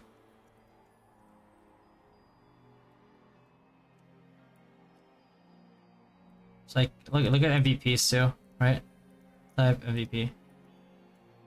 Alright, guy has 450. What is that? 453. He'll do like good on these MVPs. 450, 446, yeah. But then like the later MVPs, probably not so much, not so hot. Let's go over here. Maybe it's over here. Jesus, very slow. Maybe what would you prefer, Holy Light Shield or Overload? Oh, man, that's a tough one. Holy Light Shield's pretty OP. You know, go let it. Oh, there you go. I guess it depends on my gear. If I'm trying to survive longer, I'd probably go HLS. But like players, like for example, my MDef right now is 530. And as soon as I get more gear, I'm gonna get way more than that. So it's gonna reduce your damage by quite a bit.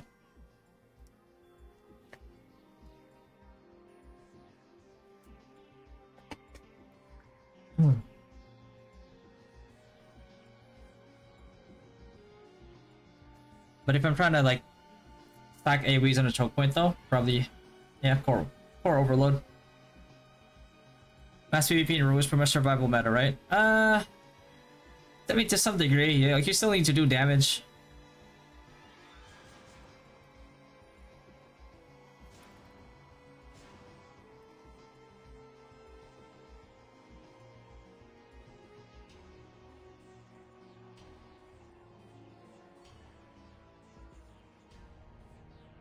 I could switch cards, but yeah. How long does mini respawn again? 15 to 20 minutes. Is Smelling Core Overload good for Paladin? It's good for any DPS class to some degree. But like, you know, if you're like a Paladin, you probably have better DPS cores. Like Big Bully's pretty good. I mean, it depends too, I guess, on what you're doing. But I'm mostly speaking from like a PvP perspective.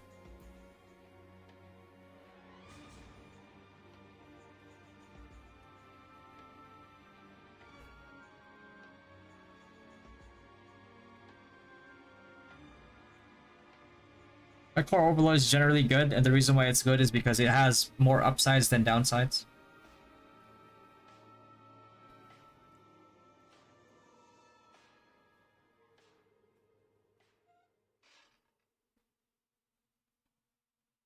This thing has a lot of HP.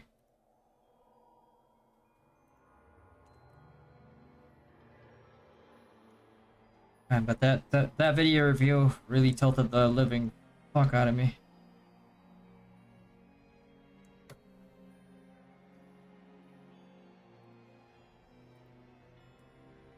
What's up, Dan? Can I see your credit card summary ranking? Yeah, sure. Summit ranking. Legends is number 1 for good reason. Radical's pretty strong. And then Aeons.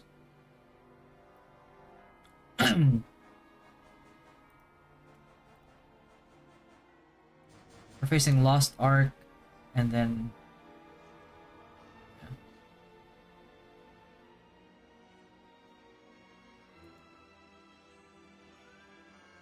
Score Overload useful for Sniper. It's useful for like DPS classes in general.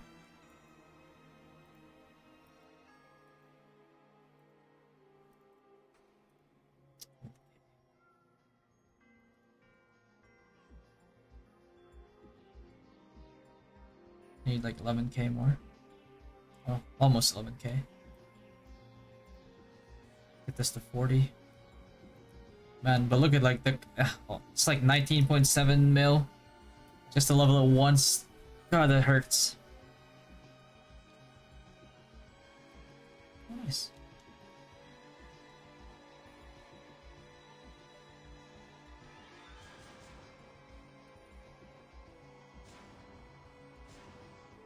Yeah, the fun thing is I can probably just switch between channels and get the ones where it's spawned in this area, maybe. If I'm lucky.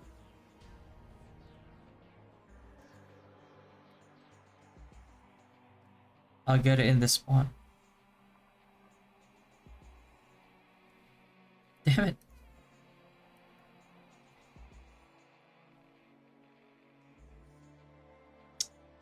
Is it here? Ah, there we go. Thank you.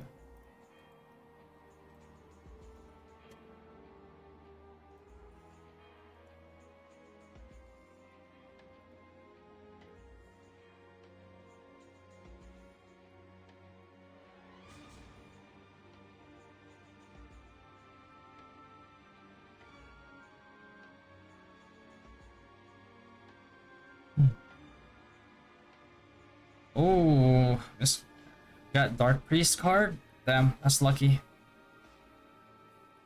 Card's pretty OP. Dark Lord.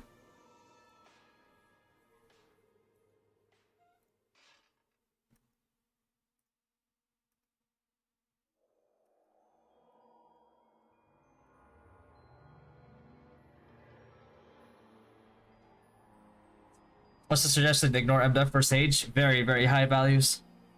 Like, you have to realize, like, if you're trying to do TON as a Sage, like, hard mode... Was it hard? Nightmare. Nightmare? I think Nightmare alone has, like, 900... magic defense.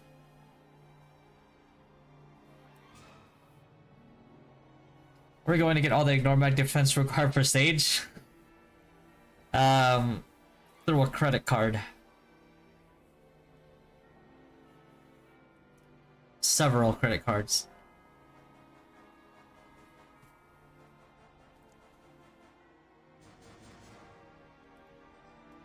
Unless they release like some godly ignore magic defense costume. You know what? I can actually see them do it. I can see them doing that. So that they can try to make more money off of like Sage rerolls. So, you know, that's something that you can at least look forward to, quote unquote. If you're going Sage.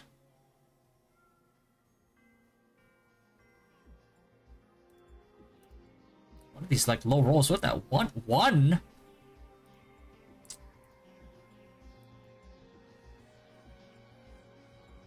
Did I already get these? I think I got these already. Didn't I? I did. Maybe doubt myself here. Okay.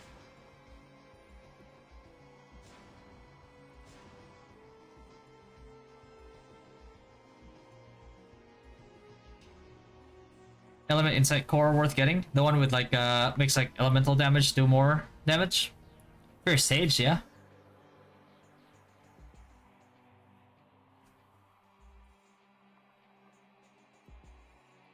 Or maybe eventually when you're if you're like super welled out and you have your Dark Illusion and Ancient Strap cards 3-star, then you can work on your Gravity Field Meteor Storm combo for maximum DPS. Then that works pretty well.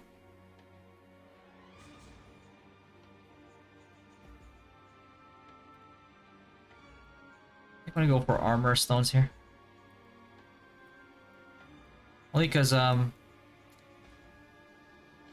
gonna need as many of those armor stones as I can get.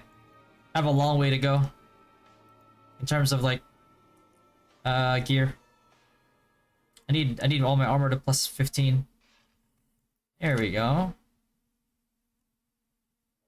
Oh. Perfect.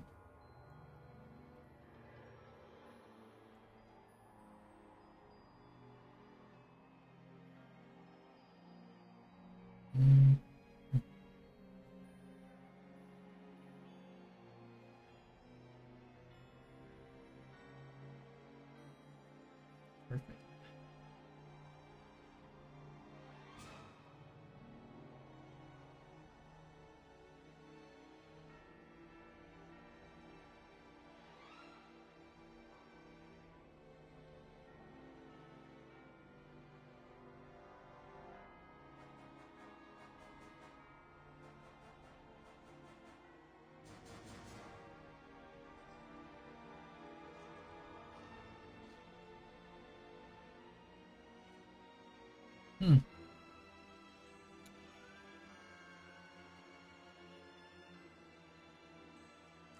Anybody got more Guild League videos? I like reviewing Guild League videos, man.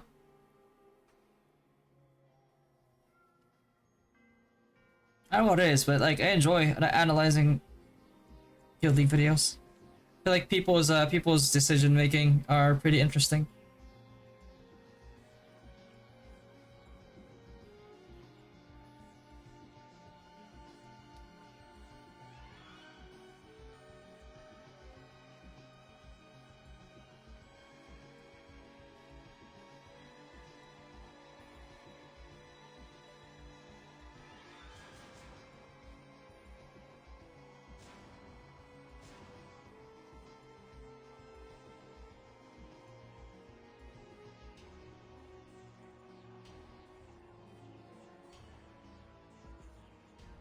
%. Is the ultimate guide not interesting? How condensada are you? Oh man, I'm gonna lie to you, that made me. I felt like kryptonite. Really made you weak.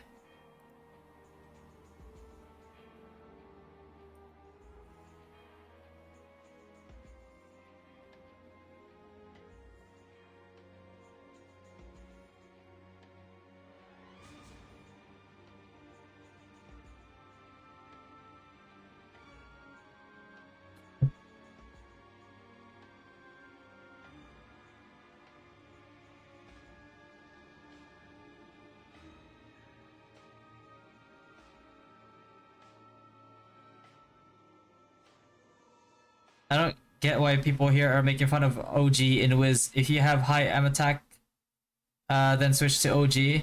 Stephen Chow is on 2 OGs, so is he doing it wrong? The thing is, like, you need more agency.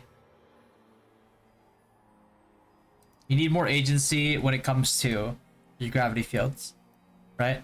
It's because, like, if you're fully trying to make a play on like stacks and that's really all you're doing, then sure, right? But that's with the caveat that like you're so wailed out that your gravity field kills people in like 1 to 2 ticks, right? But if it's not, then there's no point in going to, because like here's the thing: if you're, let's say like you're what's a good example? So let's say like for example you're grinding in it's just an example, right? Like pretend like they're players. Let's say like I'm grinding on this dark frame right here, right? If I let's say like I two tick it, right? Like it takes me I do like 70% of its HP or something like that in you know, in 1 tick, and then the second tick obviously kills it, right? So if you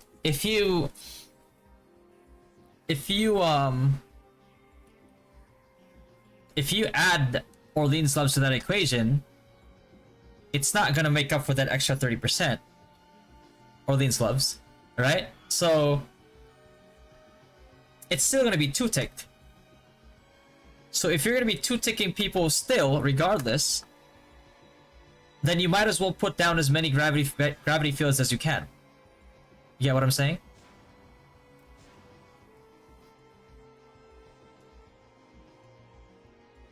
So that's why Expert Ring is as good as it is. Right? So it's like you can cover, if you're doing that much damage anyway, it's like you might as well cover as much ground as you can with your gravity field, right? Like that, because it just makes a lot of sense that way. Right? If you're covering more ground, that means you're making more impact.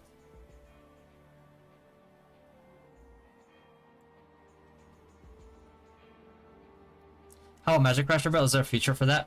Not at the moment, no. Not unless I keep buffing it. But the major problem with Magic Crasher is probably, in my opinion, probably the range, and then right next to the range is the fact that you won't have enough Ignore Magic defense to do significant damage later in the game with Magic Crasher. Unless they're like super wailed out. But even then, it's like you're still putting yourself in harm's way. But yeah. OG if you want to save SP.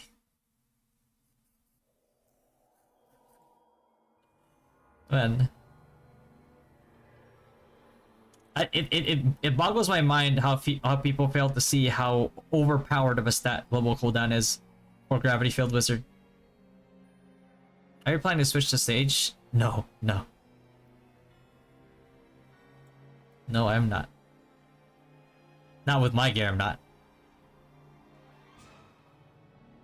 Hori will use MC then? Okay.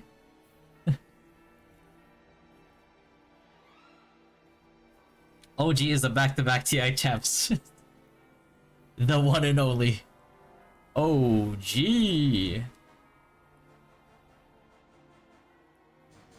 100% need that Bloody Knight card. Oh, here we go. For Gravity Field, right? Right? You'll go Magic Crash? Okay, buddy.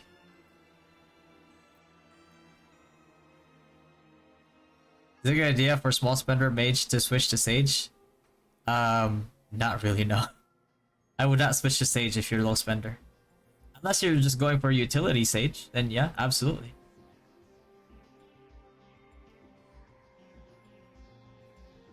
Proud of my 1.5 GCD gravity build. Nice, nice, nice. Can Corey try the Magic Crusher ultimate build?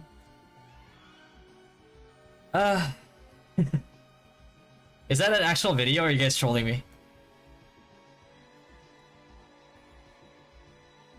Time Feather or Sky Feather for Ignore Death? Sky, no? Wait, let me see. It's cheaper? Sky's cheaper, no?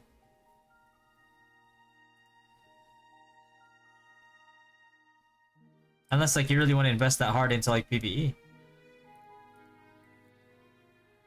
So, I mean, Scale's better. I think you should go Sky. And then work on getting your attack feather, time feathers leveled up through the Imperium shop if you're free to play. Otherwise, if you're not free to play, then you can just keep investing in time feathers and just get it up to a point where it's actually just straight up better. Sage uses one hand. You still have a you still have a shield as a Sage.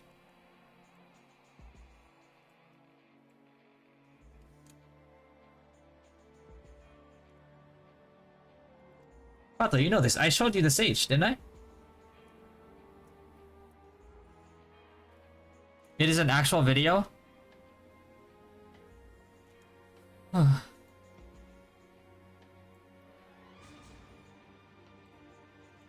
Is there a good?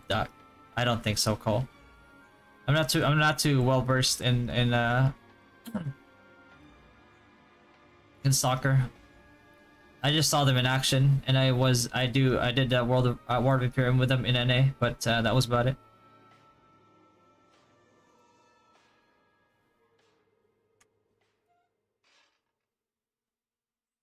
Day Feather compared to Sky?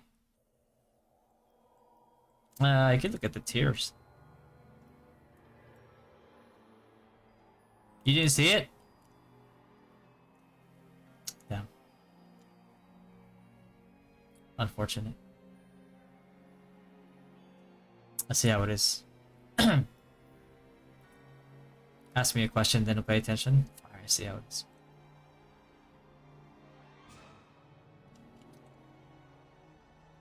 I was talking with you. I'm trying to find this. How many? One more. Damn, my channel switching strat was not enough to. I might as well. I'm already here.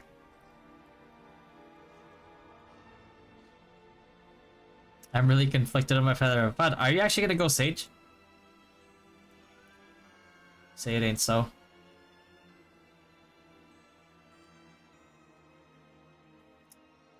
A traitor to the Wizard Brotherhood. I'm just kidding. If you're gonna go Sage and you're willing to gear up on your Sage, it's gonna be very expensive. What I mean, you know, you're already up there.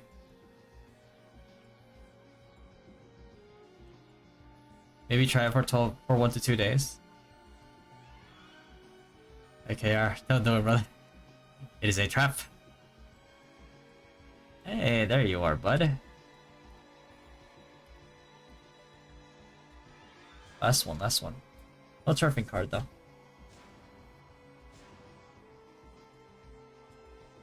I mean, on the mobs that you gap in terms of like ignore magic defense, like you're gonna do good damage to them. The ones that you get gapped like really hard though, boy. You don't have Thara? No, I don't. No luck on Thara. I almost have Thara. I need 240 more, and I can redeem it. But the reason why I'm not using my Nyans right now is because I'm saving it for guild expedition cards.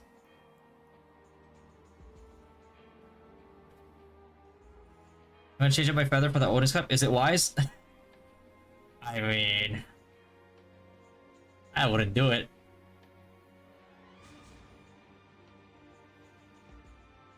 Like, well, what's going on? Like, your feathers have not been working out for you or something? Your feathers were doing pretty well.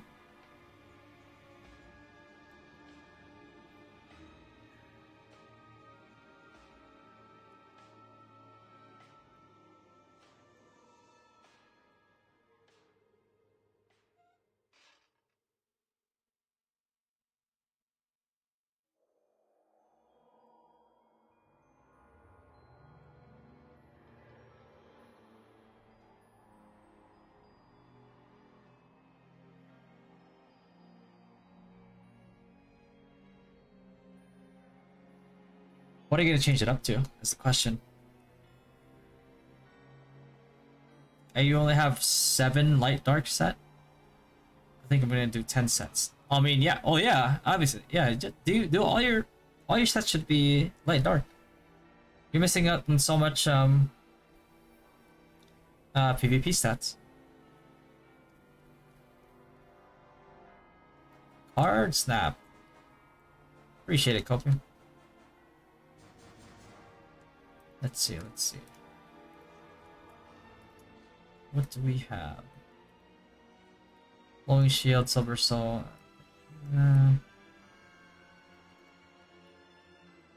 There's only one wraith. Yeah, and I'm not competing for that shit. Fuck that. What do I need again? Silver soul, right?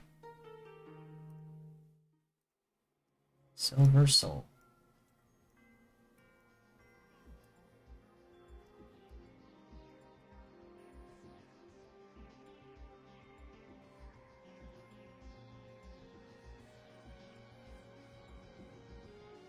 Fuck Aurora. Immortal body. Let me focus on this one because this is way easier to fucking. Oh yeah, like 5 of these? Silver soul? If I do that, my ignore gonna be gone. Oh, what do you need? Ignore MDEF 4. What? Fato, I swear to God, if you're fucking lightning bolting people.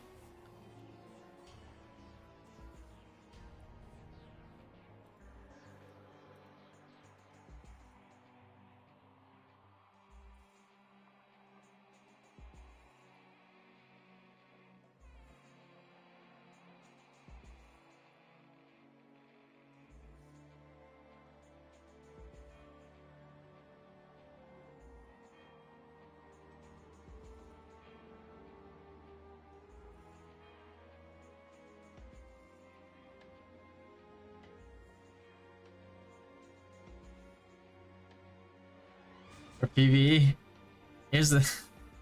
Why don't you just I think you can still get MVP if you use Gravity Field and just bring a Bard with you. Bro, just bring like 4 Wizards and 1 Bard. There you go. There's your MVP.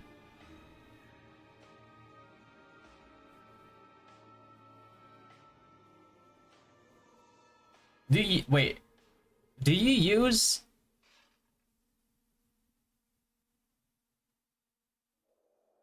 Those feathers for PvP? You're not, right?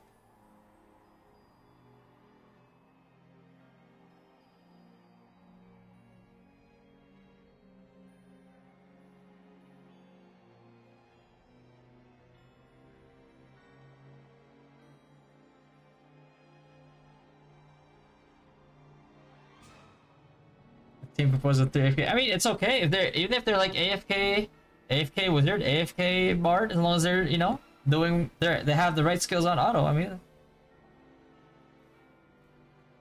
you'll be all right.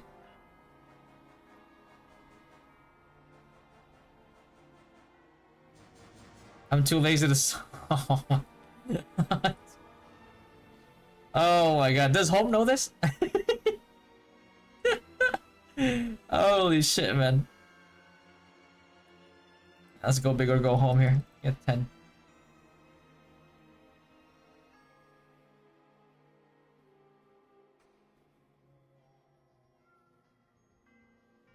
This is why I can't bid on the costumes that I want. All my zennies going to gear. They do? Oh, okay. God damn it. Hey. At least you're still winning, huh?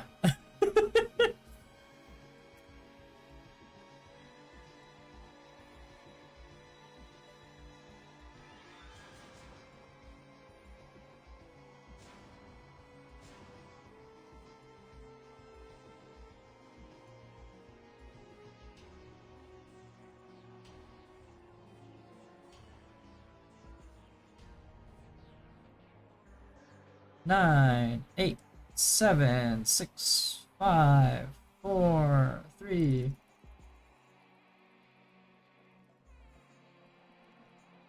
Fuck! Like if I'm too late to find Trank Enchant too.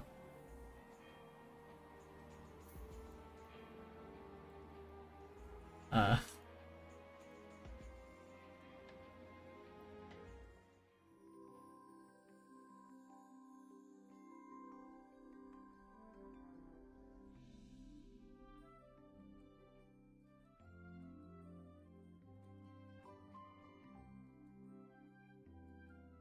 Most of the time and focus on my Mora on accuracy and weapon.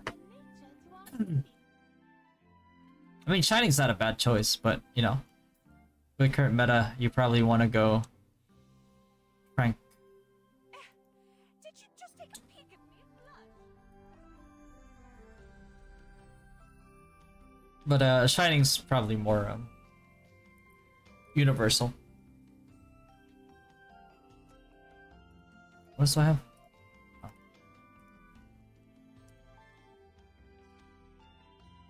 Care to witness the might of magic?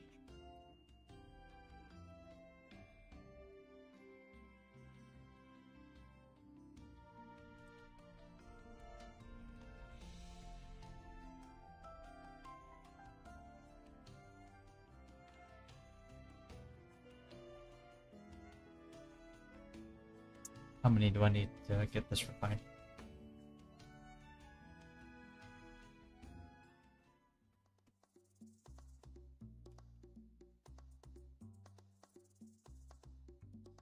Greetings from Kappa. Refined equipment. Even a boring will be unstoppable on the field.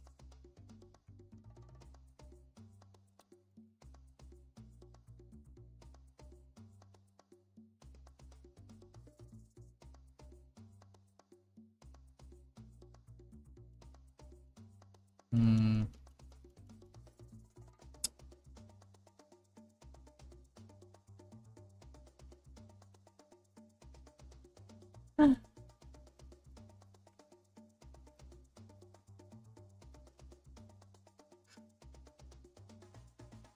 Need one more.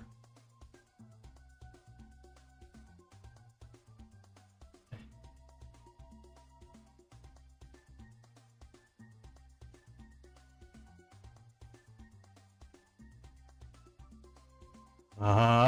Okay.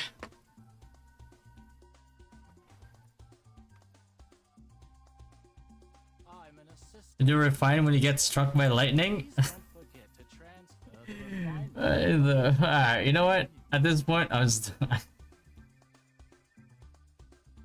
But you're only lucky if lightning hits you twice. That happens to you in real life. That shit becomes a problem, doesn't it?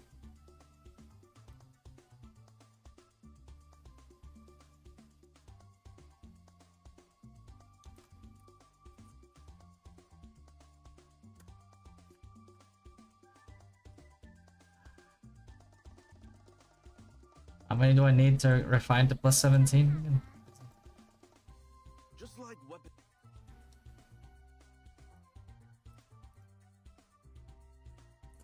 41.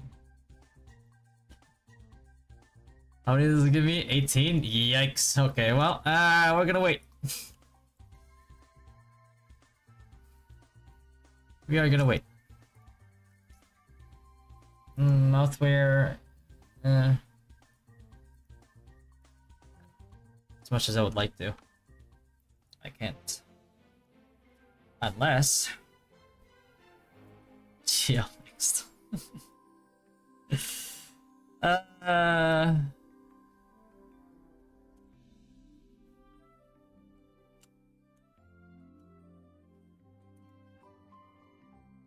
How many more rabbit poles do I need before I get to the pity? Knowing my luck, man, I'm about to get fucked here. 21 more posts. 21 more posts.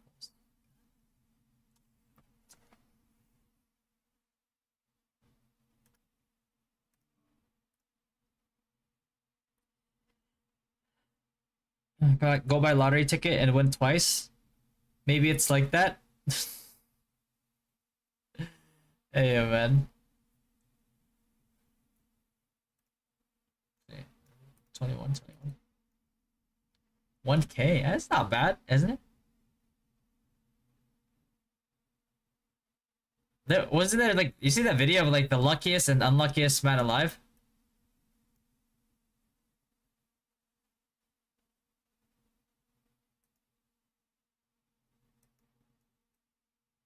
Should just do it. 1K. If I spend 1,070 to get to the pity, I'll have enough by the time Thursday comes around, so I can still get my GE card. Alright, fuck it, let's go.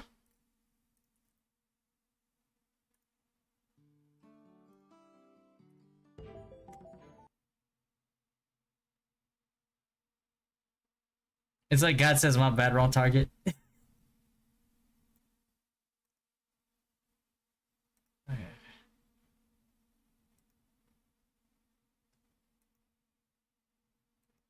The no sharks? Okay. Right. Uh-huh. Uh-huh.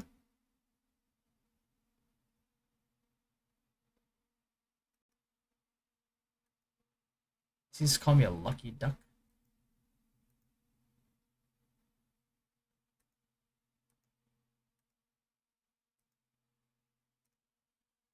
Things really take me to the pity, man. Hold on, let me just... what's up, Dada? What's going on, man? Low-key heart attack? Yeah. Greetings from Ah! We offer the best services here in this capital city.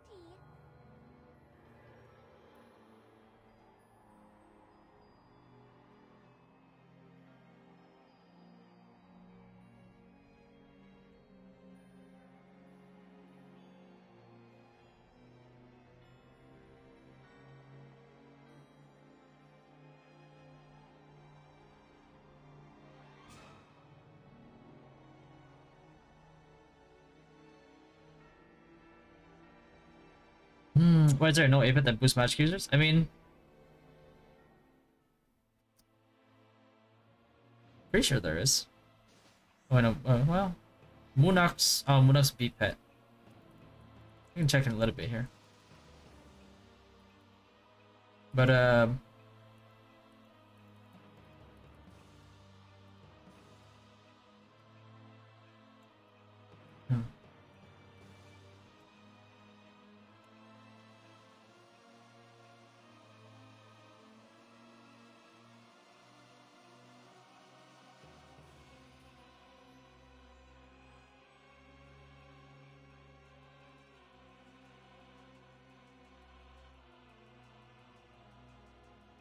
okay.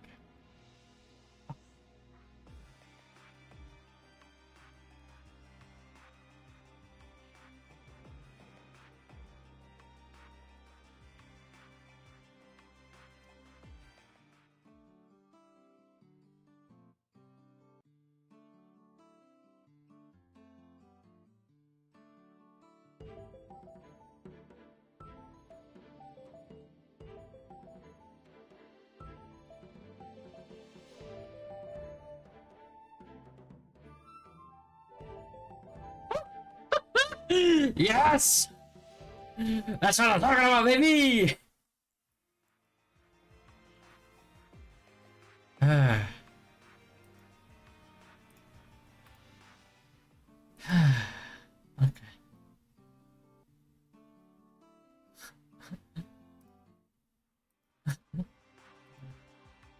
That was my one and only chance.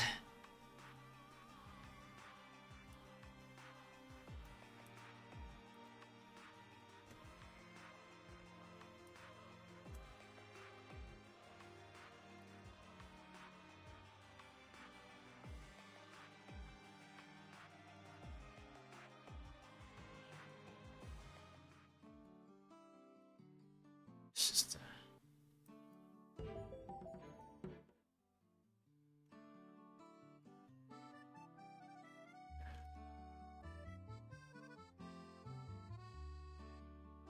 character, I'm attack. It's pretty good.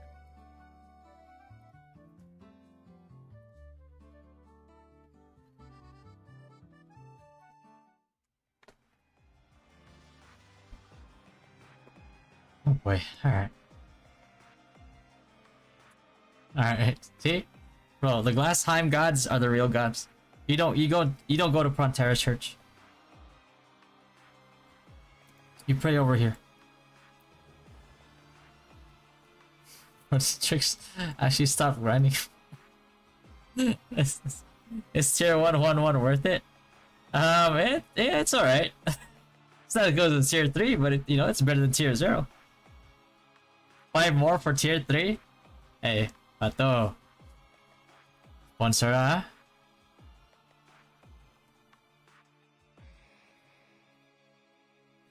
That's it, I'm done.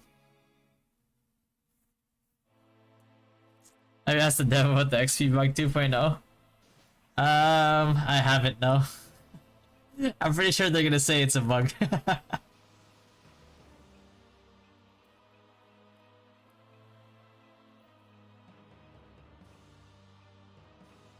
Hmm. Do you see a face when you look into there? Look at that, look at that. Don't you see like a face in there? Like a skull? Yeah, like a skull. Right. He's like peering through there, giving me good luck. It's like my son. Here is 011.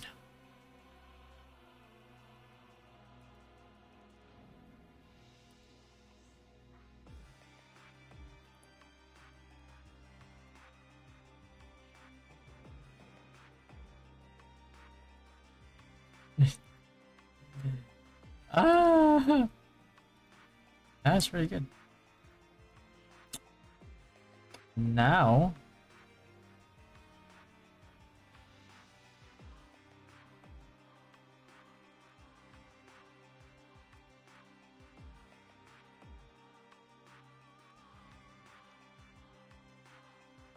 hmm.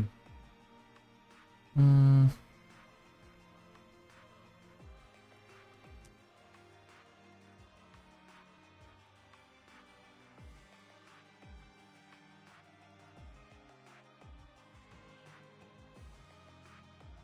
What is it right now? I don't care about that one. Fuck. This one. That's this one. Monday, Thursday. So I gotta wait till Thursday. And then tomorrow I can get. Okay. I'm so lazy when it comes to pets, man.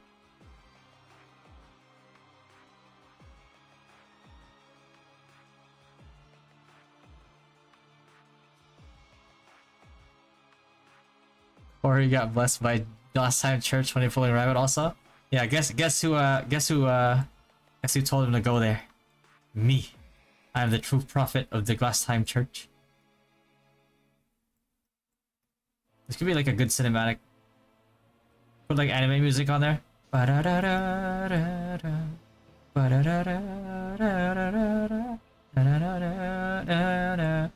Aoi, aoi, no, sir. Yeah, oh shit, that's some anime shit right there. Combine your pet ticket? Yeah, might as well. What's up, John? Ganda ng buhok mo. Anong shampoo mo? Head and Shoulders. No, head and Shoulders. Abyss and Teapot are the only 8 pet that buff magic damage elemental base. I'll be honest with you, like those magic defense like buff pets, I don't really care too much about them. go squidge it. One of you has got to go. Now I'm just gonna use it for PvP. Yeah. Oh! He is good. I need 5 more summons of the Child of Earth and I can get a tier 10. Pretty good. Where to buy this? Oh, shit.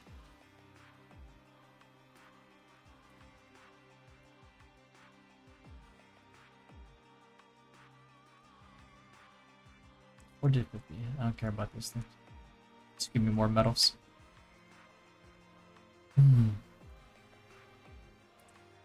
Naruto Bluebird. Hey, my man John, man. He's a man of culture. My brother. Alam nyo gayahin ko. Spicy Jamaican patty. Or my favorite, Argentina corned beef. When you cook the corned beef too, like on the pot, before that, like put like a tiny slice of like butter on there, right? Non-salted butter, melt it on your pot, on like on your skillet, and then put the corned beef in there. I promise you. It is a secret Kraken tier strat.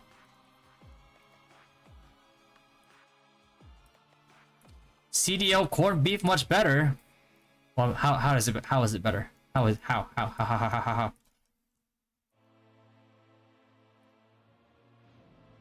You got it, John. Anything for you, man.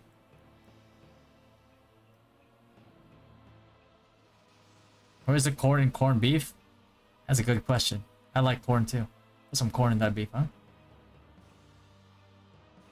Oh, Slim Shady. Holy.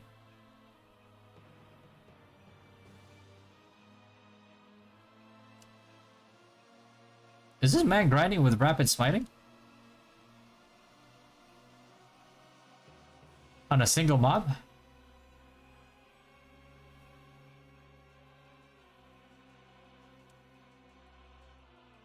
Boy, if you don't... Oh boy. Pure Foods? Bro, man, Neko, you're trolling me right now. You don't even know what brand you're talking about. Argentina, man. Argentina corned beef. How is it better, though? How is it better? You have to tell me why it's better. It's not good enough for you to remember their name. Huh? I wanna try Delimondo. Kinda overpriced though. What's Delimondo? Hold on. It's so oily? Bro. You think I eat Argentina? I think I eat corned beef because it's healthy? Hell no. Hell no. Delimondo corned beef. Bro, this looks like some fancy... What the fuck? Hold on.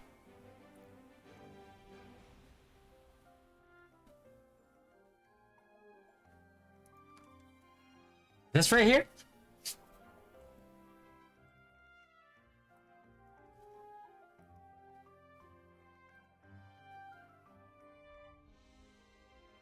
Ranch style corned beef.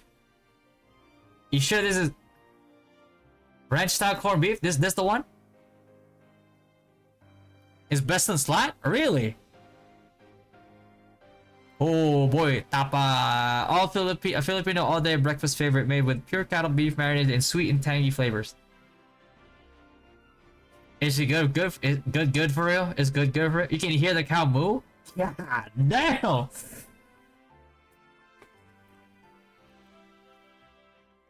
Argentina is more watery than Holly. Yeah, but I don't want some dry ass fucking corned beef. Hold on. How did they have so many flavors? Oh, hold on. This is the one you guys get? Tapa corned beef? Or do you guys get like ranch? What is ranch style? Premium corned beef made the old-fashioned way. 100% cattle beef cut into long strands, specially cured and seasoned to perfection.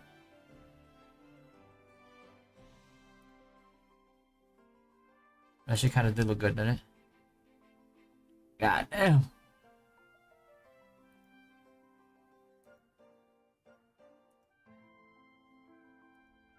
Oh. Oh.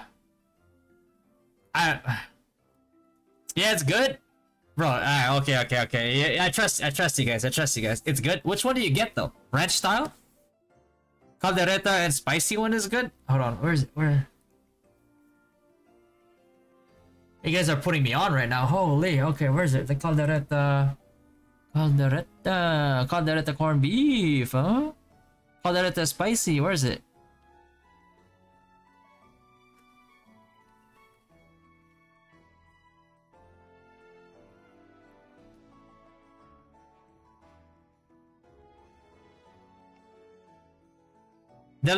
Bro, what the fuck?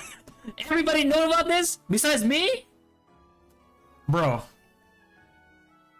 So everybody just like just knew this existed besides me. How did I not know about this? Does my wife know about this? Hold on, let me message her.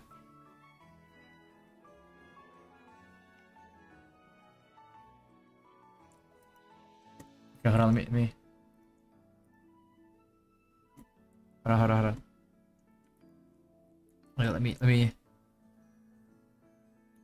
Wait, let me call her on Facebook. Hold on. How could you not? She better not know about this, man. I feel like if she loves me, and she knows I love corned beef, she should have told me about this one. Hold on. Let me see. Let me give her a call.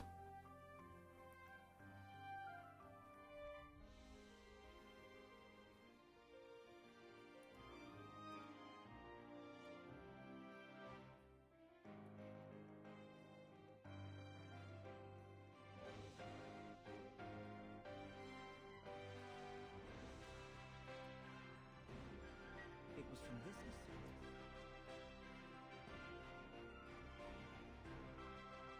Kraken tier corned beef is what it. Highlands corned beef also good. Hold on.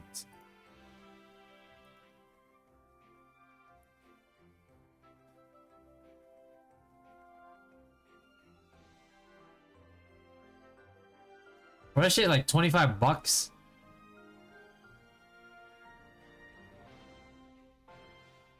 Highland corned beef. Highlands corned beef. I need a.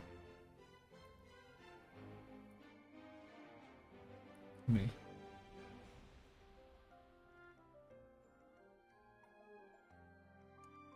Highlands corned beef. The. You mean this thing? Hold on. Let me see. This thing right here, made with Angus beef.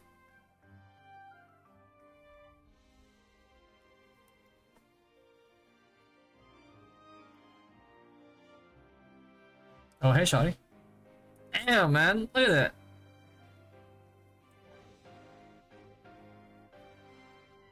It's like a corned beef volcano.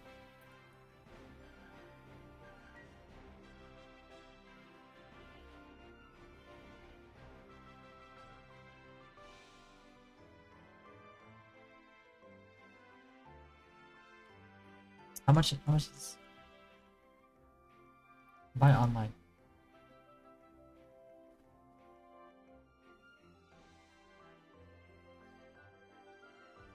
The hell is a store? Oh, Shopee. Yeah, I heard about Shopee. Salamat Shopee.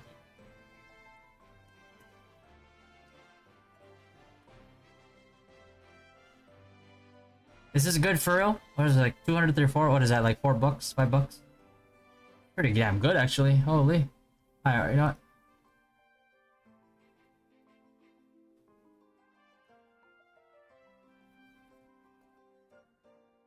Serving suggestion? This is their serving suggestion? Bro, this bowl bigger than her body. How is this a serving suggestion? Serving suggestion.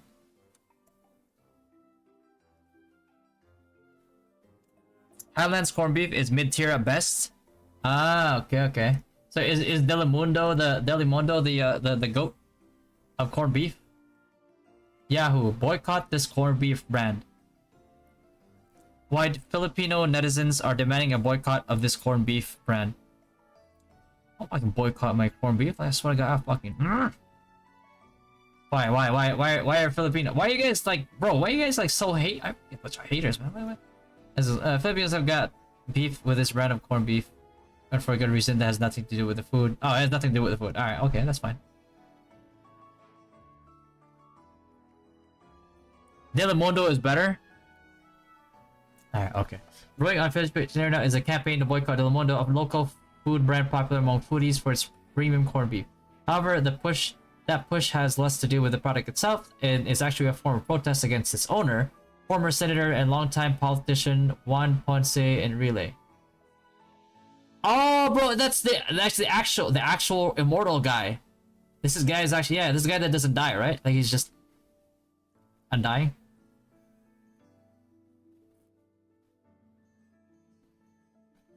Like his lifetime is like 50 regimes or something like that. Who is currently under fire for describing late dictator Ferdinand martial law as peaceful. It's terrible. Why do they gotta make it political, man? Bro, like leave my corned beef alone. But she will no longer buy Telemundo product.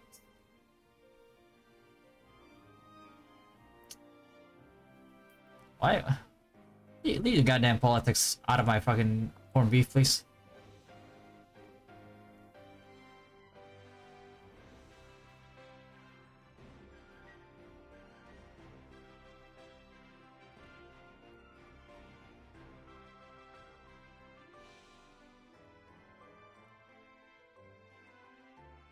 But something not so expensive but still expensive but good. Pure Foods corned beef. Oh, the original immortal BBDB. Hey man, if this is the secret to long life, oh man, leave us. Oh no. Shopping. There we go. eBay. I'm really trying to buy beef off of eBay. No.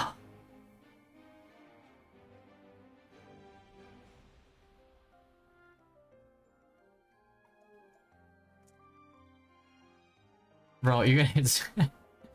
How about if this is actually like, if I can find a way, if they actually deliver this to my place, I'm gonna be having corned beef for like long ass time. Bro, 380 gram. What the f? It's 15 bucks for 380 grams of corned beef.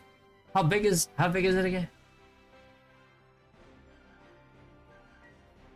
25 bucks for 380 grams of ranch style corned beef. Well, somebody selling this on Etsy?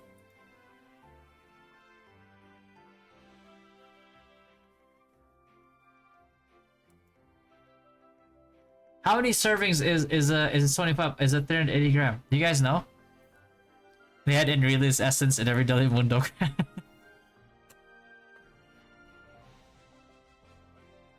That's why it's Kraken tier. How many servings is this? Number of servings per container, 7. 7 is for like regular human beings, so like 2 servings for me. Kinda. I mean, that's definitely still cheaper than getting than like door dashing every day. I'll tell you that.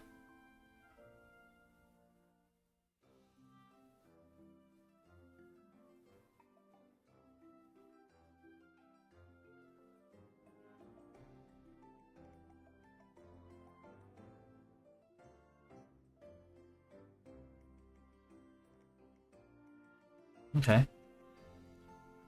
Spicy garlic is the best. I remember these tortillos chips. Granny Goose. Remember that I used to eat I think the red one and the black one? I think the red one. Told me. Oh, I remember this too. Told me.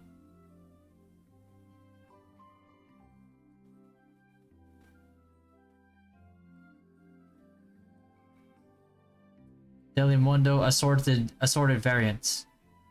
But then they have Pure Foods corned beef. Is that an imposter right there? Alright.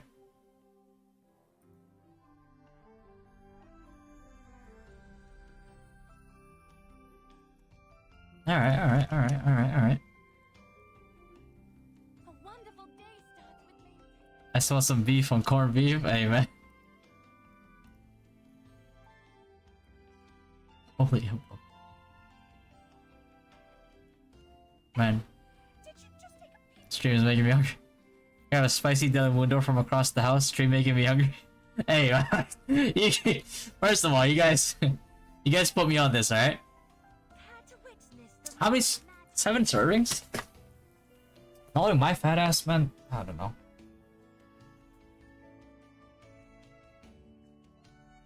Telemundo.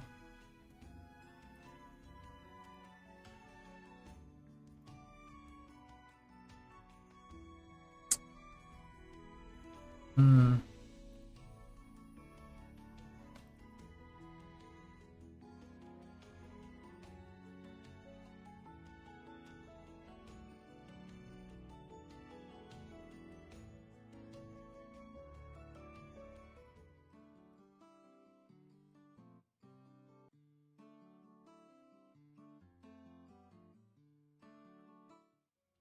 Hmm.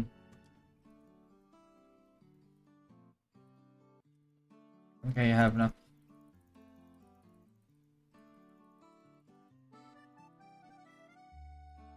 God damn it.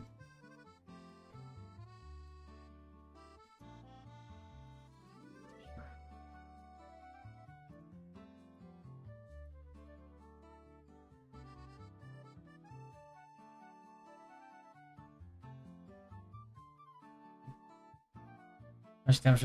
Holy shit, man. No way.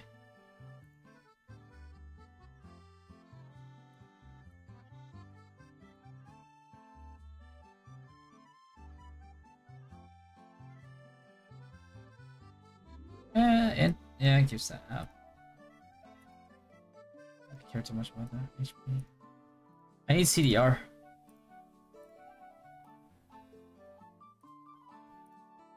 That's fine.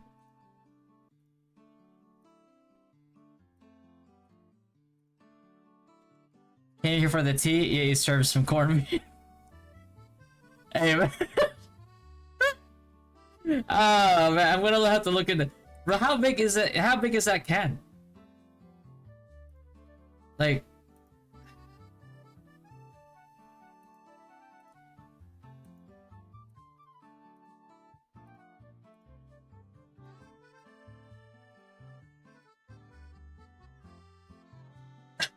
Sorry, guys. I just really like corned beef, man. Corned beef with rice? Mmm. Like steaming hot rice? Mmm.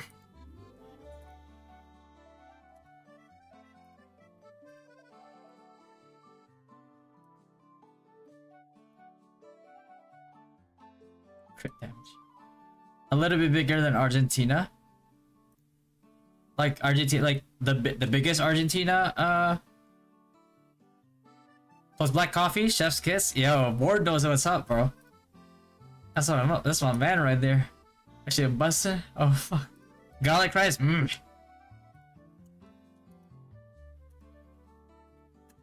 Actually, delicious. Mm.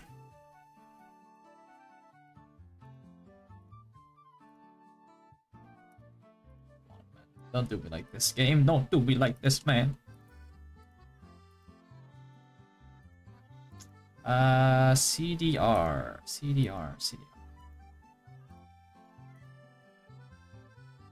God damn it. Earth resistance. You like corned beef? I'm finding this out too, bro. I like those two. Like separately, but together, man, that is a wombo combo. Yes, please. How hard is it to get CDR? I haven't got a single one.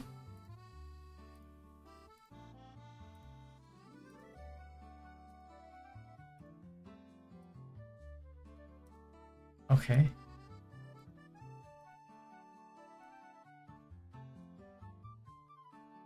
Okay. Wind resistance. Give it a less breakfast time. Take me home to the Philippines, please. I promise I'll stop speaking English. Just give me my corned beef. That's all I want.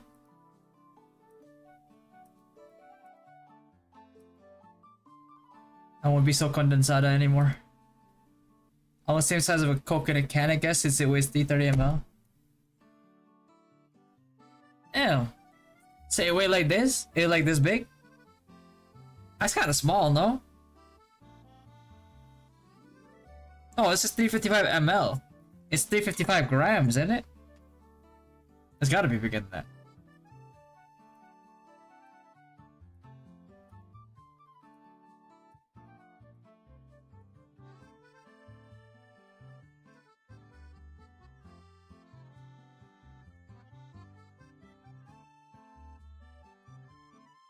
Egg fried rice plus corned beef plus hot dog plus toasted bread with butter.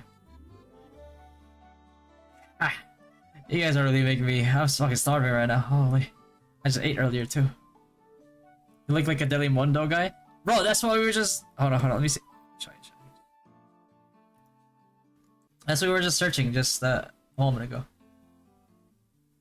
I didn't know about this, by the way. My favorite one was Argentina, and then they put me on this Delimundo shit, and apparently it's expensive as fuck. But it's worth it, they said.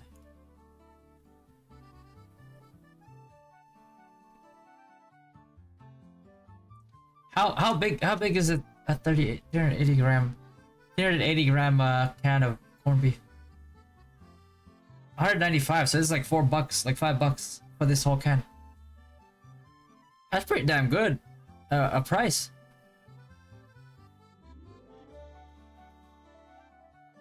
Yeah, it's like same price as Spam, isn't it? It's not worth. You said it's not worth, Nico? That's cheap, no? It's like $4.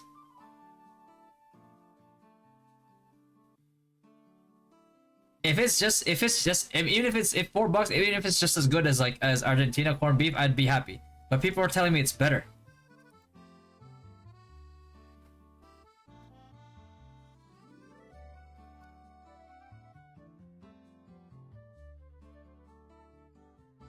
Garlic and chili? Oh, they're out of stock. Is what 80 grams good for 2 people? Bro, I am 2 people.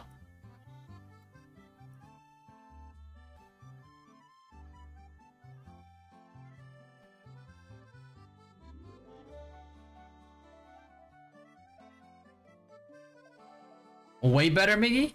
Alright, okay, you guys. Stock is,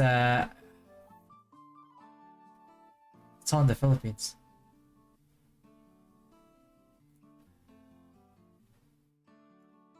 Oh, shit. Oh. They all have one in Robinson's Place, Bacolod City. Is this like recent? Like, how come I never saw this when I was like younger.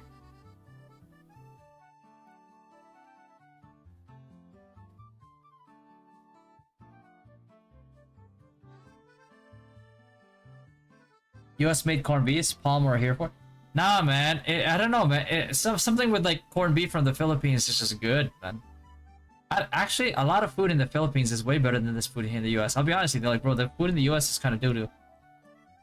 Unless you're paying like premium. In the Philippines, you could go to like any type of like small restaurant or something, and you had like amazing food. Here, you gotta pay a premium. You had to go to like, I had to go to Manhattan, go get some like, you know, like fucking Wagyu beef. I'm like, oh, that's really expensive.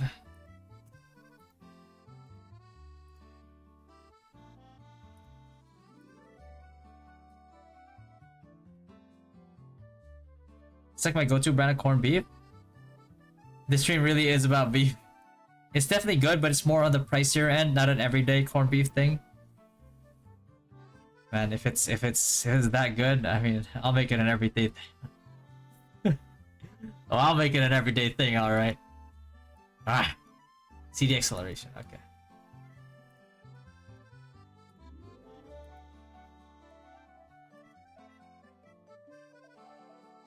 Hey, attack speed. The wrong yellow stat. Come on, man. It's assault. Everything's better with salt and MSG. Hey, man. MSG, yeah? Crack cocaine? Don't also know that when I was younger.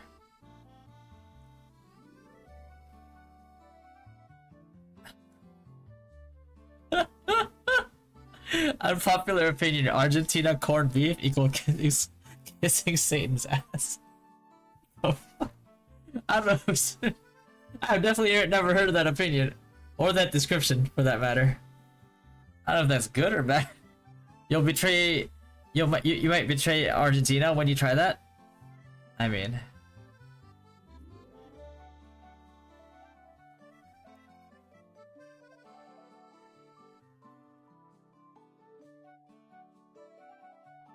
Now just feel the luncheon meat now feels so wrong. I don't know. Is it mining still like, does it not exist in the Philippines anymore or something? Because I remember having that before.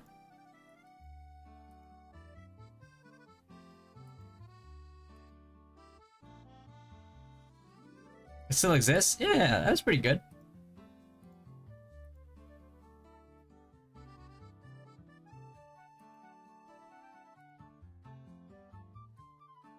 It has like a different consistency and flavor compared to Spam, but it's still pretty good. Is there any costume that's worth redeeming right now? I don't think so. If you're looking for like a placeholder, then yeah, there's quite a bunch, but the costumes that are worth exchanging for are probably not going to be out until like the future.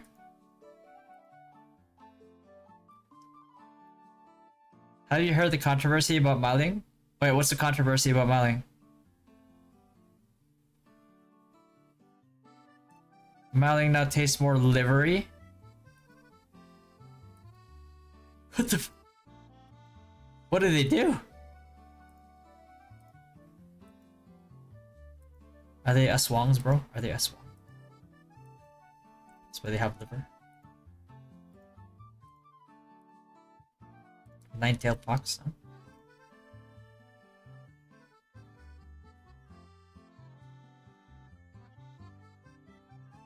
So Maling, so it's from China, they said? Isn't everything from China at this point?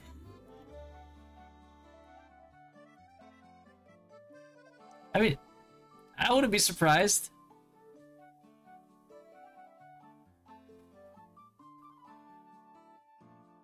You know the infamous liver spread? It tastes like almost like that now. Ah, they said fetus from one child policy is added to mal. Okay, that's how.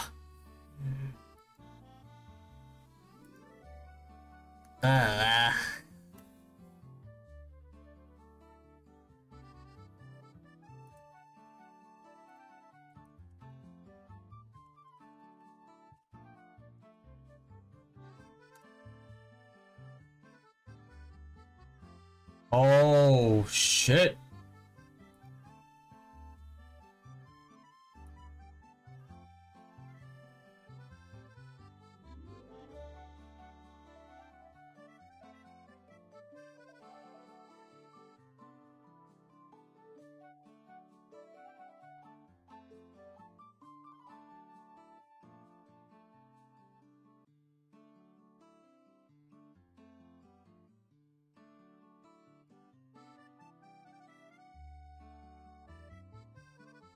They're banning it?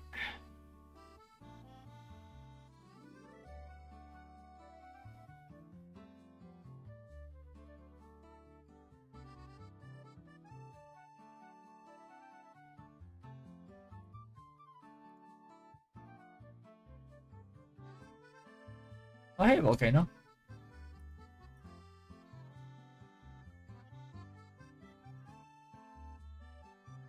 So now they use chicken instead of pork to make the...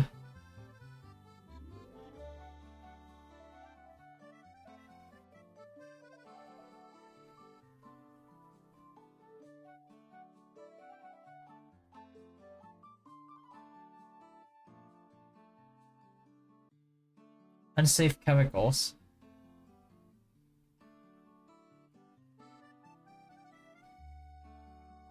Fact check. No, these photos don't show human meat. Uh,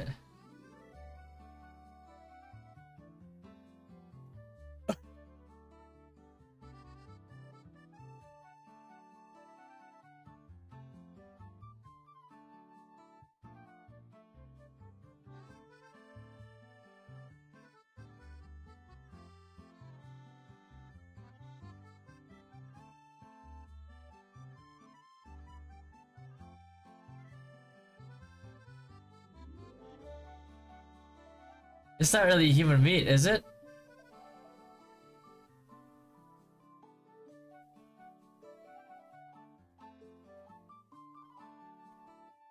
Oh no, fuck that.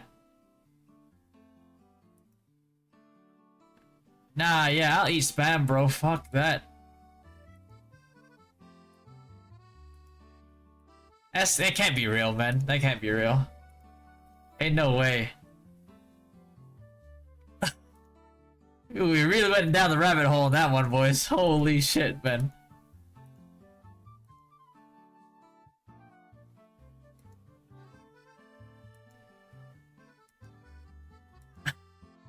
That's gotta be a joke. That's gotta be a prank, right?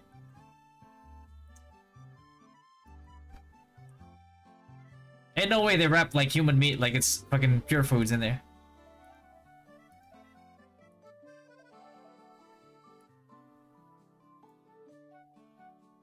Have you heard of chicken nuggets, not real chicken? I mean, yeah, that one's been going around for a while, but... God damn. What the hell, man? I just keep that. Search for it. Tulip spam? Tulip spam?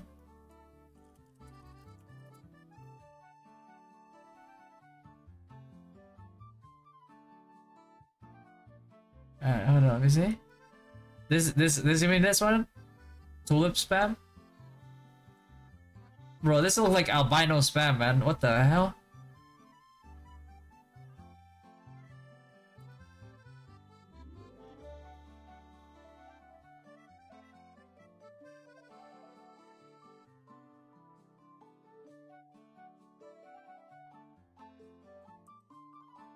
Is this good?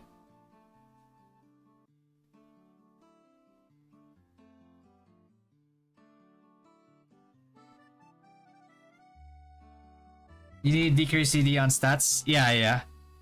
Even if main stats are not really good. Well, no, you also need like decent main stats at least. Much better than spam? Aren't they all the same?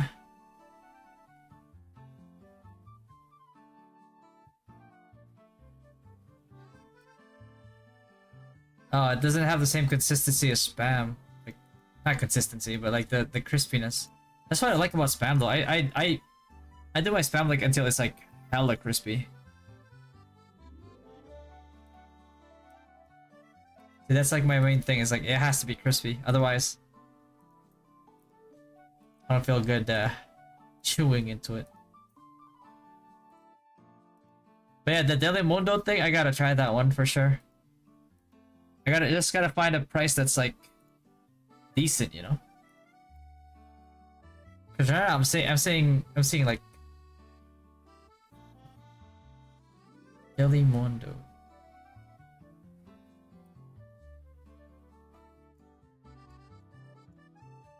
Yeah, right now I'm looking at on Amazon. It's like 25 bucks for 260 grams. Is this just one?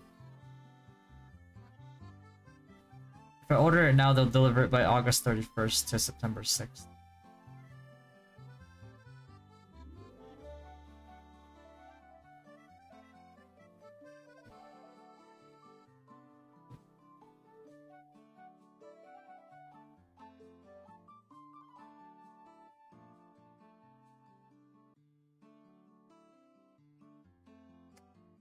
Damn, there's on Amazon here, they're selling it for 25 bucks for a can, bro. Is it? And that can was only like 180 pesos in the Philippines. That's like four. That's like $4 or less. They're selling it for 25 bucks here. Holy shit, man! That's hella expensive.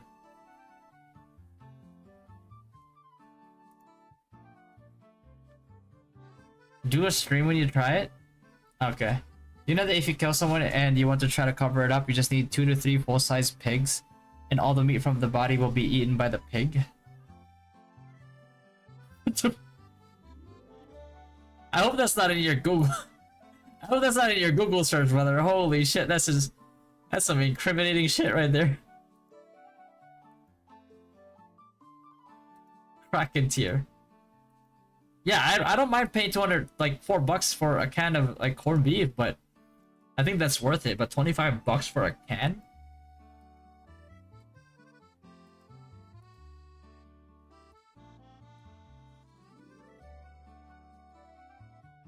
That's too much, man.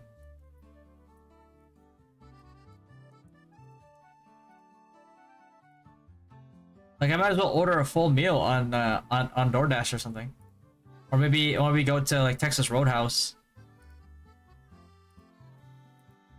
pay a little bit, like pay extra just to actually get like, you know.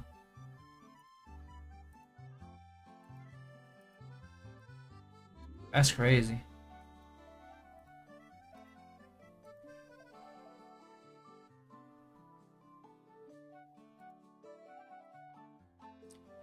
Once you take a vacation back in PH, you can buy a horde of Delamudo. But the thing is, like, the problem then is that, like, how many can I bring back before the airline is like, nah, you're over baggaged.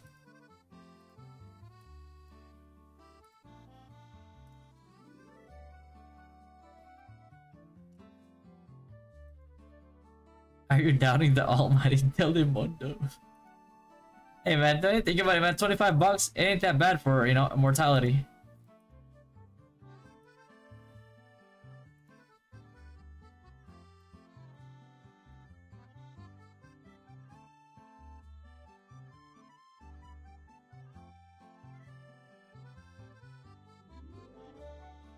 Bro, not a single CD acceleration yet. Not even one. Not even one with like bad stats.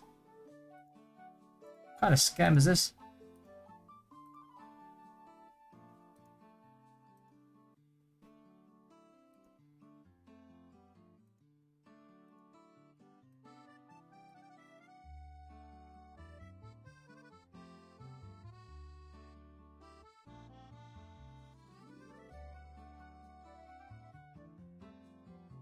Come on, man. Not even a single one, not a one. I've gotten every single stat like besides that one. Even the attack speed one, which is just as rare. Come on.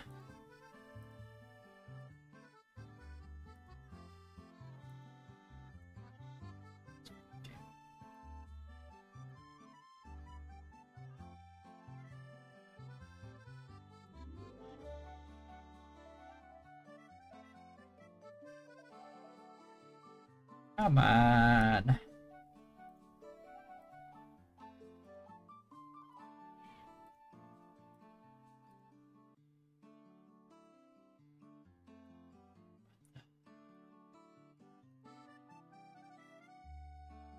Come on. Bro, are you serious right now?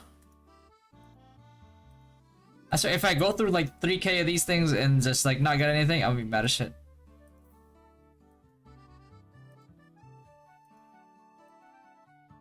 If only there was like an auto. Just like keep rolling until I get CDR. Navy 1-1 already. Try again next week. Oh.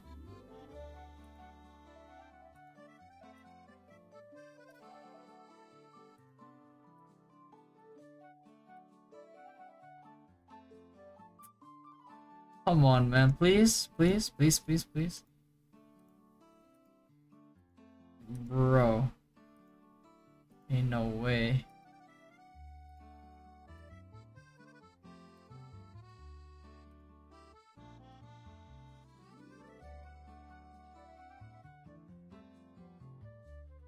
Okay, man, at least like give me like a pity chance or something on like a stat that I want.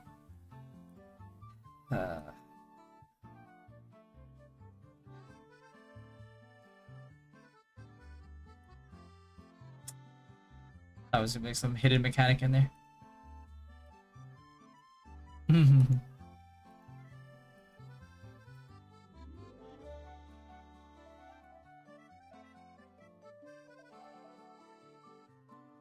No way, man.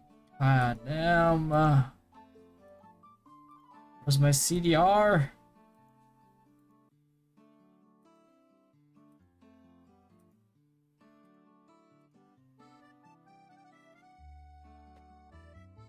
Oh. There's no way, right? Not even a single one. Not a one.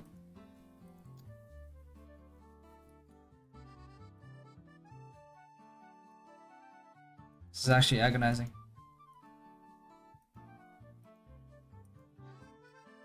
It gave me all the stats but the two that I need. Oh boy. This game is trolling at this point.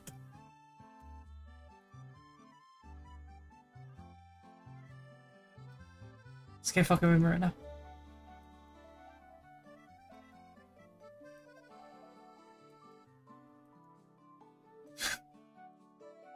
Ain't no way.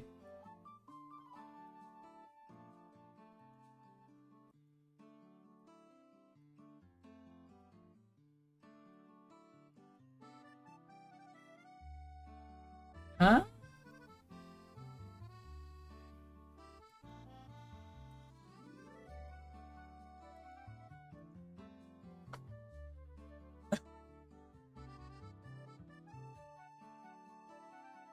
Come on, man, please. For your pets. But I need to have CDR, VIT, and INT. That's all I want.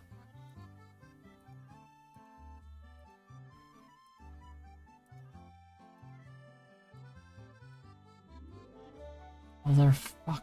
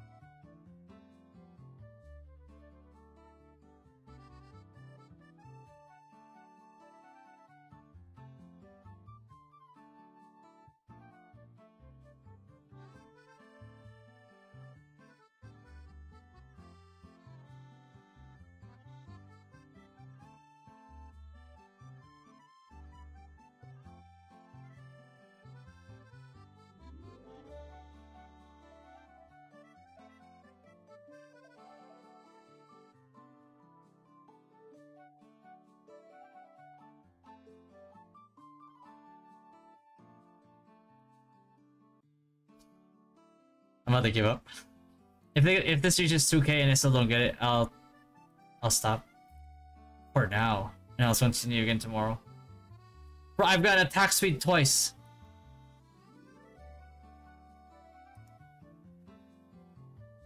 Give me my CDR.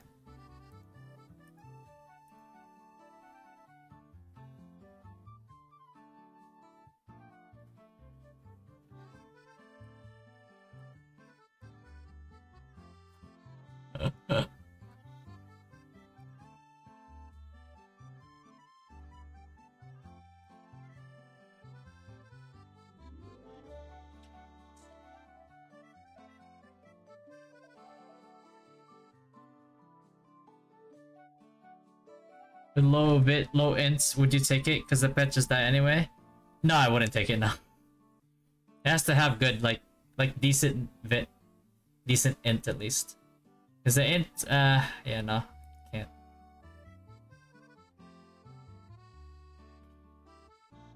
Yeah. I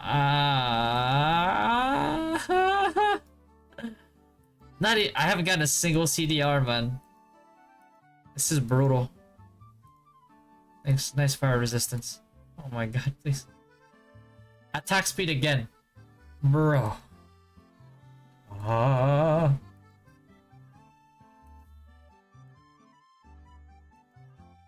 There's just no way.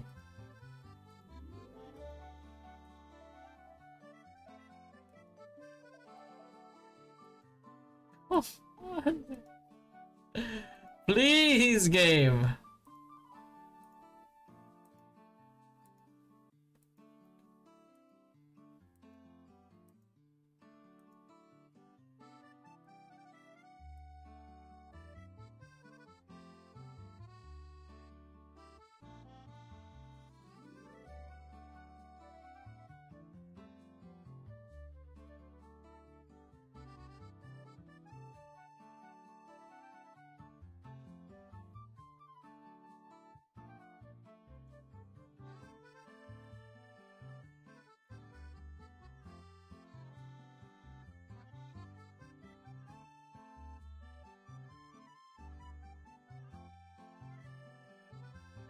My hard-earned tears.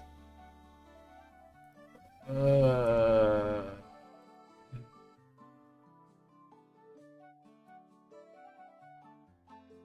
failed 15 times for plus 15. Is this normal?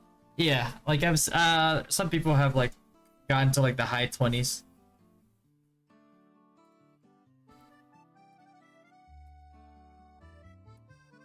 Yeah, it's all luck in the end. Holy shit, man. Please, game.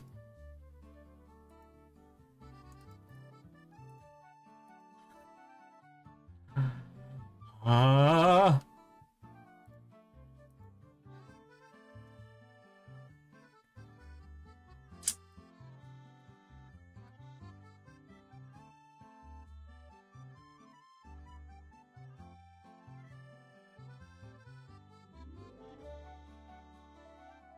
I give up. I'll do this tomorrow. Oh, motherfucker, man.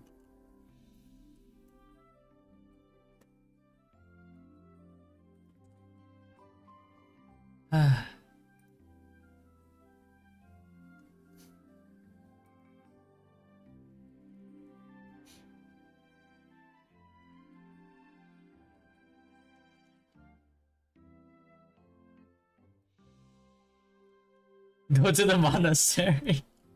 Sorry, we'll do it again. Sorry. I should probably get some sleep before go to events. How much time do I have? 3 hours? I'll probably nap for like 1.5, 2 hours maybe. If I'm lucky.